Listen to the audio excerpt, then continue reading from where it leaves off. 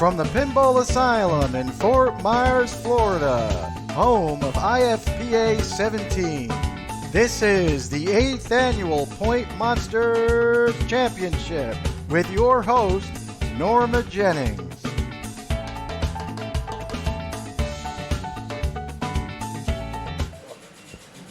Well, good morning and welcome to Fort Myers, Florida. We're a little bit late coming on the air, so thank you very much. Yo man yo, it is pinball time. We're really sorry for the delay. We had some technical issues. You haven't missed much though, folks. We are still in the first round of this tournament, and so we are starting. We're jumping right into the action here. No preliminaries. I am Norma Jennings. I'm your host. Wasting no time whatsoever. Just getting into it. All right, so Kirby Reentz is stepping up right here. Let's take a look at what the banks are right here. And currently, we've got Kirby Reentz taking on Sebastian Bobbio, Steve Marsh, and Vince Gellermine. We're going to update the scores right there. You're actually looking at game 3, and Sebastian, actually, let's get the points up to date. Sebastian's got a big lead right now. He's got 8 points. Kirby's got 2. Steve Marsh has 2, and so does Vince Gellermine. So it's really a runaway for Sebastian, but we are looking to crown the second person coming out of this bracket here. The second person coming out of the bracket will join Sebastian Bobbio in the next round. And we'll highlight for you how all of this works in just a minute. Meanwhile, we want to thank new followers here to the Pinball Asylum channel. Folks followed us before we were even on the air. Pinballing Cancer, which that is actually my stream. So thank you very much to myself. It was actually the spider doing that for me. JPW25, Jason Wordrick, thank you so much. Alligator123, thank you very much for that follow. Patrick 00274, thank you for following. Marcelo Blanco Pinball, buenos dias, and thank you very much for following. Two Big Kahunas, thank you very much to Anthony Dixon for following. Raul Pinball, Mr. Raul Pinball down there in Argentina. Don't forget to check out his stream, twitch.tv/Raul Pinball. And Dumpster King Gaming, thank you very much. Again, we apologize for the long delay. Stepping in right now is Vince Gellermine. Vince made this bracket right here. Got in really at the sort of at the end, squeezed in, and ended up taking the 16th seed, I think. Yes, so got in there. You know, Vince has been working very, very hard on his game, and so a big victory for him to be here on Sunday morning. The winner of this tournament will receive not only the Golden Point Monsters trophy, but they'll also be immortalized with a banner in the other room. So we'll get a look at that banner sometime later in this broadcast. So hard to read some of these scores, so I'm going to try to blow up the scoreboard just a little bit here. I'm going to make our player just a little bit smaller, because the score is what counts now. So let's swap that over. We're zooming in on that scoreboard. Steve Marsh stepping in. Steve Marsh from South Florida. Works as an intellectual property attorney.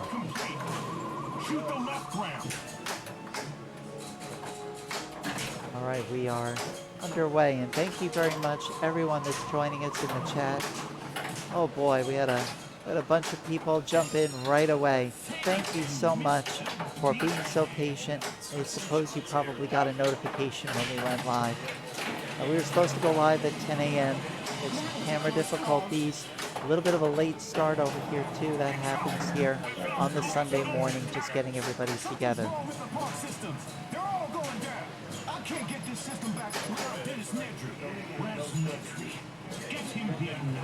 All right, where is Nedry? We have to get him over here because there's pinball to be played. Not so good. This is a Jurassic Park Premium, and it's been eating players alive throughout this entire tournament. And here comes ball one for Sebastian Bobbio. Sebastian's fate is already sealed. He's going through to the next round. So let's use this opportunity to take a look at the overall tournament format here.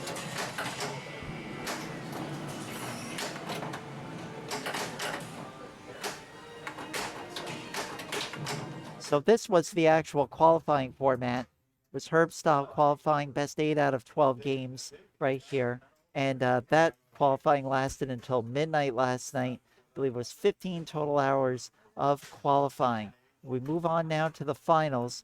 What you're watching is 4-player group match play, 3-game matches. First place 4, second 2, third 1, fourth place 0.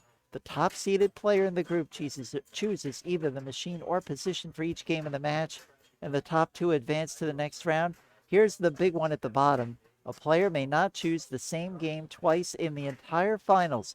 So as players move on here, if they've come up from the bottom, they may find their fate decided by their competitors. Keep in mind that we are watching the first round. The first round is comprised of the lower 8 players. Okay, so the lower 8 players are playing in groups A and B.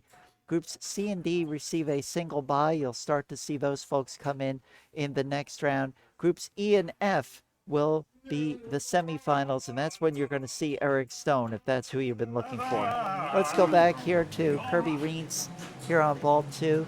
And it looks like, despite the fact that Sebastian's already passing through, he's already got the lead. That's not good either. That's not good. Cheesy Buddha, welcome. Good morning. Does the top 8 have a bye? Well, we're going to take a quick look at the standings here from last night. So these were the standings from last night. And so if you're asking in particular about Shannon Stafford has the double bye because he finished in the top 4. So we'll see him sometime probably in the mid-afternoon when we get all the way down.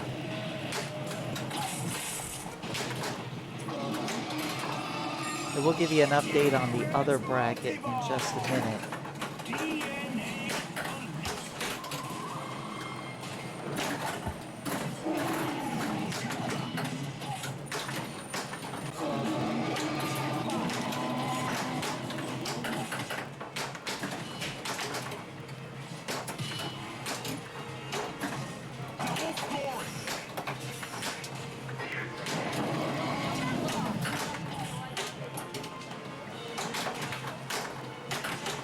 All right, T-Rex multi-ball here for Kirby Reentz.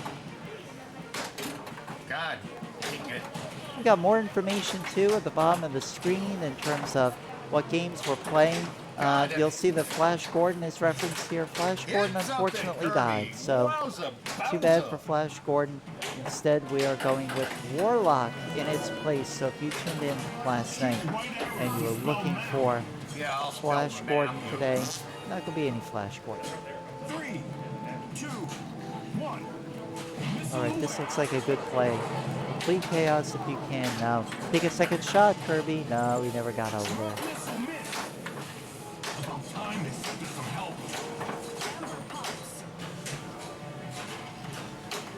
Amazing that they didn't give Kirby the C there. I could swear he hit that target in the back of that elbow. Kasim Kazinti, Samuel Witz. Samuel, great effort yesterday. You fell just a little bit short of Sunday morning here. Yeah, Flash Gordon got too tired of saving every one of us. Yeah, right. Double draining. Flash Gordon. That Flash Gordon is in great shape, but it just, it just got played to death there.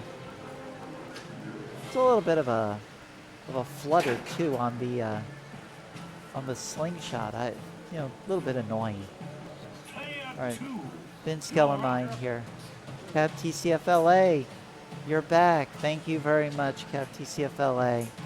And folks, if you're new in the chat here, the folks at the Pinball Asylum could use a follow. They don't have any bits or anything like that, and they're not at affiliate status, so they could probably go there. If you really want to give to the Pinball Asylum, they're not the proper organization. Visit pinballasylum.com. Pinball Conspiracy says, come on, Kirby. I know. Joe knocked you out. We covered that last night, Zinkazinti. That was rough, I have to tell you. Same thing happened to Vince Gellermine over in the Classics. Ended up on the outside looking in. Due to a big Warlock game by Jockton Streely, who ended up winning the Classics last night. So if you missed that last night. Torts is following. Thank you very much, Torts. And hopefully everyone's having a good Sunday morning, or if you happen to be over there on the other side of the world, in the land down under, it's already nighttime. Good luck and good skill. Yes, right. Good skill, Cap TCFLA. Good skill. E-Rex multi-ball started for Steve Mars.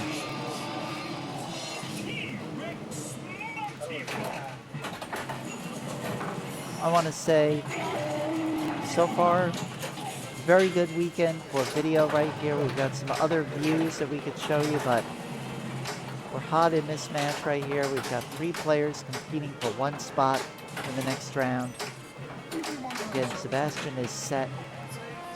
Keep your eye on Kirby, Steve, and Vince. All right, let's take a quick look at what's going on in the other group. All right. We're getting the latest updates there. Group B is done. And so we're going to give you the final totals on that. And there it is going to be Bill Kurtz and Joe Janot moving through to that next round. We'll cover that in just... All right, so Sebastian is up right now. Again, he is set.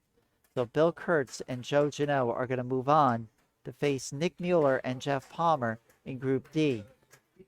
The two of the Sebastian Bobbio and the best player out of the remaining 3 will move on to face Trent Augenstein and Jockton Streely.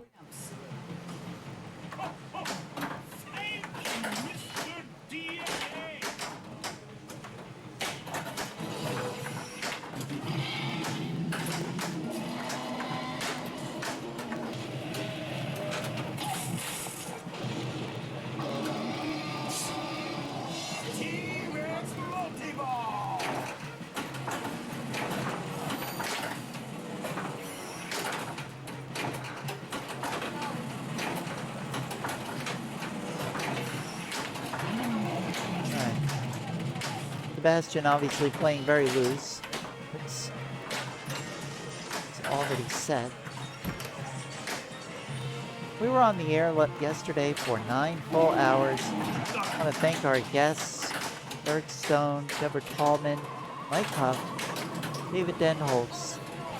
Thank you for being great guests. And we are going to have someone coming to the mic pretty soon here who will be able to talk to you in a language that you may or may not understand.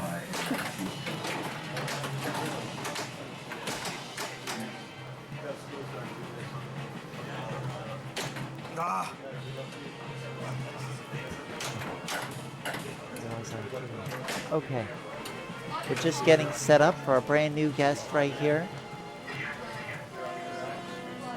All right, give me 1 second here and we are going to be very close to getting ready. All right. So now we're bringing to the mic Tatiana Mora, Boca Coder. Thanks for the follow. Tatiana Mora, here on the microphone. Welcome to the program. Buenos días. Buenos días, Norma. Muchas gracias.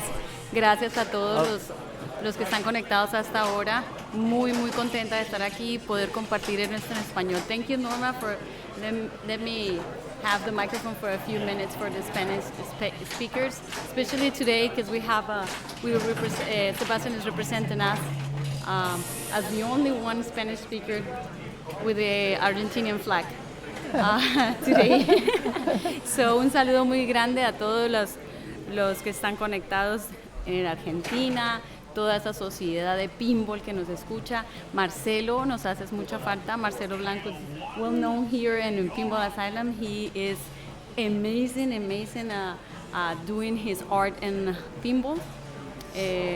Muchas gracias, Marcelo, por haber compartido tu arte aquí en Pinball Asylum. Un abrazo grandísimo desde aquí, te extrañamos. Bueno, hoy muy nerviosa, Sebastián está jugando. I'm very nervous. Sebastian is in the finals. I mean, like, he's already won 2 banners in this competition, this kind of competitions here in Point Monsters. So we're back. We're running it back, Norma, to the reality, to the normal. You're doing great. You're doing great. So I would like you to call this third ball right here for these 4 players in Spanish. Okay. Just kind of talk about what's going on here. You know this game pretty well. Todos estos jugadores, Kirby está en este momento en el playfield. Kirby es un jugador muy sólido. Todos los jugadores que están aquí muy sólidos. Es un juego bastante rápido. Kirby es un jugador bastante relajado. Como vemos ahora, se divierte bastante. There's no much to call right now, but I was saying the Kirby is very solid. Any play here is very solid players. They work very hard during this weekend. More than 15 hours playing pinball this weekend. So. All right. Vince Gellermine. He is improving a lot. ¿Quién es un ganador? ¿Quién es un ganador? ¿Quién es un ganador? Bueno, Vince es un jugador que ha venido de menos a más, está jugando muy bien, buena técnica, good technique. He studied a lot the rules in every single game. Es un jugador que estudia mucho las reglas, es muy dedicado, ha mejorado muchísimo su juego. A ver, vamos a ver. Recientemente, he recently went to our house to know better this game. So he's probably good. Is doing good right now. Vince. All right. Okay. Yeah, he got a multi-ball. Tiene un multi-ball. Río Bolas de 3 Raptor. bolas de Raptor. Y lamentable. A ver, vamos a ver, sigue jugando. Sí, está muy bien. Jurassic Park is not an easy game. It's very fast. Very entertaining game. Un juego muy entretenido para jugar. Muchas cosas que hacer en este momento. Estamos viendo cómo. What he's looking at, what target is. I think what he's trying to do is, he's in the tri-ball. I think he really wants to go for a CHAOS here. But you really want to try to spell chaos here for a 6-ball. But right now, I think Vince is going to be happy with just getting points wherever he can get them. Just stack them up. Yeah, he's trying to get the balls alive and try to hit as much as he can, and está tratando de hacer cualquier cantidad de puntos en cada luz que se ilumine. Pero Vince, un jugador muy sólido, un jugador que está mejorando bastante. Steve is very nice player. He's very nice. Well, Steve has been playing for a long time. Muchos años jugando, Steve. Any player here, cualquier jugador aquí could win. I see these names constantly for many years when I'm attending this tournament.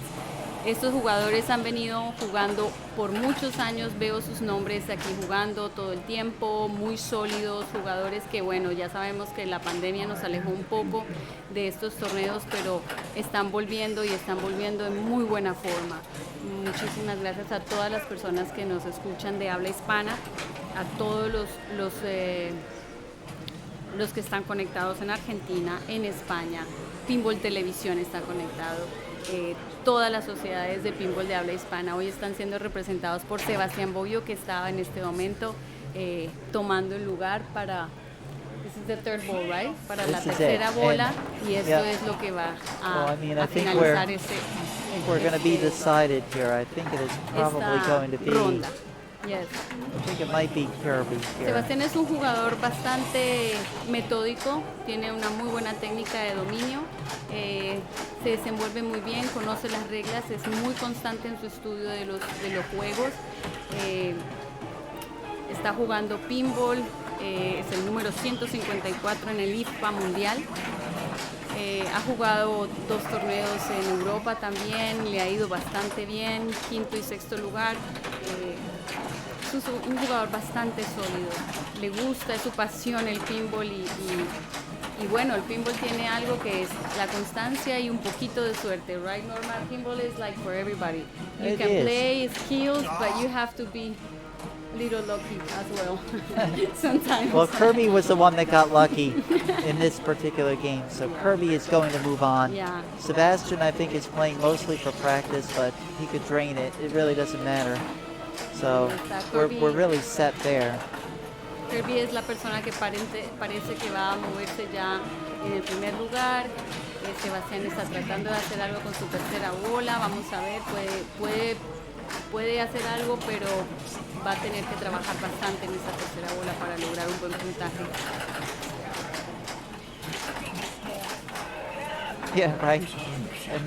And I'm not sure we're going to do that. Thank you, Miracle Man. But I really have been wanting to get, Sebastian was going to try to do it the last time we had a stream here. He was going to come on and try to do it in Spanish because we do have on Twitch a lot of Spanish speakers. I can think of Mr. Raul Pinball down there in Australia, twitch.tv/Raul Pinball. I know we've got some other Spanish-speaking folks that are starting to stream some more, and they really should not be afraid. Just stream it in Spanish. I've watched people streaming in Russian. I've watched them streaming in there's a bigger German contingent now too. That's very interesting. Just we need do to it. do it with subtitles. You could, but you know what?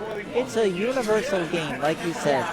Honestly, the one thing that was funny was that Sebastian chose on World Poker Tour just before we went on the air. He chose to play in Spanish, and we got to hear all these Spanish call-outs that no one has ever heard Nobody before. can understand. Sí, So- estamos ya haciendo un llamado a todas las personas que nos quieren seguir en español porque tratamos de hacer la traducción. No es 100% awkward, ¿cómo se dirá eso? Pegada, pero tratamos de hacer la traducción en español para que nuestros vinculados en español no tengan miedo. Vean, el pinball es para todo el mundo, en inglés, en español, tiene un idioma universal. Así que todo el mundo lo puede entender, pero definitivamente estamos haciendo que la gente de habla hispana se una más, conozca más del pinball y los torneos que tenemos aquí en los Estados Unidos. And Norma is doing a great job. Thank you, Norma, because she put a lot of hours for 2 years, more than 2 years. She's trying to set up everything, cameras, computers, everything, the microphones, everything. This morning we have a little trouble, but she was working constantly in that. She's focusing, doing all this great job just to give you the best of the best in this transmission. So yes, please invite all those friends to follow us, and this is a great job. Thank you, Norma. You make all this possible. Well, thank you very much, but I have to tell you, it's not without the help of the folks here at the asylum. They've supported a lot of what we're doing.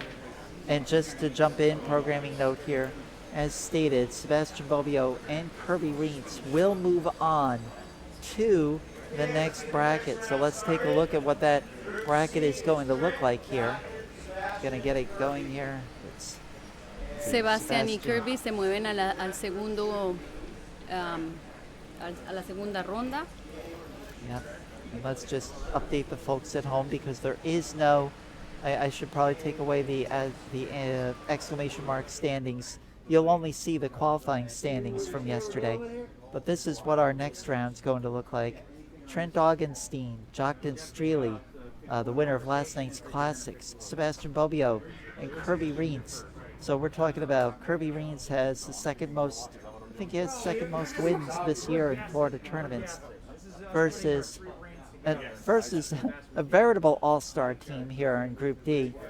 Former Florida State champion and IFPA World Championship participant Nick Mueller. Former state champion Jeff Palmer. He also has swept the Point Monsters here before. He has a banner. Bill Kurtz, who's been playing for decades and decades, since most of us even knew what competitive pinball was. And Joe Janot, a perennial participant in the state championship. So They are doing great. I would not want to be in Group C. You've got Trent Augenstein in there. He's a 3-time state champion from 3 different states. He's made the state championship in 6 different states. Sebastian Bobbio has 2 banners here at the Asylum. He won back-to-back a few years back. Kirby, you know, like I said, Kirby Reeds is so dangerous in these types of tournaments. And Jonathan Freely, we said he won last night.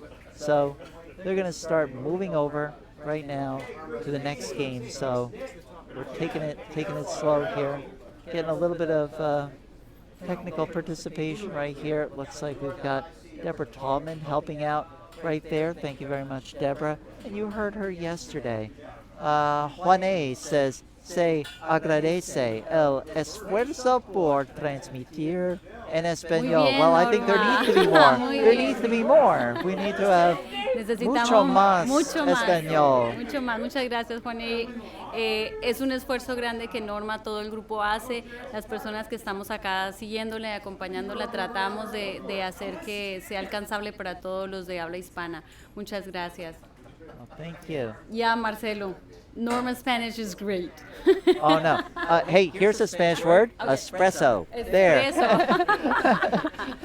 There's a word. We know that one at home. And so I don't know if the spider is tuned in at home. We'll just check and see if he's out there. He tends to be a little bit shy. Nope, he's not there. But we know that Kev TCFLA is out there. That's my mom. So you can say that. Marcelo, I live in Florida. Like, I live in South Florida. You speak Spanish, or you try to understand what's going on. You need to spend a little more time watching Univision. Marcelo Blanco, muchísimas gracias por estar allí, siempre fiel. Marcelo Blanco es un restaurador de estas hermosas máquinas, no solamente de eso, es un amante de lo clásico. No vamos a hablar de lo antiguo, sino de lo clásico.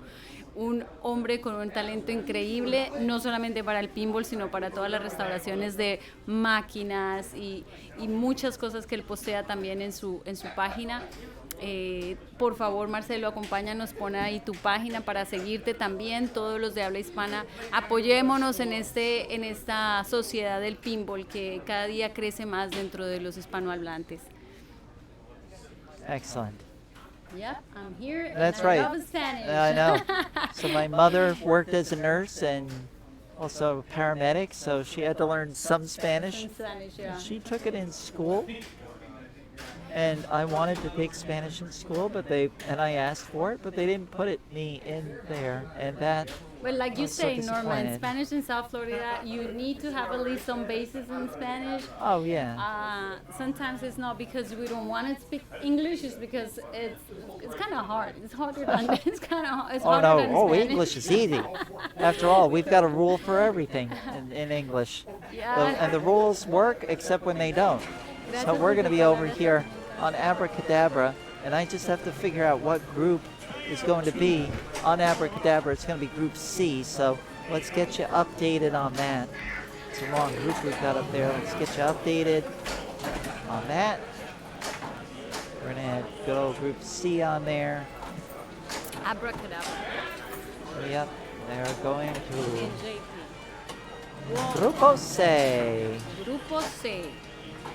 Sobra decir que las máquinas, the machines here, I'm going to talk a little bit the machines in the Pinball Asylum, they're neat. Las máquinas en este torneo han estado muy bien tenidas, funcionan a la perfección, muy pocos inconvenientes durante el torneo. Recuerden, 15 horas jugando seguidas. Ayer a las 12 de la noche acabó la clasificación para el torneo y les voy a decir también anunciar que en el torneo de clásicos Sebastián Bobbio tuvo el segundo lugar luego de una final bastante competida y reñida, pero como les dije, pinball es de skills o de habilidades y de conocer la máquina, pero cuenta mucho también la suerte que tienes ese día si tienes muchas bolas que se van sin tocar y todas esas cuestiones que ustedes, los amantes del pinball, ya saben. Pero tenemos un segundo lugar muy merecido y también muy luchado. Y bueno, representando, como les digo, a todos los hispanohablantes. Last night, Sebastian won the second place on our classics as well. So I was talking about the machines, like barely got troubles yesterday. After 15 hours playing, the machines behaved very well. Very good maintained the machines, and now we're seeing who is that? I don't That see is without Trent my glasses. Augenstein. Trent. Oh my Miracle, God. Miracle One Man, of you're the lucky best we don't players ban you. in Come on. United States. Come on. I don't What see is without this? A glasses. goal. Come on, Miracle Man. Wow. You know, Spanish was, it's a Romance language. It means Italians helped form that language. So We have the watch languages watch of yourself. love. Of love. And Busta 1974. Vamos Sebastian. Thank you. Gracias, Busta. I should have said Busta 1900. 74. Oh, I can do the counting. I can count in Spanish. So let's start counting up for Trent Augenstein here, who came all the way here to South Florida. He and Deborah Tallman. And he is definitely billed as advertised. He's one of the top 25 players in the world. Looking to add to that right here and become the first non-Florida player to possess a banner here at the Pinball Asylum. And we really want to thank Trent. He was pretty instrumental in getting IFPA 17 over here to the Pinball Asylum. And that will be in May 2022. The best in the world will be here. And these will be the best players from the 2019 championships. We have to go that far back in time. And it's going to be the top players from that period of time. But it should be very, very exciting. No IFPA championships this year. But here in Florida, we've got our own championship going. The Sunshine State Showdown, and we are really trying to encourage Florida players to participate in that. We'll have a couple slides on that when we're changing games. Meanwhile, this isn't bad for Trent here. He's got 3,000 lit there on the bonus value. That bonus value is collected with every lit drop target. So you see how the lights keep rotating. Oh no, he's having himself one of those abracadabra type of games. An abracadabra, presto changeo, and that's not gonna make it. That score is not gonna hold up. So Trent may start with a 0 in this round. I have a feeling the other players are gonna blow past this one. So our number 2 player in line here. We're listing the players. We're not listing the players in player order. So here comes Kirby Wings. Man, I love watching Spanish football. I love watching Spanish football. And so I'm gonna start putting the player names up here. So Kirby Wings, another top 1,000 player here. In fact, we are chock full of top 1,000 players in this bracket. Camera focus. Walla Walla, Washington. It's almost peanut butter sandwiches. Here we go. And now Kirby comes into championship rounds and he brings a persona with him. Just total looseness. He's laughy, jokey. And it works for him. I think it keeps the pressure off of him. And he just plays so wide open in finals, and it's been working for him this year in particular. So how do we advance forward that special bonus value? He completes the 1, 2, 3, and 4 lanes. They're at the top, and they're also at the bottom. There's double in lanes here, and also those 4 lanes at the top. If he completes 1, 2, 3, 4, then he is going to move that bonus value up the ladder. It's currently at 1,000. It can go as high as 5,000. And that means, like I said, the lit target, you just hear it go boom. When you hear the dull sound, there, that's the thousands, and we've moved on. So we collected the bonus value, and he's up to 2,000. And like I said, Trent just had the worst time of it there. Now the targets do not reset if the bonus value increases, so you've got to reset those targets. And how's that done? You have to knock down all the targets, and then you hit the stand-up target that's sort of on that little triangular, it's right in front of that triangular obstacle right there in the front. And you'll see it's got a nice LED in here. There it is. It's starting to flash wildly. I love that mod that they put on here. So that's your sign. He's knocked down all the drop targets. Whoa, what a nice dig out. And he's got to get up there. And you see how low these flippers are, so trying to do a perfectly straight shot up there in a game where straight up and down angles are usually death, and you can see why. Alright, so he does a nice little short plunge here. Pick up, 29,560. Oh, he needs something here. Alright, he's at 30,000. He's at least past Trent. Okay. We're getting tight here. Getting very tight.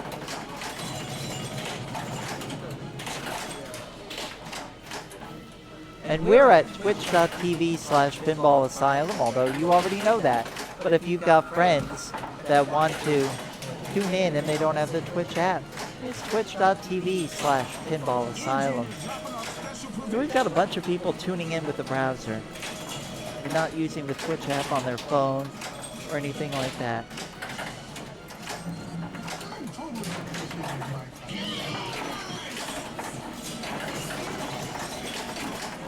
Alright, he's out of there. He's definitely out of trouble here.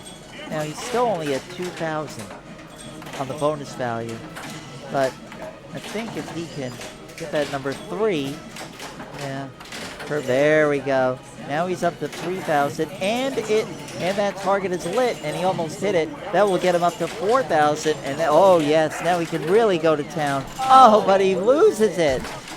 Oh no, Kirby loses the ball after jacking up, and he's incredulous. 53,160. That's a, ooh, that was pretty good. Being around curve is very, very nice. If we're being too loud up here in the booth, we need to be told that. All we know is Kirby he got abracadabra-focused. And here's Sebastian Bobbio. You can announce Sebastian.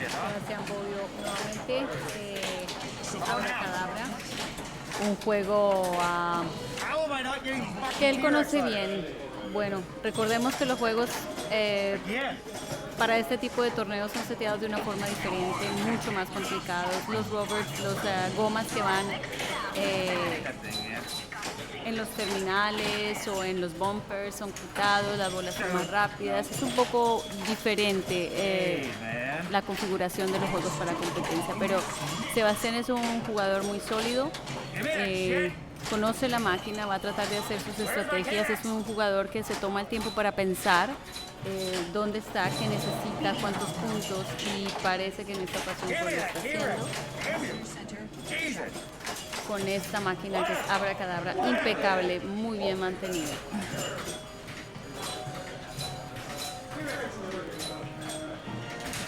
Muy bien recuperada la bola, tiene dominio total del juego y bueno, estamos aquí muy bien representado Sebastián Bobbio en esta final de Point Monster en el sur de la Florida. Espero algún día ver más caras de todos los hispanohablantes que nos siguen en este torneo. Un día vamos a hacer un torneo de estos en donde tendremos más hispanohablantes, más representación latina. Por ahora hay muy pocas banderitas en la IFPA y espero ver muchas, entre esas yo, Tatiana Mora, pero no soy una jugadora muy constante, no, pero estoy acompañando todo el tiempo. Repito, Sebastián Bobbio de la Argentina, y vamos a mandar un saludo muy grande a toda la comunidad argentina de pinball queremos promover el pinball en la Argentina, hacer que este hobby deporte ya se conozca aún más, se organicen torneos, así que muchachos de Argentina, si nos están oyendo, vamos a ponernos juntos a trabajar en este proyecto que tenemos pensado para la Argentina, en donde hay una colección grandísima de pinballs. Marcelo Blanco y todas las personas que nos escuchan desde la Argentina y toda la comunidad argentina de pinball, pues están muy invitados a participar todos juntos, lo vamos a poder hacer.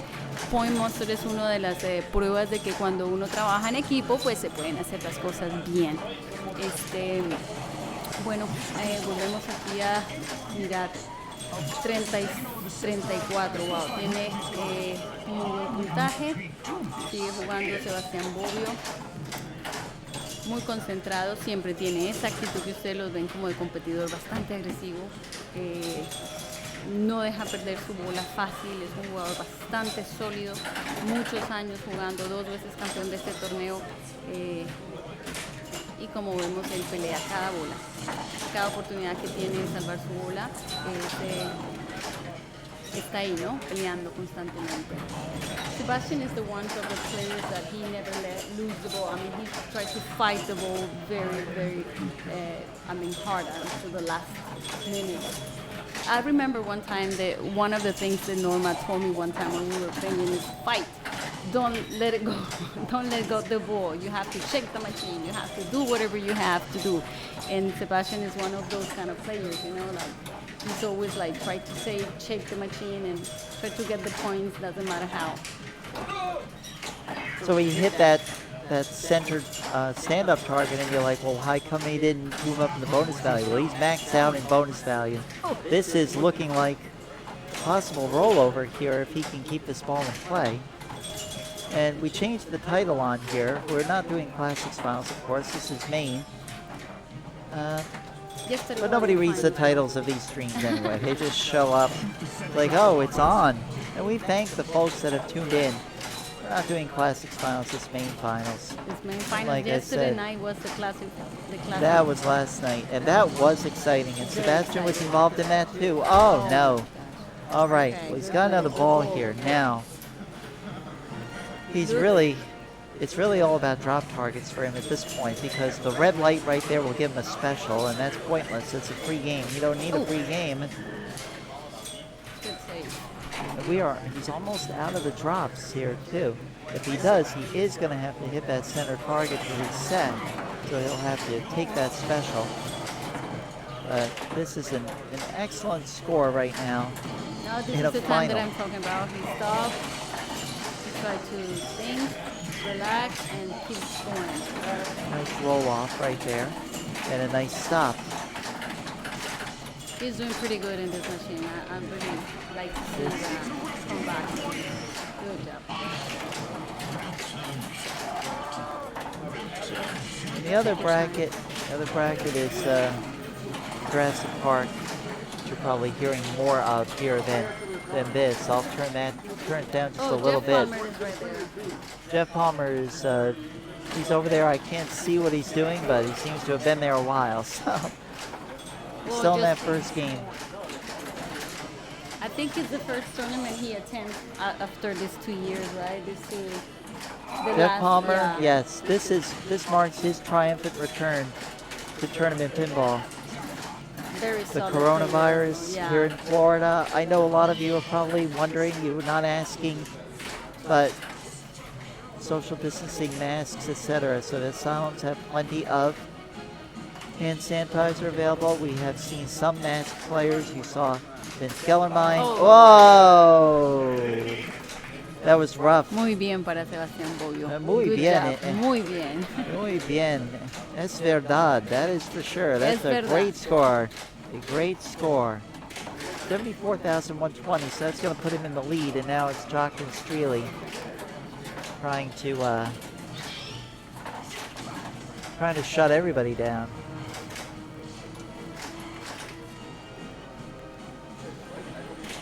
All top 1,000 players here in this group. Of course, Trent, top 25. Señor Bobbio. Es un superstar. Bravo, Bobbio. Mitzi Lark says, go Jochen. And Jochen has made a lot of fans here in Florida. Yes. And we understand he comes down from Georgia because the action's better down here. And I'm really glad to hear that because I'm tired of people thinking that the heart of pinball is completely in the Midwest or far west here in the United States. Florida can hold its own with the best of them. We'll take a look at slides like that. What a fantastic stop right there by Jockton. He has been red hot on that.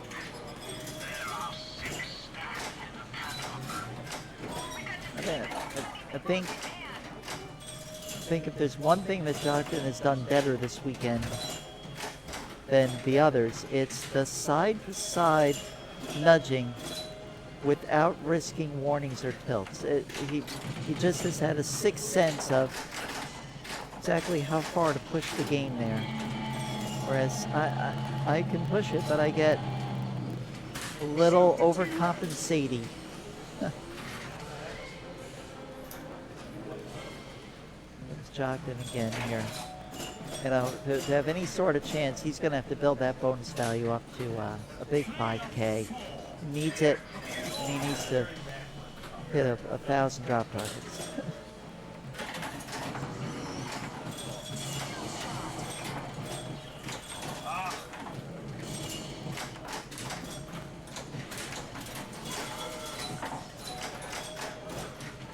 We have almost every past Point Monsters winner in the house. Brian Dominy, not here today. Atticus Palmer, not here today.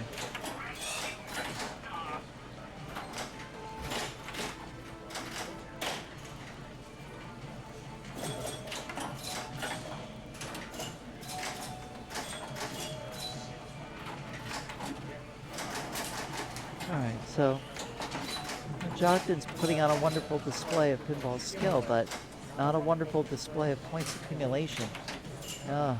He's still only at 1,000 bonus value. Oh, that fucking right away. And you're seeing at the bottom of the screen game list and things like that. Sorry, Flash Gordon didn't make it. Flash Gordon had to be retired.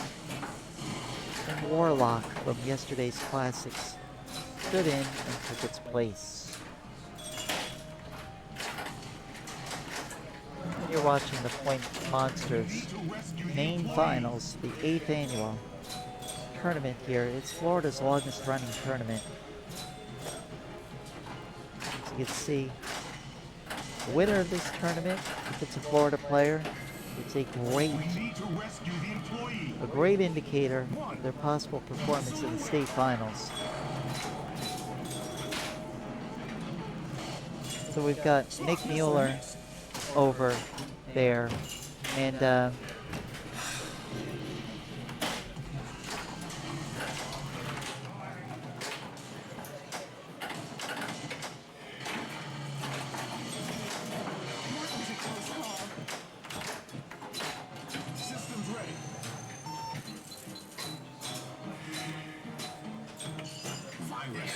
going to see if we can get somebody to just give us an idea of everybody's scores over there.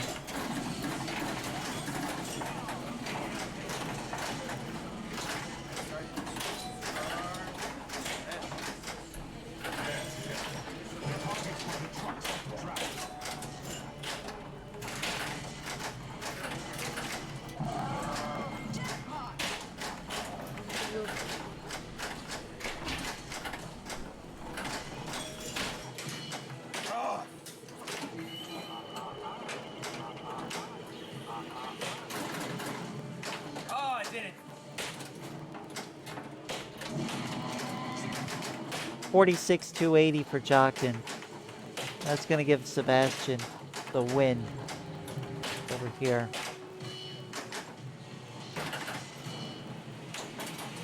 Nope. I'm going to try to get you an update on scores on the other games in a minute.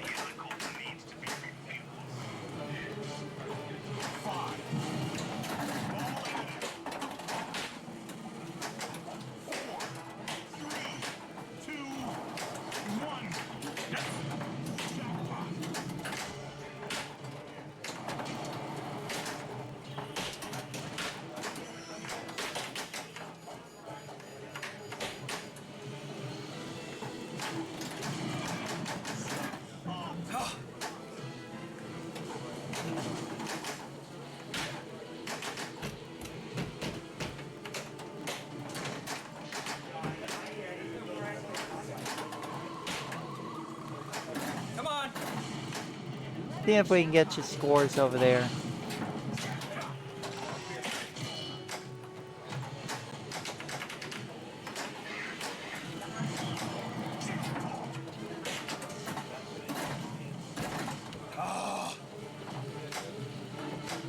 Actually, hang on one second.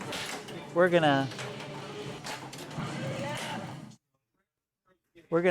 just gonna give you a full screen right here of just the score. So Nick Mueller is out in front here. And we can't see the actual play field because we can't cover everything. Okay, but just a look in on the scores and what types of scores we're seeing right here. And the final in that previous game was Sebastian, Kirby, Stockton, Straley, Trent, Augustine. Correct, Miracle Man. Alright, so they're still on ball 2 over there, and Nick Mueller is having a very typical Nick Mueller game. Okay, so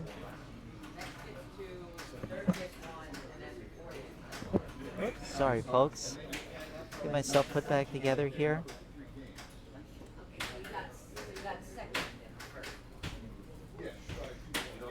And again, he's just doing great there.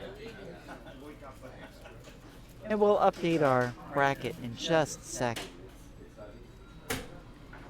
Trent took the 0 there. That's going to be a problem. And Stockton took the 1. Sebastian, the winner. Kirby Reens in second place. En el grupo C, el ganador es Sebastián con 4 puntos. Y pasamos a la siguiente ronda luego de que el grupo D termine su participación en Jurassic Park. Seguimos avanzando, bien representados por Sebastián, los hispanohablantes. Y bueno, buena suerte para todos porque todos pueden ganar el día de hoy. Okay. So Nick Mueller's closing in on 200 million. We're just going to keep you up to date on the scores as we go. Meanwhile, we are going to move to Warlock.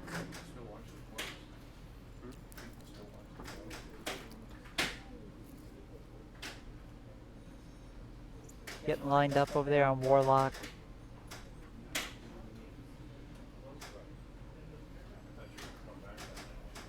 And hopefully we've got a reminder here. We're going to need a 4-player score display on this.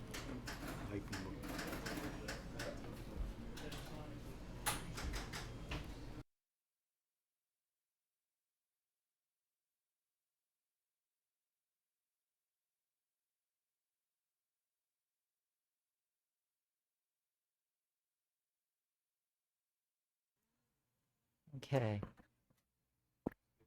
And they're still getting set up over here.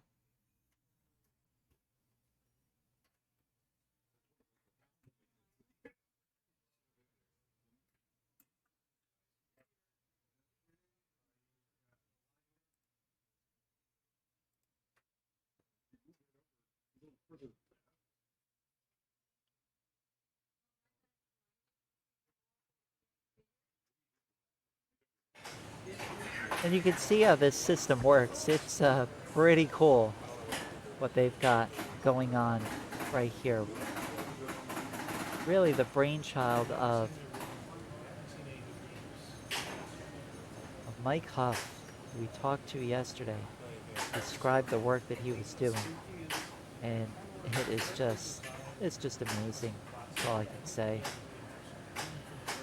We are just about ready. Whoop, a little jiggly on that scoreboard. I want to give you all 4 players, so we're going to wait till he's set up. You're looking at the main bank of the Pinball Asylum. Mike pulled a very late night last night, trying to get everything set.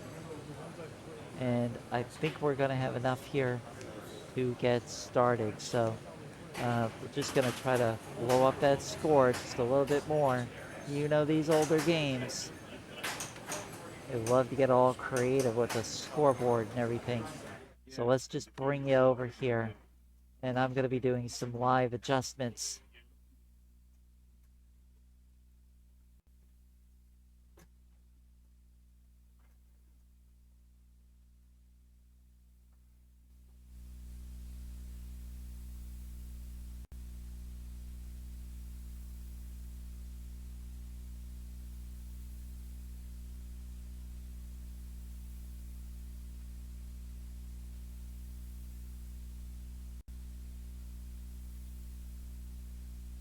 And it's going to be a little bit quiet here. We don't really have good sound over here on this, and I'm going to get you a better view of all these folks in just a second.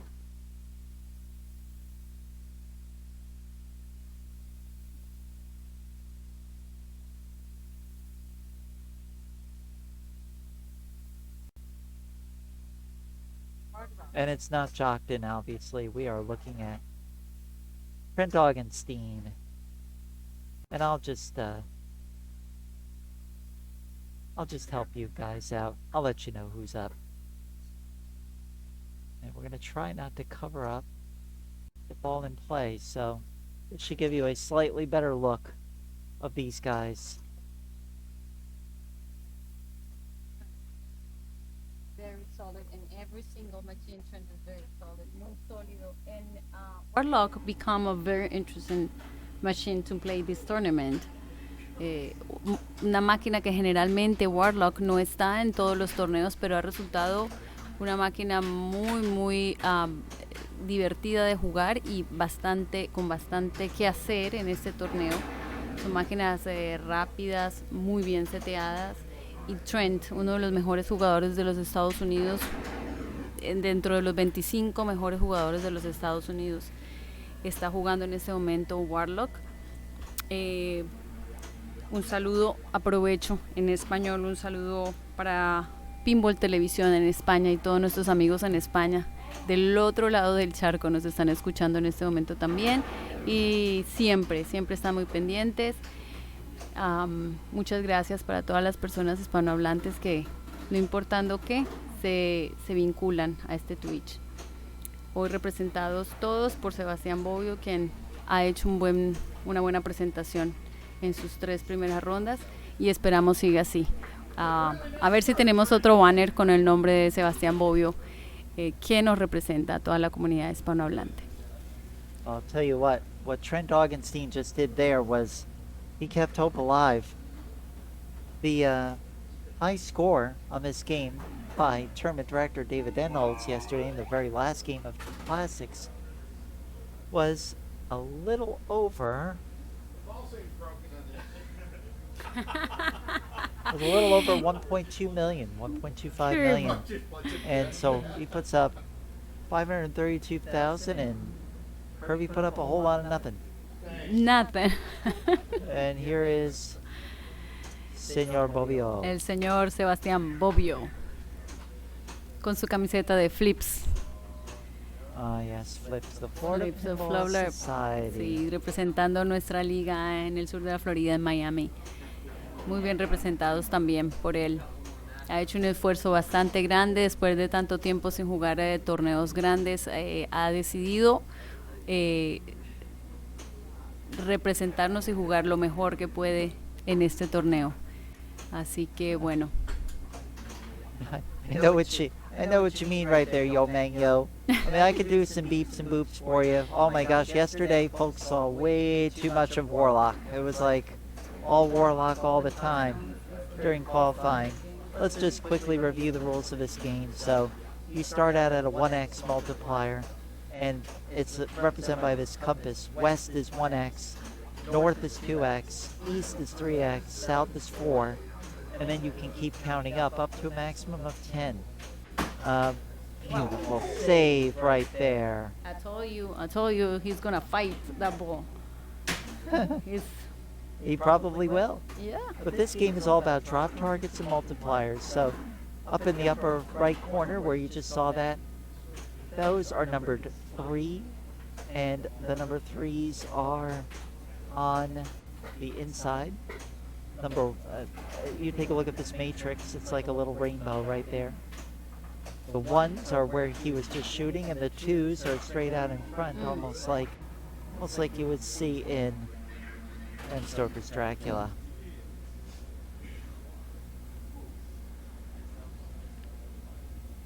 All right, we're moving on here. Jockton Streely.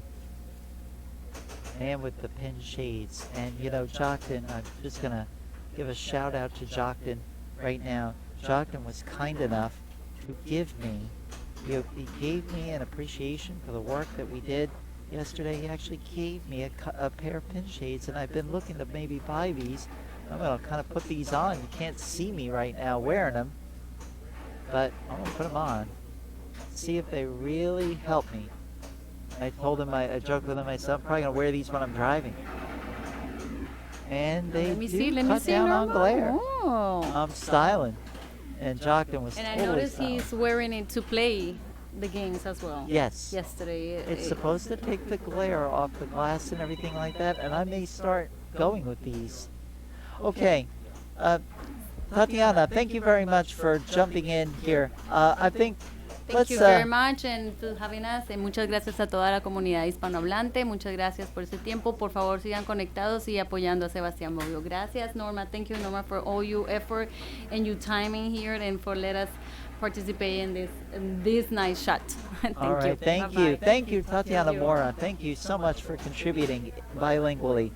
Let's get a new guy coming up here. Next on deck here, Vince Kellermine, who unfortunately was eliminated in round one, but he made his first appearance here. And Vince, I've got to tell you that there is no greater feeling to me in Florida pinball than waking up Sunday morning and saying to yourself, I have somewhere to go. Yeah, I bubbled on the classics last night. I was ninth, and they took the first 8, and then fortunately made the finals here today. Had a little bit of bad luck, but also I believe and I've learned that in pinball, you create your good luck and your bad luck for the most part. And so you just keep learning from tournament to tournament. That said, Yo Mang Yo had mentioned one of my favorites, Michael Winslow, about the sound. And a little bit of pinball game trivia is Warlock uses the same exact sounds as Stellar Wars, which is a Steve Ritchie game. Steve Ritchie hates that game that he designed. It happens to be my favorite, and it's a wide body, which is what I collect, or wide body machines. So uses all the same sounds. The problem is when I was playing Warlock, it was messing with my brain because I kept thinking I'm hitting Stellar Wars shots. That's pretty funny. 11 Steph says she wants a pair of pin shades. We'll let you maybe try them on the next time that we see you at a tournament. Thank you, Stephanie. A late scratch in this week's affairs. So, listen, you know these rules pretty good. You're the rules maven around here. You pour over these rule sets. Talk about your strategy here on Warlock. So the what do you first start with? Well, the first thing, Sebastian overplunged, and you saw that he commented. I don't know if anyone could hear it, but he overplunged where it went out the gate. And so what you don't want to do is under or over plunge. And I know exactly where the plunge needs to be because I always pay attention to that. So you want to obviously plunge it in the upper lanes, but when you do that, you want to switch immediately with the flipper, because those pops have a tendency to pop that ball back up through the same lane, sometimes the adjacent lane. So you might get a 2 for or even complete all of those. Another thing is the bonus X, like you said, can go as high as 10x, and it carries over and builds from ball to ball. And in machines like that, your ball 1 becomes really pretty important, kind of like an 8-ball deluxe when you collect bonus and future spot. So you want to try to focus on that, because unlike other games where you might be able to get a lot of bonus and it goes away, if you misprioritize and put the bonus ahead of just the bonus X, I should say, ahead of collecting bonus, you end up 5x times 3 bonuses or something instead of a lot of bonus. So you do want to prioritize properly. Well, I'll tell you what, I think Trent Trent's got this game's number right here. It's hard to see, but player one, 880,940. He is, well, he's nearly 4 times the total of everybody else. So, So way out in front. the second thing I focused on last night was the one targets. Now the 1s, 2s, and 3s. Well, Oh, no, 2 in a row for Kirby. now talking about Total non-flip. luck and bad luck. Yeah, that was two house balls in a row is challenging. I Maybe don't more think he like- did anything really wrong there. I really think it just went wrong. Well, it's even with 8-ball deluxe when it comes out of the pops, right? Sometimes, as Al Newman likes to say, plunge better. So some plunges, right, will be more likely to give you a house ball than others. So that's another thing on plunge is paying attention to that. And if you guys haven't noticed, I've only been playing competitive pinball a little over 2 years. But I've got a master's in engineering, so I really get into the details of this stuff. And even on the plunge, you should be noting as best you can where the plunger is. And I use either the metal ring or the bottom of the rubber tip as a reference point, and then figure out, is this a good plunge location? Is it bad? Is it more likely to create a house ball versus not? And those little things, I've won games on the plunge, just based on plunge. So, pinball, I think it's important when it comes to competitive to get every edge you can. So, quickly, the one targets like that spinner on the left. And that is, for me, the easiest spinner to hit and gives you the most spins. So in terms of prioritizing the 3 spinners, that's what I would do.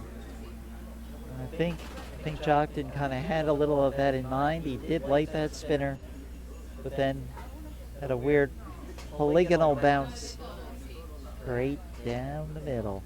And then if I prioritize the next, it would be the 3, because shooting up there gives you not only spins, but also the top lanes easier than the 2. The 2 spinner just is harder to hit, and yeah, it'll go up there, but it's just the least, and it's drainy because those targets are, in the middle of the play field and more likely to, harder for you to react to, so it's more likely to, for you to lose the ball. It's more dangerous. Yeah, and I mean that's what you're trying to avoid. You don't. And it's easy to get in danger in this game, that I've discovered. I am Norma Jennings, and I'm here with Ben Skellermine. You may recognize my voice and likeness from the Pinball and Cancer 2 Journeys Twitch stream every Tuesday night, 7 p.m. And I've never seen this before. He had nothing plus nothing plus nothing. Yeah, I mean, come on. Kirby on Jurassic Park earlier got double scoring, immediately outlane drained, and then did it the next ball. So that he's due for some good luck on the next game for sure. I joked with him, you're nothing if not consistent, and that's what he just unfortunately demonstrated. And Kirby's quite a capable player. So Sebastian reliving Warlock. Last night during the finals, there was a really unusual situation because both players picked the same game in the final 3-game set. They both picked Warlock, and they split the two, Jockton and Sebastian. So a bit of a revenge game right here. Raul Pinball. Buenos dias, Raul Pinball. And Thorville, thank you very much for saying hi. A fair table? I think it's very democratic, I would say that.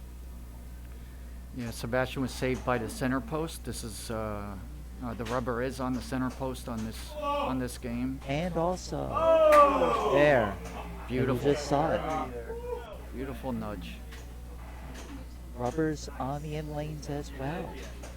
And it's pretty rare because in the rest of the main bank, the rubbers on the in lanes were removed. But this game was in classics. And look at that. Listen, I'll tell you what. I can't do trust balls with the ball in the finals. Okay. I think it's just not in me. So you saw the ball go there in that far right lane. He had a danger there, but it didn't tilt. That far right lane, it's an interesting rule set here. You see it says 1, 2, 3 over there on the very far right, and that will give you a bonus. That will give you all your bonus, but only if 1, 2, and 3 bonus are aligned, meaning let's say you have 5 bonus on number 1 and you have 4 on 2 and 5 on 3, it will not give you the bonus countdown. You need the 5th one on 2, so they all are the same amount, and then it'll give you the bonus. And if I recall correctly, it doesn't take away the bonus, so you could just hit it over and over, but it's such a hard shot. It's not bad that you can, that you don't lose the bonus, because it's just so tough to get. You earn it. Wow, good save right there. So Jockton fighting to stay in this here. And that covers all the rules, so now we could really focus on what's left Well, of this we'll game. focus on it next time they play Warlock. There I have you a go. feeling it'll be back. Oh yeah, so Well, we've got it. Looks like so was Trent with the win on that. Okay. But they're finished up on JP, by the way, so we're going to get those numbers too in just a second. So Trent with the win over there, followed by Senor Bobbio. He's going to take 2 more over there. And then Mr. Streley with another one. And Kirby with a whole lot of nada. So we're going to take a look at our updated stats over here. Nick Mueller, there's no surprise, he ran away with it in game 1. And Joe Janot took the 2nd place over there. With Jeff Palmer in 3rd, so Jeff Palmer looking upward over here. This is an uncomfortable position for him. This is where we stand after. It's 2 games in Group C and 1 game in Group D right now. and Group D, it appears. Group D will be right back where we started from. So we're going to stick around With the old Warlock. Yeah, so you've gotten the whole rule set. As Norma said, I print out all the rule sheets, I watch the videos, but with Warlock, there are no rule sheets that I could find. And there's just one video I found that was really instructive, but most of the time you could find the rule sheet, and I just Google, whatever the name of the machine is, pinball, rule sheet, or strategy, or tips, and usually you can find those on Tilt forums is where you normally will find it, but sometimes you'll see it elsewhere. We're going to get Group D, get their stats in here. This is a rough group. Yeah, they're all getting rough group at this right point. here. There's no easy ones this time around. So when I first started playing, Norma had said to me about how players, because I didn't know the rules, I didn't know hardly anything. I remember my first Point Monsters, I think AC/DC was in there, and Monsters Yes, it was. Premium, and I didn't know what I was doing. I went back and looked prior to this at my scores and everything to see where I was. I was like, man, I didn't have a clue. But you said to me, over time, players will build this encyclopedic knowledge of these machines, and that always stuck with me. And I can't remember them all, right? Because there's tons of rules. And most players, I talked to Trent, and I asked him about one of the machines and the rules, and he's like, "Oh, I don't know all the rules. I just know to do this and this." And that shocks me a lot of times. But there's a lot of top players who don't try to learn every rule, and I find that sometimes knowing a rule can make a difference in how you strategize based on your score and position. Yeah, it definitely does. And Jason Wardrick, yeah, this one is in very, very good shape. Playfield not beat up or anything like that. And Jeff Palmer just said hello to the orbit shot and goodbye to the ball. I'm glad you mentioned that because that was the one omission I did on the rules. The orbit shot from left to right, if it goes all the way around, you could see at the very top there's that green triangle, and it starts at 20,000. I believe it goes to 40 and then 70. Then extra ball. In this game, unlike the mains yesterday, because this was pulled from the classics, did have and does have extra balls on. It will only give you one per game to my knowledge. And then it goes to special, which I don't believe gives any points. Special, I think, is a replay, actually. I don't think that's points. Right. But that's, 20, 40, 70 right there, knowing that those points and where you're at can make a difference in that. I mean, who doesn't like an extra ball? So worth going for. And you do need it, really. So who's stepping in as Joe Janelle? Okay, thank you very much. So Mike Huff is going to keep us in the loop over here. So while we're watching this, we are going to go. Yeah. Oop. This is Argosy. Just showing you here. Stockton Streley getting started over there. And Stockton in the hole over here. Player one coming up over there is Kirby Reens. So he is looking to undo his Warlock performance. Right back on the horse and hopefully ride it to a trip to the semifinals. Yeah, those are really low Argosy scores. Yeah, I think that was for ball one.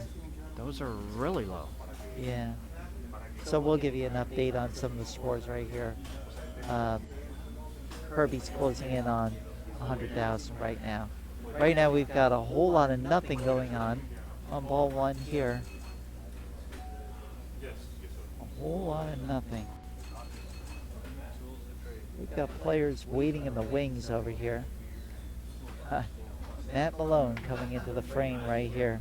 The man with the golden screwdriver. He was awarded that yesterday, and he's done a really strong job of keeping everything going. Nick Mueller stepping in right here. There's Matt, as usual, with his with something in tow. Actually, it was a bunch of beer. So somebody's going to be partying it up later. I had asked Matt to help with my Space Invaders wide body, and I talked to David Denholtz, and David said if Matt can't fix it, probably it can't be fixed. Yeah. So he Can't be deserves fixed. that golden screwdriver. Yes. And everybody's got the same crappy scores after ball one in a 3-ball game. And we're speaking to you live. Yes, Williams' last electromechanical table, Argosy. I wasn't aware of that, Dorville. Thanks for that tidbit. Speaking to you live right now here at the Pinball Asylum. You can't see it, but I'm speaking to you from I just can't believe it, dear Vince. I'm speaking to you from the Norma Jennings broadcast booth. This broadcast booth was named in my honor on Friday by the Pinball Asylum staff, and I'm totally overwhelmed by that. There's so many wonderful blessings I've experienced in the last year. And if you follow the Pinball and Cancer Twitch stream, you know it's been a rough one for me.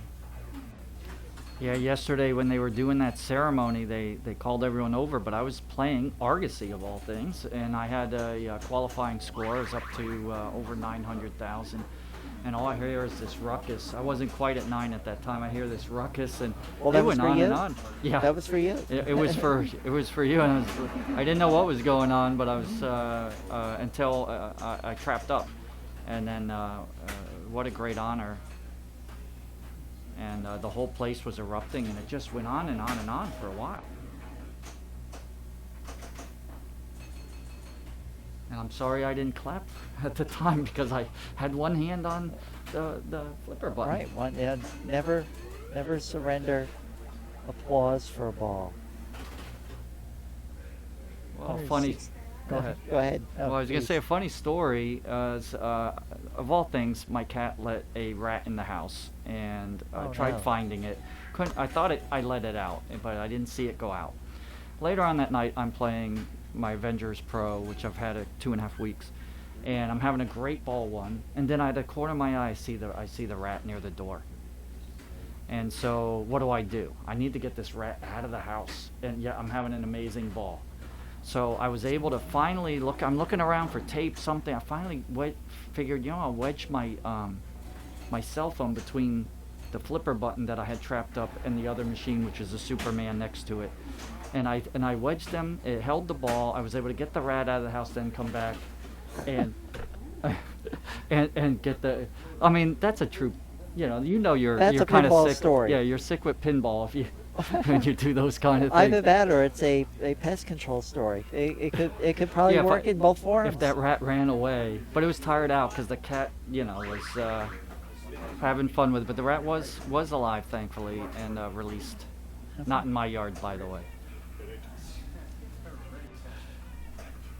Stephanie, sometimes you even amaze yourself. You were all in capital letters, so you were censored. Let's everybody speak really quietly. By the way, over on Argosy that you can't see, 314,000 there, ball one, and got Jocked and Streely.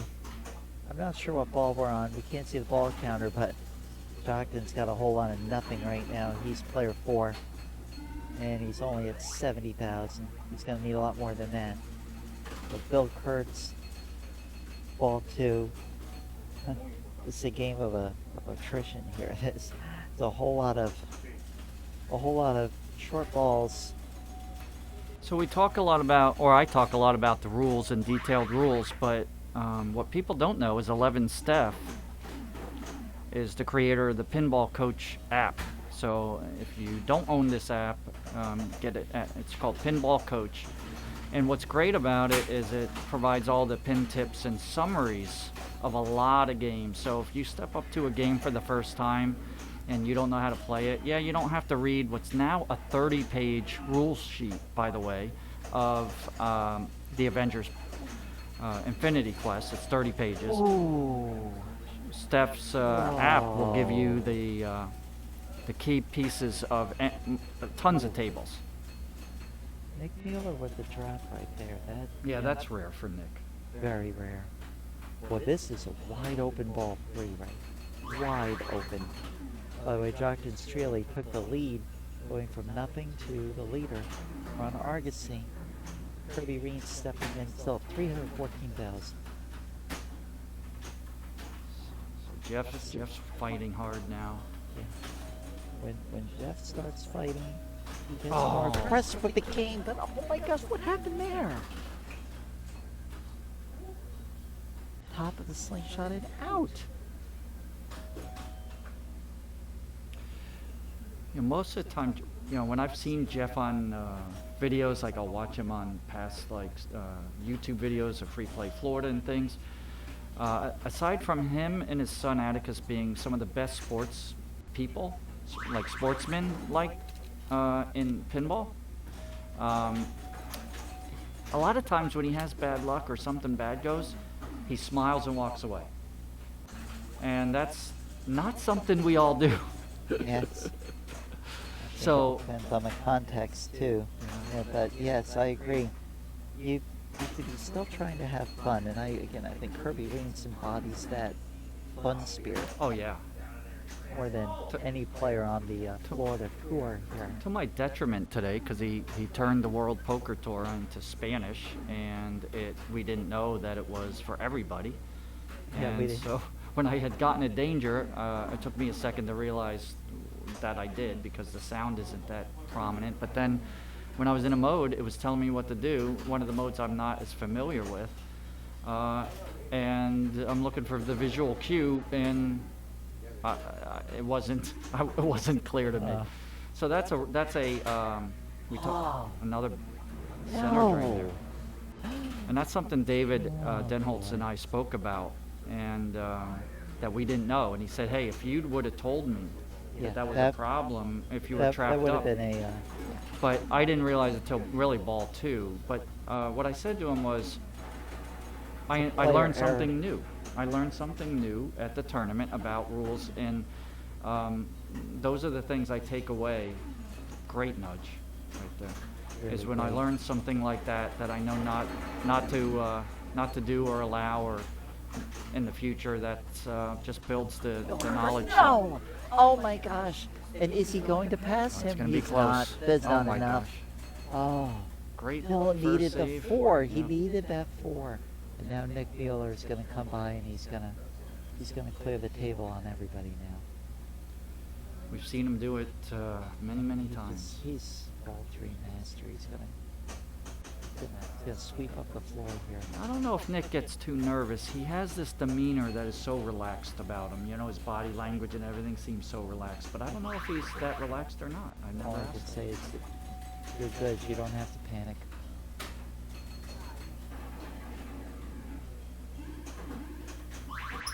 There we go. 3x. Nice drop pass. Drop catch there to get control. Oh, my heart was in my throat on that one. rushing I a little could have just easily gone down the middle. And keeping it out of the out lanes. Yeah. And one thing that I see that Nick does, and I'm starting to do more, is go high. When they go low, we go high. Oh no!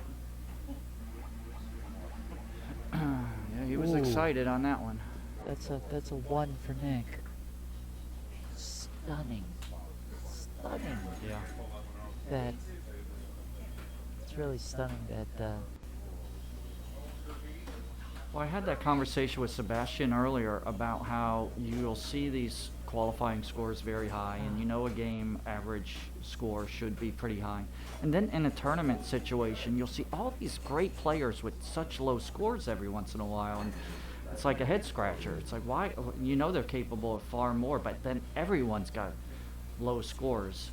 So I think the key for me was realizing, don't think you're already gonna lose because you're playing somebody who normally, blows up machines.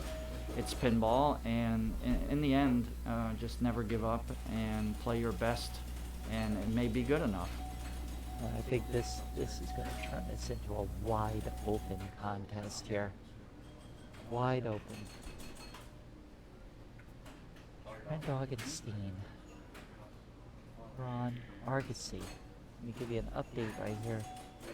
Brent is trailing 502 to 264. And that is a 5-ball game. Yep, and again, we can't see what ball, but looking at the scores, Kirby has 502. Let's just flash you over to the scoreboard. That's Kirby with 502.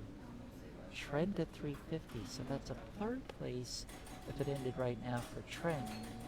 It's going to open a huge door right now. So Or Argus, Sebastian, Sebastian is going to... Well, Sebastian might end up in a playoff if we don't get here. I really am, my eyes on Jockton Streely, because Jockton is currently sitting in 2nd.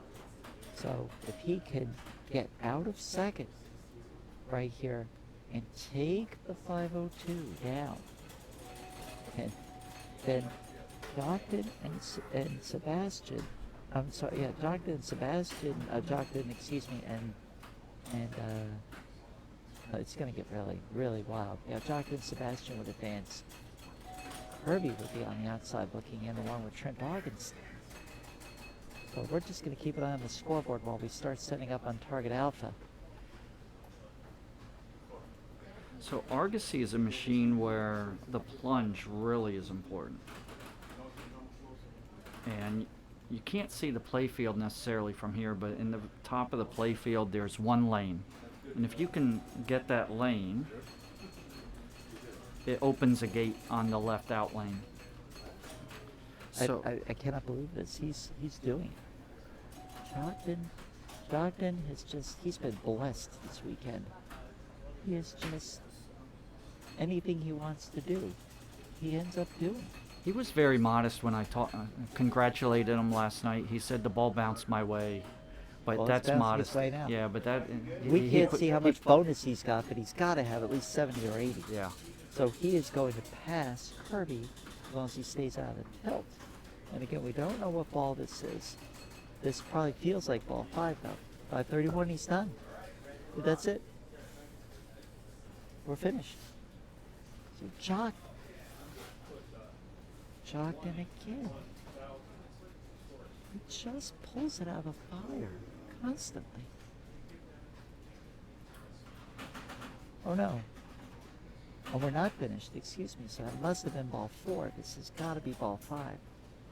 But we are going to go back now. We're just going to go back to... I'll tell you what. Both these games are so interesting. I'm just gonna tell you who's up. But Jeff Palmer, he's got 100 points. Yikes. It's a bad ball 1 on target alpha. You know, I think he chuckled too when he had that bad drain. So this is Group D, right? And we're on the 3rd game of this match. Right, and I'm keeping Argosy down here, and so I'm not posting up the numbers. We're just going to show you the finals bracket again in between balls. Oh, I'm sorry, Thorville. Thorville, that you'll see the qualifying standings there.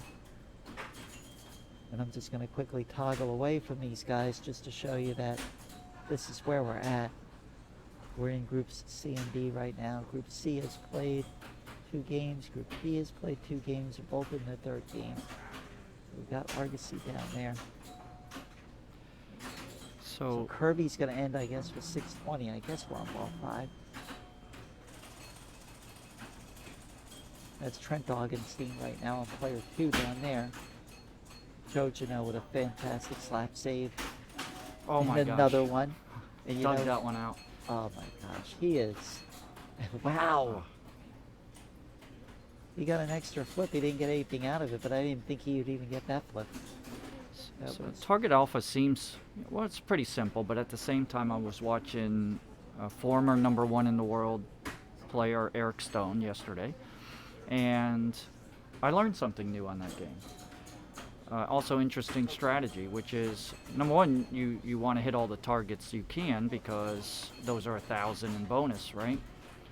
But you've got that lower bank, which is more dangerous than the top bank. So you would think, okay, the name of the game here is just end the ball with as many targets down as you can. Well, there's a lot more up top, and it's safer up top. But he was constantly going for the bottom ones. Because it's going to light the extra ball light. Exactly. And now extra ball is lit, and extra balls are enabled here. They cannot be turned off. We tried to turn off, you know the way it is with these old Gottliebs in particular. There's no setting. But you see what Bill is doing right here. Just hit those drops. This is basically El Dorado on steroids here. It's Add-a-Ball El Dorado. Looking over at Argosy right now. Ooh. Sebastian going to end up on the bottom of the heap in that game. Now Jockton needs less than 100,000 points. He's got a guaranteed 2nd place right now.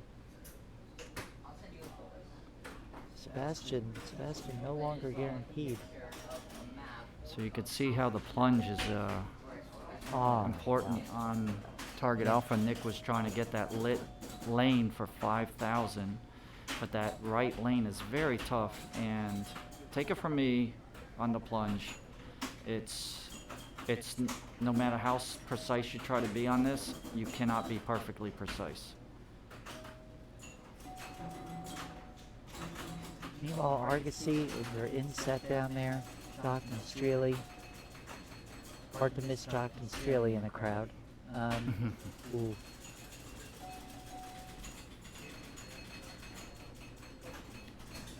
Nick has somehow managed to stay alive. So that's the really pacing. You know what every ball should be in that and target alpha. Ideally, a good ball, 15,000 plus or minus a few. Jockton walks off, and he wins. So the other thing, that outcome. Yeah, well, sorry, I just want to get the outcome here. So Jock and Streley with the 4.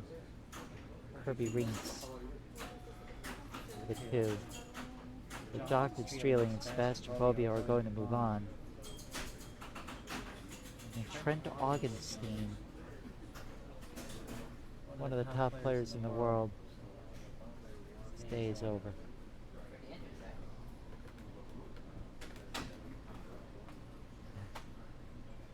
So Joe Janot walking up to target alpha now. One of the other interesting things on Target Alpha is ball 5, or the last ball, if it's set to, I guess, 3 balls, right? It's double bonus.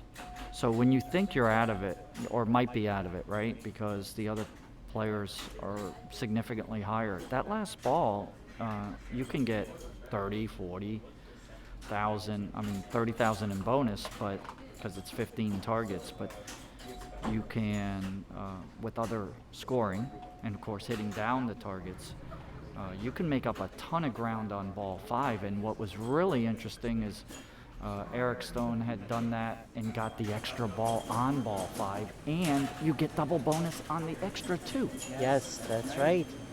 That's where you want to be. And knowing those things and then doing them, you could see how huge that is in a match, and can be, and allows you to come back from the depths of low scoring. And one ball, as they say, it only takes one ball in so many machines. And that's another thing I try to focus on. What machines is it only take one ball? Because it's not all of them, but it's quite a few. So when you get dejected, right, after 2 bad balls, if you know it's a 1-ball machine, get your mind right and get to work. We've got a bunch of folks out there that want to find the stream. And you found the stream, and we thank you that you found the stream. A nice little audience here Sunday morning.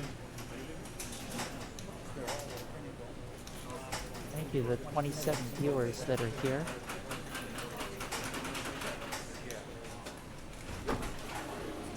So Bill Kurtz just completed his ball, who owns the District Eat and Play in Oviedo that has Friday night tournaments for an hour or so for free, an hour and a half every Friday night free, and you should see the new players that just show up, and kids and families having a blast. Beautiful, beautiful job right there by Nick Mueller. Played perfectly. Captured that extreme right lane.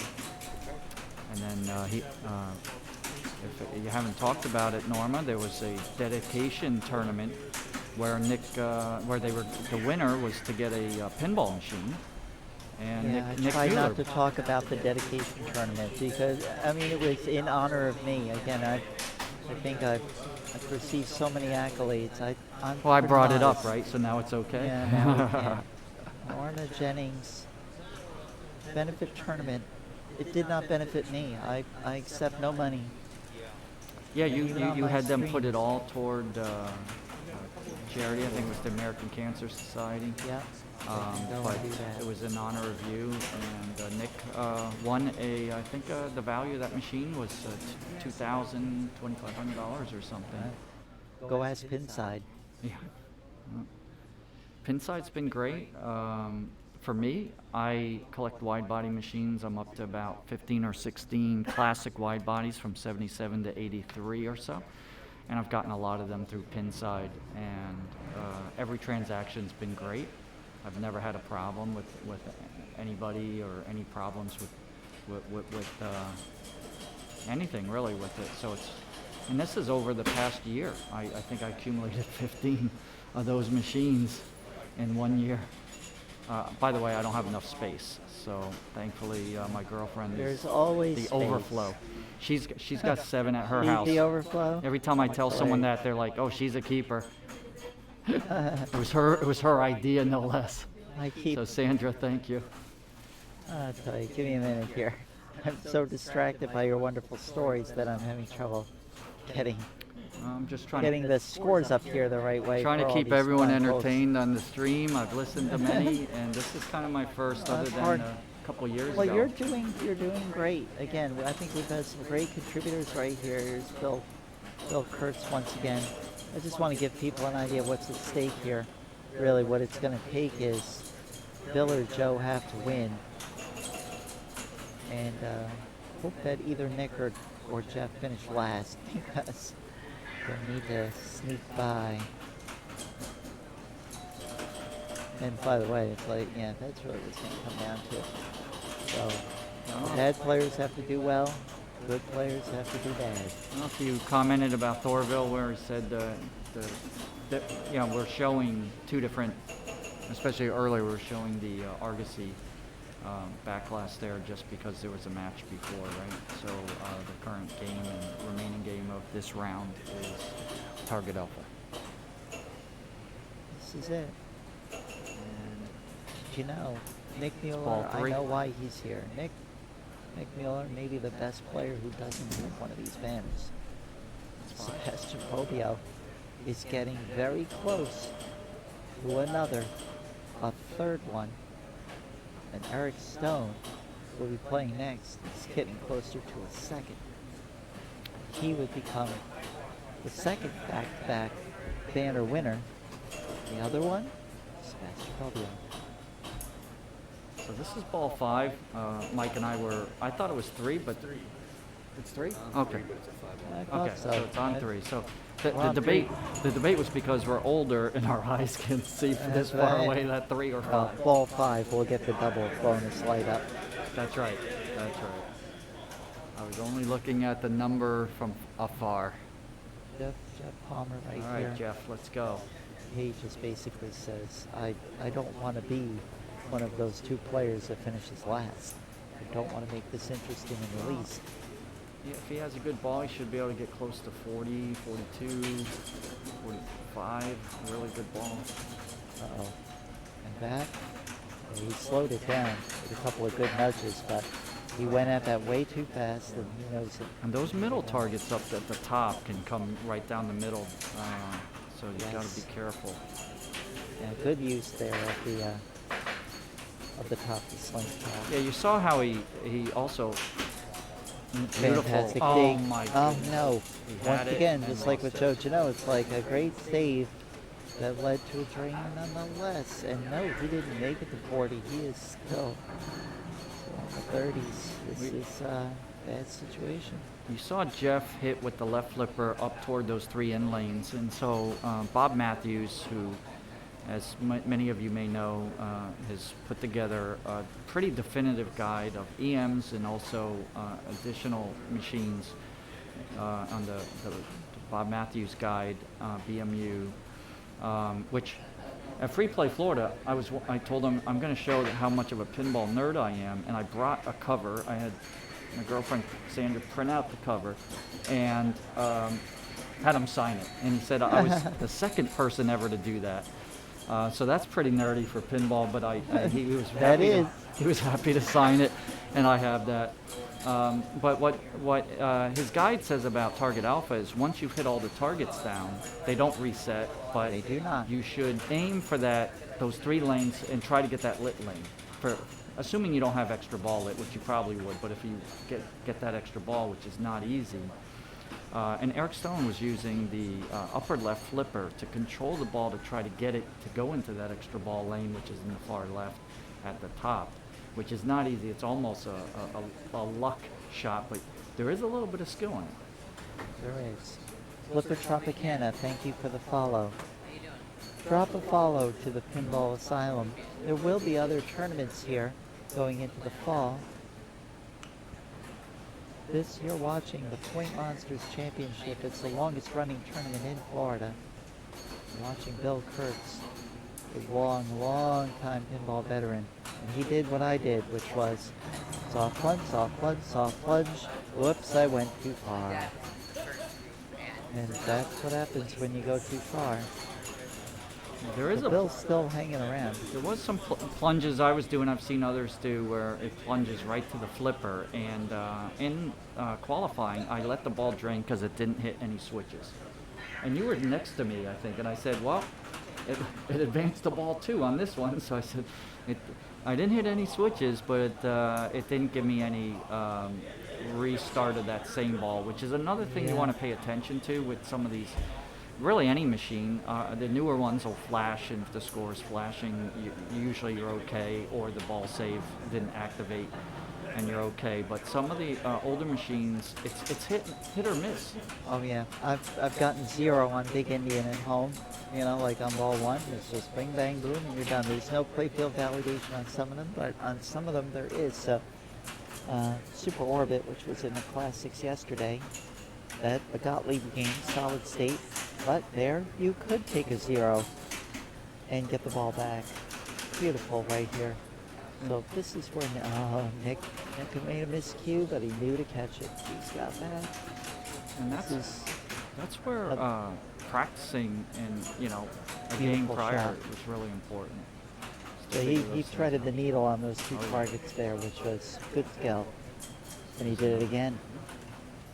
And he did it. Oh no! Say about 3 times in a row. No, Those drop not this catches time. are But he's helping gonna him. try to. Yep. Yeah, I did that yesterday too. I'm like, yeah, I can backhand that. No, you can't.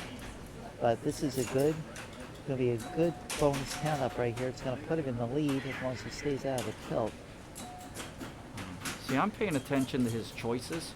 One time he Ooh. drop catches, right? One time Oh no, it didn't put him in the lead. One time he could let it roll over, he doesn't. One time he just, it's fascinating to me how fast those decisions have to be, where someone's going to choose one action on the flipper, but not everyone's consistent in the choices, even for the same thing. But a week ago, Nick was at the Pinball Lounge, and you and I were. There's another. Jeff Palmer's Oh my going gosh, to be Jeff. one of Bad the luck. 2 players that shouldn't finish last. And Yeah. Nick is the other one, and Nick is going to escape, and I think. Ooh. No. Joe Janelle. Is it possible that Joe will pull the rabbit out of the hat? He won't. That's brutal on ball 5 when you have the double bonus where you just need to hit a few targets to really. Well, I'll tell you what. This is target alpha. Nothing is guaranteed. Could Bill and Nick do the exact same thing? They could. It's not going to change Jeff's fate at all, but it could change the point total. Could change the. We're just going to have to wait this out. It's really going to come down to what Nick does. It's just Jason, I'll tell you. Jason, I played in a tournament once with Bo and Karen's looking over my shoulder. All I had to do on El Dorado was hit 2 friggin' targets. Didn't happen. I got 1. And all he said is, oh, that's rough. I thought to myself, for me, it was humiliating. And that actually began my ascent. Because I said to myself, I need to get better here. Play with these people. I can't be embarrassed like that again. So Bill's at 8 or 9 targets now, so that's Yes. 16. Oh, to nice nudge. And a 18 big wrist, now. too. Oh, One he's more, gonna. one more. Oh, yeah. He's gonna be up in the high 80s at least right here. He got up there 1, 2, 3, 4, 5, 6, 7, 8, 9. Got He's got 11. 24 in Well, bonus. that's 20. 24 Was at it least. 24 or 22? There you go. Oh, it was the final count up down there. 80K. Yeah, he's going to be in the 80s. So now, So Nick will let's look need at that about math. Probably 8 targets, 7 targets.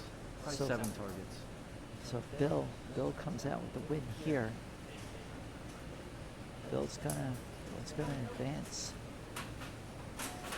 And there's Nick with that drop. We were talking about. Oh no! And we discussed that in chat last week when Nick was playing. How if you noticed watching, he was flipping. You may not have heard it, but on these older machines, he just flips as it was going down the middle to create vibration, to try to change the trajectory of that ball, especially when you're worried about tilting. I don't think he nudged it much, but I've noticed him do that a lot on these older machines. Just flip, trying to create a vibration, change that trajectory, and it's something that I try to integrate in my game. But you got to think fast. I'm not used to So doing that. Nick dodged the ultimate bullet there, and it was really because of Bill. But again, if Nick had won, it would have changed an outcome. Bill Kurtz probably wouldn't have gone. So we've got a 6 and a 5, and 6 for Nick, 5 for Jeff, 6 for Bill, 4 for Joe Janot. There it is. Nick Mueller and Bill Kurtz both hands. talk about unexpected. I will tell you, that's one thing about Point Monsters is, well, it is never over. You're like, well, that person's finished. And suddenly, like the fiery phoenix, they emerge. Nick Mueller's been doing that all day long. All right, so we are going to be getting ready here by Jeff Palmer. We wish Jeff Palmer well. Round of applause for a former champion. Congratulations to him.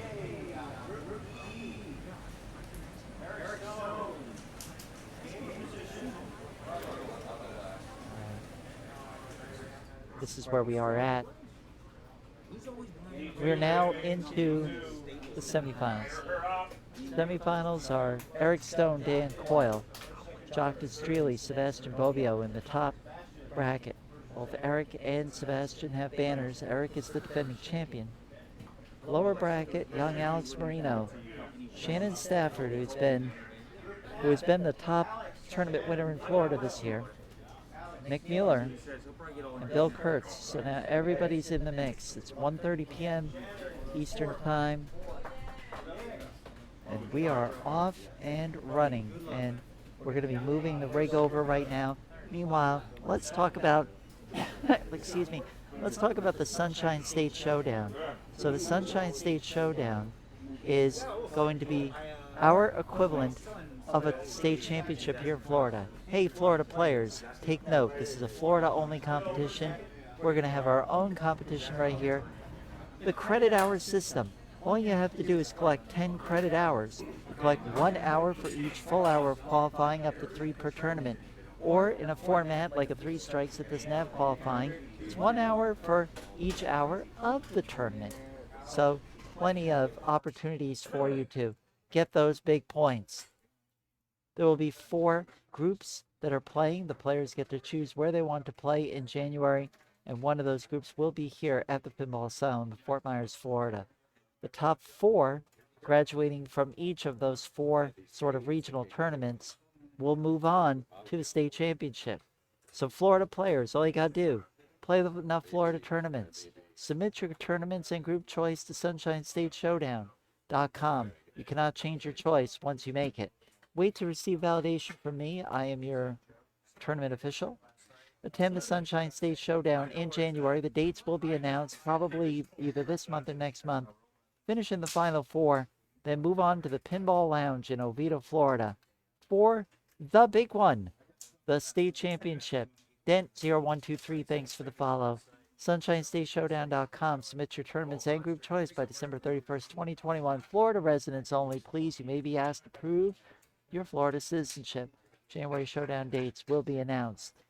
Again, in about a month. I'm busy. I've got Pinball and Cancer 2 journeys to deal with. I'm doing my thing. But I promise we'll have a great tournament. And here's how this works again right here. You're seeing new players jumping in here. We are in the semifinals. The top 4 are jumping in right now. They received a double bye. And so we're through A, B, C, and D. We're only on E and F. This is it. And then Group G is your final 4. That will be the big showdown. And we're going to see if we're ready yet over on Terminator 2. I'll be back, and they will be back. And so we are going to get ready over there. Already got Dan Coyle said he owns a little different. And you'll notice on the skill shot how the triangles were moving. And on T2s, you want to time it right, but on this machine, it is actually running slow. And he asked me what I noticed on this machine, because I take notes, blah, blah, blah. And I said, I noticed it was running slow. And he said, you know why? I said, no, is this a question? He said, because there's a different ROM in there. I don't know if it was family friendly or something. I forget, but he said there's a ROM in there that actually is causing the machine to play a little slower. And so you just need to time it different. And also on the super jackpot shot, that timing's different. Granted, you'll see that different on a few of these T2s, but for the most part, they kind of are the same as what I saw on Bowen's video of how you try to align. It's actually meet the bottom light as it's moving back up with the cannon coming down, and try to get them to meet in the middle, which is a challenging shot.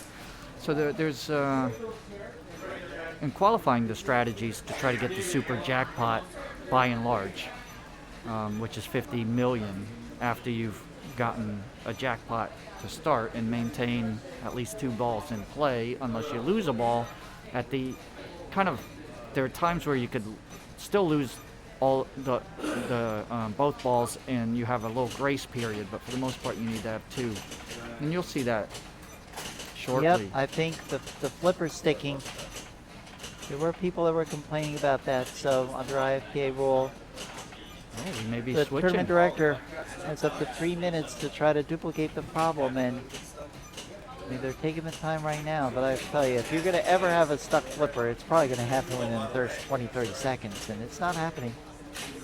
Yeah, I did not notice a stuck flipper on T2 at all when I was playing yesterday and Friday, which was almost probably a good 15 hours in the mains. But there were a couple other machines where I did do that. That did, have stuck flippers intermittently. Rock and roll, 8cc. Thank you for following. Yeah, and Flash Gordon yesterday when the left bumper kept going off again. Yeah, you're going to see Flash Gordon in the list of available games at the bottom, but it's not available. So they're still flipping. Us participants were talking about the machines, I think, today. And for a bank of between both tournaments of roughly 20 machines, they played amazingly well. We didn't have to really remove anything for long during the day. And that's somewhat, I guess, unique, because when you're dealing with non-moderns, there's only 2 real modern games in here out of 20 or so in this tournament. So I'll tell you what I'm going to do right now. I'm just going to turn this camera around so that you can see us, because I think people are wanting to see us. Thank you very much. It's really great seeing you again in person. You did a wonderful job. I know we didn't introduce ourselves, but I was watching you. You guys agree with that? Yeah. Because you'll have an advantage to only have 1 target if you play it again for multi-ball. So like if you play multi-ball and ball 2, and then you get to restart the game for ball 3, it resets back to 1 target. So to be fair.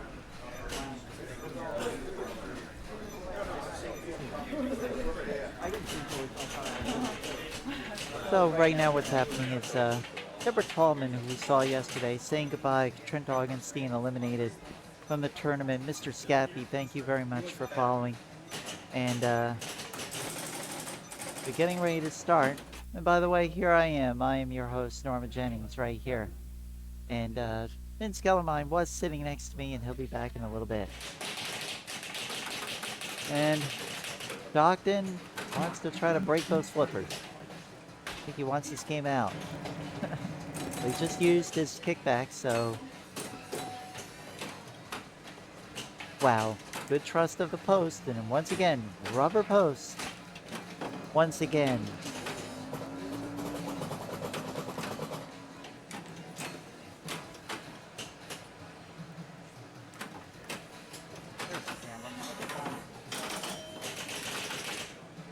So as everyone probably notices by now, hopefully they've been able to hear me. I'm not wearing my second mask. I'm the one player on all these tournaments. I've been playing tournaments here in Florida since they started back mid-year last year, right? So I know people around the country in many states just haven't started playing, maybe even yet. But in Florida, it's a little different ball game here. And I'm the guy who wears the N95 and another mask. And I'm usually the only one, but I'm down to just one so you could hear me okay today. And I pretty much had to take mine off so that I could actually talk to you. But if I'm walking around on the floor Vince has seen me, I put it on. I can't afford to take any chances. I'm a sick girl. Okay, so good jackpot right here. Load the cannon. Going for a double jackpot here, looks like. Oh, there goes that. Still a chance to load it up. No chance to load it now. And the flipper is now stuck. Like, look, ma, no hands. And there's the flipper. So this could be. I'm hoping the same thing, Quincy. Never be too careful. So this is going to qualify as major malfunction. So it helps, and this is a question for you, Norma. It's ball one, so does it really matter if it was ball one versus ball three? As a player, it's devastating when you're really ahead and ball three something happens versus a ball one. Does it affect your decision making as a TD, what to do about that? Well, here it is right here. So we've got the rule on the screen. Tournament official will attempt to recreate the problem by pressing the flipper button for up to 3 minutes. If it can be recreated, this will be treated as a major malfunction. So here comes the man with the golden screwdriver. He's going to attempt to repair it. So it is within the realm of the rules for Matt Malone to attempt a reasonable repair in order to keep the game in play. Especially, I think Jockton now is going to flip the script. I think he wants to stay in play because he's got ball one here. And he's doing all right. Like the jackpot is possible right here. Now, in the process of repairing, he'll almost certainly lose the ball. And the correct play right here would be compensation ball. You go to the rule. When a major malfunction occurs, of which it is occurring, it's the player's responsibility to notify the scorekeeper. If the officials agree the incident is a major malfunction, they will attempt either to add a ball to a game already in progress, which I don't think this era of game, the DMD era, I don't think that's possible. But if it can't be fixed without resetting the machine, player's score will be recorded and their game will be terminated and restarted, but that's not the case either. But if the major malfunction can be fixed without resetting the machine, which is certain to happen here, player will be provided with one additional ball in play at the beginning of a new game. So they grab the ball off the play field right here and they're trying to fix it. Dent says, in my area, and a problem like this happens, a different machine is selected to be in play and the malfunctioning machine is turned off. So it is within the realm of possibility that they would just say, we're going to disable this and work on it later. It's the tournament director's discretion. But there's just way too much at stake here. And Eric Stone is in this bracket, so Eric is going to want to play, I think. Eric has not had his ball one yet. So they're working on this right now. Yeah, I think to your point about the venue choice, it depends if you have a repair person, someone who's capable of fixing the issue. You know, certain things in pinball, as we know, simple, and then others are going to require a little more work or diagnostic work. And that's going to certainly dictate. We're lucky because we've got Matt here who can fix things pretty quickly at the Pinball Lounge. They've fixed numerous machines at the tournament, and one story that I learned the hard way was we had a machine malfunction. It was a Teenage Mutant Ninja Turtles stern, and they didn't start to work on it. They assumed it would take a while, and then they just said, well, let's just switch. Well, I should have objected because I thought I had an edge on that machine, and they ended up fixing it in like 2 minutes. So we moved machines and everything for no reason, and to a machine that was less favorable, let's put it that way, for me, and I did lose and get knocked out of the tournament for that. So I did learn a little lesson there, as I tend to in all these tournaments. Yeah, and I mean, I think I can tell you, for me, I'm the heart attack kid. There's always something that's going to happen that involves me. So I think, I mean, stuck flipper could be a dirty bushing or something like that. I mean, a stuck switch, but Looks like they're going to go for it right here.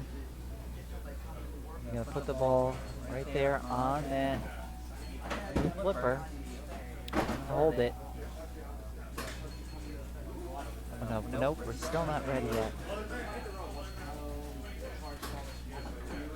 Well, this brings up an interesting point too. In the Florida, do we call it pseudo-state finals last year? Because we did have a state finals, unofficial. There was. Yeah. And I was playing Joe Janot, and I selected Xenon, and there was a problem. And after, in the middle of my ball, and I think it was a flipper problem. It was stuck up or something like that. And like you said, that's more of a major malfunction in that case. But the tournament director, Donnie White, said you could play it. You could still play or not. And I talked it over with Joe. And even though I had the option, Joe was like, he felt the machine needed to play properly. And maybe me proceeding would have discombobulated him, but then that's not sportsmanlike, right? So it's not. I said, you know what? It's not about me winning the match. It's about being a good sportsman and being fair. And if I lose, I lose by switching machines, which I think happened, by the way. But on that particular, for the next match, because that's a best of 7. But that's just an interesting situation that came up where, I think it's important for the players as a group to make decisions when the TD defers to the players, which is not always going to be the case, right, Norma? Sometimes you have to make the decision. Well, every decision belongs to the tournament director. There's tremendous leeway. Well, we're back to Jockton now. The problem appears to be rectified. Jockton is doing awesome right now. Meanwhile, I've got my eye on Argosy again. Player 1 running away with it completely. That might be Alex Marino in that group. Jockton's got a lot of chase loops. You don't normally see players do that. Normally you'll see them ramp out a bit to try to get the payback time, which is a 5 million, kind of frenzy mode for a little while. And that's a strategy that bailed me out of a tournament where the jackpots were just tough or missed. So he drained out at 31, 32 million. The ball's not in the trough or something because it thinks he still hasn't counted down the bonus yet. What the heck happened? I don't know. You know what I think happened? The ball was stuck in. The ball was probably stuck up there in the skull, and he didn't realize it. He had one stuck up there. The ball drained and he kicked out the other ball. Probably because the play was This is Dan Coyle's personal machine, so he's definitely got an advantage here. The outlay, that's what Yo says. This machine plays really well. Not all T2s. Some T2s are really mean. And this is, I found, very fair. Yeah, and now David Denholtz involved here once again. Now, if there are 2 major malfunctions, then... What are we doing? Are we playing it as is, Dave? Yeah. So, are we going to play it as is, David? Asked Eric Stone just now. Because Eric wants to know if he should even plunge. So far the answer is they're going to go forward. Eric Stone, defending champion, former #1 player in the world, and #1 on the very first ball of this tournament life here. Not good. And Eric's definitely a player who likes machines to play as they should. I don't blame him. I think we all would be in that boat. Alex Marino is the one running away on Argosy. He's got 615,000 on what looks like ball 2, right? He's totally crushing it.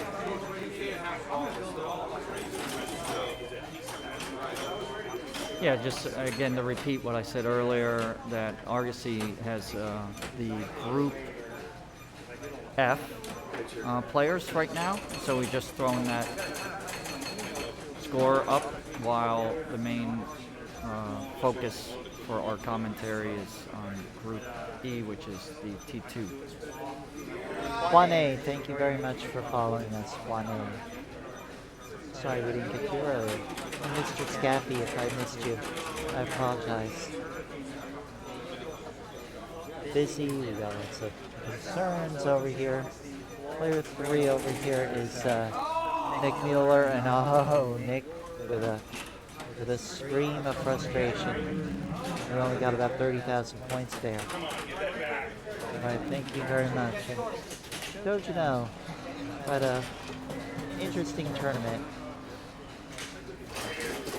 It's done for the day. Down to the final 8. And just the top 2 players out of those 2 groups will meet in the final. The winner in the final gets a banner and the golden monster. Oh my God. Dan Coyle on his own machine. Yeah, you saw Dan do that left orbit shot. That's been rejecting, and it didn't stick either. That's just something he'll adjust later. It's happening for everybody. It will take the ball. It's just one of those things where it's rejecting. Very tough when you got multi-ball lit and it rejects. All right, so now, yeah, the ball is auto-firing here. The ball just auto-fired. There was nobody standing at the machine. They're pulling this. They're pulling this baby. So we're gonna wait for them to get lined up and everything like that. So back here, and we'll keep an eye on the Argosy saga in the background. They're pulling Terminator 2 out of this. I don't blame them. There are 2 major malfunctions that occurred in the same game. 2 different ones. And by rule, that would raise it to the level of catastrophic and done and done. So, could the game be reintroduced in this tournament final? It probably will not. And I do not believe it can be. We're not in a qualifying situation. We're in a finals situation. It's not like we don't have enough games. And there will not be a new game introduced. We're going to go over, play everyone's favorite game that everyone knows the rules to inside and out. And you know I'm talking about Avengers Infinity Quest. I'm smiling under the mask because, like I said, the rule sheet online now is 30 pages. I've owned it about 2.5 weeks. And Eric Stone was at my house 3 or 4 days ago. He did 1 warm-up game. Then I did coach him some with some of the nuances. And no extra balls, and he ends with 1.4 billion. He put your initials up, which I sent you. Appreciated that. Which, a lot of players around, not only here in Florida, but elsewhere, have been honoring Norma by putting up PEA, her initials, for pinball. And he did that, and we sent you that photo there.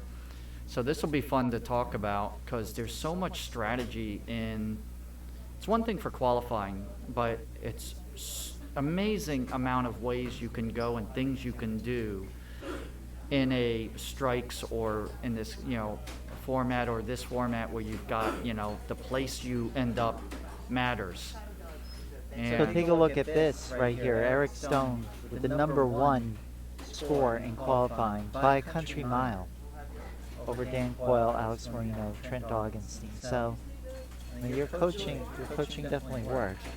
Well, and then you're like, oh, well, if you coached them, why are you 7th in qualifying? And so the thing with qualifying is, if you get a good enough score, yeah, I could sit there and play for who knows how many more plays, because it's the queue. That's a long-running game. You're waiting in the queue. So you may not, and you can't queue up for 2 games at once. So you're sitting there maybe for 5 minutes, maybe for 20, 25 minutes. Yeah, we have up to 19 hours over the, day and a half, you might think, but you can't over-focus on one machine. And then if you let your ego get to you and say, well, I own this machine, I should just really do better, and I should be, one of the top 3. Well, that's a detriment to the overall strategy. So maintaining some discipline. So I had gotten that very early on, my second game, and I thought it was good enough for the time, moved on, and then over the course of the tournament saw that it was still good enough for what I wanted. I did play it a little later. This Avengers plays very tough, by the way. I don't know if it's because a combination of the auto plunger or the plunger versus most of these machines are cranked up where the bubble is high, meaning the angle of the machine is higher, which makes them play faster, but the ball was not going all the way around where you can do a skill shot. Later on, thanks to Matt Malone, he said, well, just palm it. Well, the problem is for me, if I palm that ball, meaning you hit the plunger hard with your hand, hurts your hand. I don't have a lot of meat on my hand. So some of these people can do that no problem, but I was able to kind of get the technique down. So Dan started, right? Yep, we're underway over here on Avengers Infinity Quest. So I'm going to try to change the dimensions of some of this here so that you folks see more scoreboard and a little less player, because Stern, sadly, in their infinite wisdom, used a very tiny font face over here. It's a little bit tough to read. So Dan appears he started, if I'm not, yep, Thor multi-ball. Wasn't paying enough attention to know if he actually started in a gem mode. Now when you're in Thor, it's a 2-ball multi-ball. It started by spelling the THOR letters at that captive ball. Usually default is it gives you the first 2 letters, so you need 2 hits to qualify it. Then it's blinking in that white circle in front of it, and then if you hit that, it'll start the 2-ball multi-ball. You'll then be able to add a ball by spinning the disc enough times, and it's quite a bit, and then hitting the target there called the Sanctum target. Not the easiest thing to do. If you have Mystery Lit, it will also give you an add-a-ball, and you can do both of those add-a-balls during the Thor multi-ball. To be honest with you, everything you just said, straight over my head. And that is the complicated thing about this game, is all the conditions. So, Sebastian, and it's not an offense to you, but there's just, look at this. So look at all these things. Yeah. So what Sebastian was doing is the first thing I do when I step up to this, is look at that computer grid. That computer grid is super complicated in the beginning, until you understand it, and then it's simple. But I ignored that grid all the way until owning the machine and really getting into the rules. And you can see what Sebastian did. The machine now says Portal Lock 1, and that is a pretty big deal. If you can get a portal lock, it means that you're going to start your mode as a multi-ball. And you could get 1 portal lock or 2 portal locks. That would be a 2-ball or 3-ball multi-ball, which gives you a lot of safety in order to complete the mode. And it's playfield scoring. So if you're in a 2-ball, you get 2x, 3-ball, you get 3x playfield scoring. And you could extend that, and the real strategy is to start either the Thor multi-ball or the Iron Man multi-ball, which I'll get to sooner or later, during the portal lock, multi-ball. Because then, as long as you don't go down to 1 or 2 balls in play, you don't lose that multiplier. Wow, look at that right there. That was a save. Sebastian, by the way, also was at my house, and I gave him some significant. We spent quite a bit of time on the Avengers as well. Some people just don't read the rules. They don't like to read the rules, but they're very good at comprehending them when you share them. It's Alan Lepper working with Al Anonymous on a stream a couple weeks ago. I watched it. I looked at Alan's deck. I downloaded it. He had a bunch of PowerPoint slides, and I'm just not there on this one. I'm just not there. So Alan Lepper and the Al Anonymous stream, as well as he did the same on Pinball with a View with Bobby and Morgan. So twitch.tv, Pinball with a View, and then the Al Anonymous. Alan Lepper was on that, and that he is a source of a lot of what I was able to learn on this, point me in the right direction, understand it, then go to the rules, then go to more videos. watching Ray Davidson's videos where, you know, he was, my understanding is one of the programmers or the programmer, or probably one of the programmers. So he was and number one ranked player in the world. And it's just videos, different people, the rules, and playing and rinse and repeat a few times, and I've got a pretty good handle on it. But I could tell you that's like 15, 20 hours, 30 hours of time just to get to know the machine. You know, I don't think I can make this scoreboard big enough. The gray text on the black background there. Just gonna have to kind of go with it right here. We do our best. This is, of course, Dr. Streley. We all know these folks. So by I now. also ignored those, what gem, like I didn't know what gem to choose. Most people don't, but the Mind Gem typically is going to be your best bet to start. But then again, that depends on strategy and where you're at scoring wise and what ball you're on and who you're playing against, because Reality Gem can be a very high scoring mode, and it just depends. If you have a multi-ball ready and you need a lot of score, the Reality could be the way to go. If you're on ball one, the Mind Gem will do some amazing things for you. Yeah. The hardest part about these gems is finishing them. Well, now, a man who needed only a minor tutorial to end up with 435 million on this game. Sorry, Norma, I don't give minor tutorials. Minor equaling short. Well, I'm pretty verbose too, but yeah, it was one session, and it wasn't, you know, all night either. So you're right. Just needs the primer. That's all he needs, and then boom, he's there. Any update on the other group? In the other group right now, Argosy, Alex Marino took game one over there. Shannon Stafford, second place. Bill Kurtz, third, and Nick Miller, fourth. They've moved on to Pinball. So Eric's not thrilled. He qualified the Thor. He didn't mean to start it because he's not in a gem mode. And to your point, Norma, it's easier to finish the mode, like many moderns, is if you're in a multi-ball, right? So he started it on its own. So if you end up starting it by accident, what you really want to do is work toward and use that to help finish and qualify, really collect is the correct wording, all your Avengers.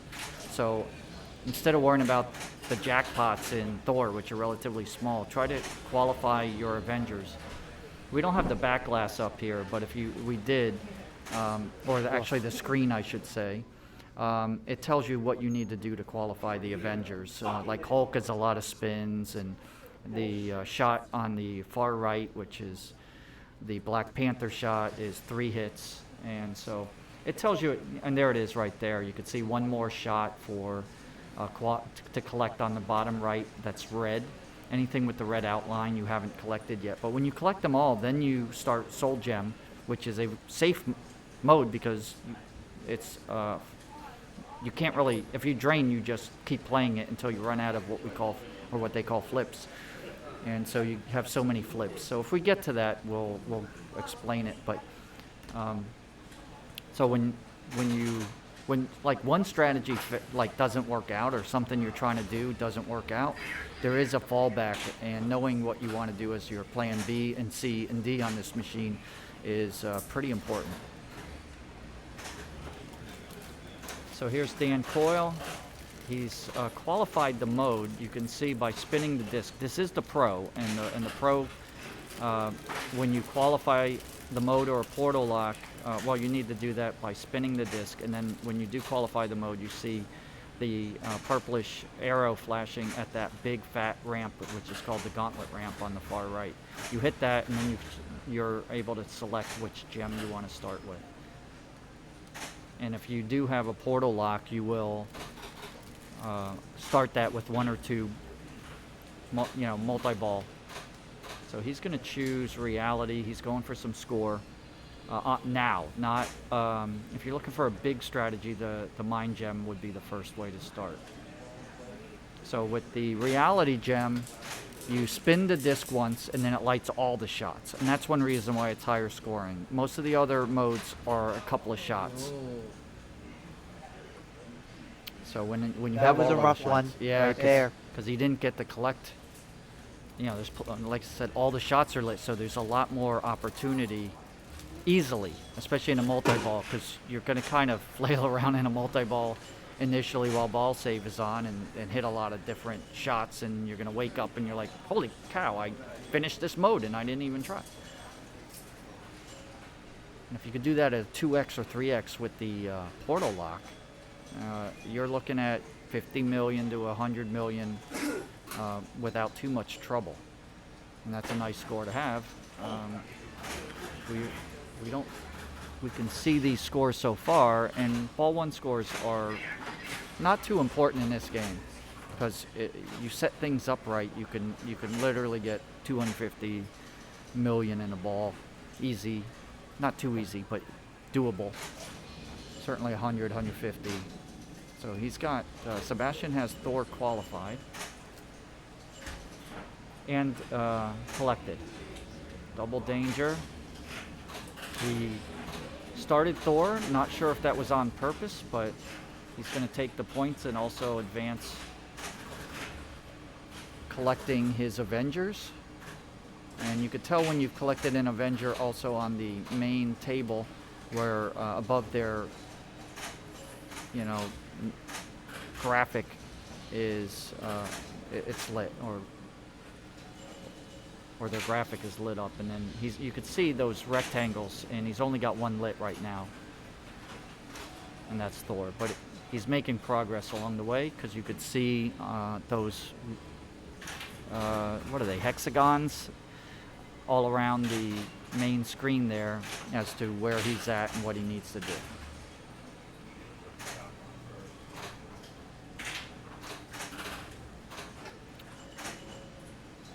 So he's back to single ball play, and you can requalify the Thor multi-ball again by spelling Thor twice.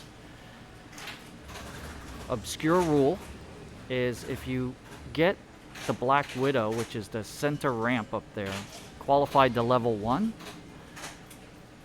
when the ball goes up that ramp back down to the left in lane, if you hit Thor there, it gives you double progress.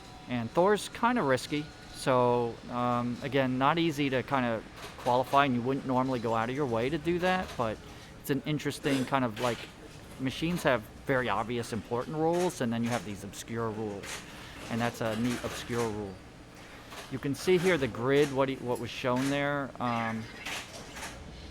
and they call it the bingo grid. Technically, they call it the computer in the game, meaning that's just their name for it. So that ends up being really important, but ignored by 90% of players, if not 95%. That percentage will go down like any other machine as more and more people learn and share the information. But it's literally ignored by almost everybody that I've been playing with lately. So he assembled all the Avengers, it sounds. He did drain, but he's now queued up to play the Soul Gem. So when he gets to that, we'll discuss the Soul Gem. And there's two interesting ways to go there. Well, one interesting way, one standard way. So Jockton is giving the tilt bob a little time to settle, it looks like.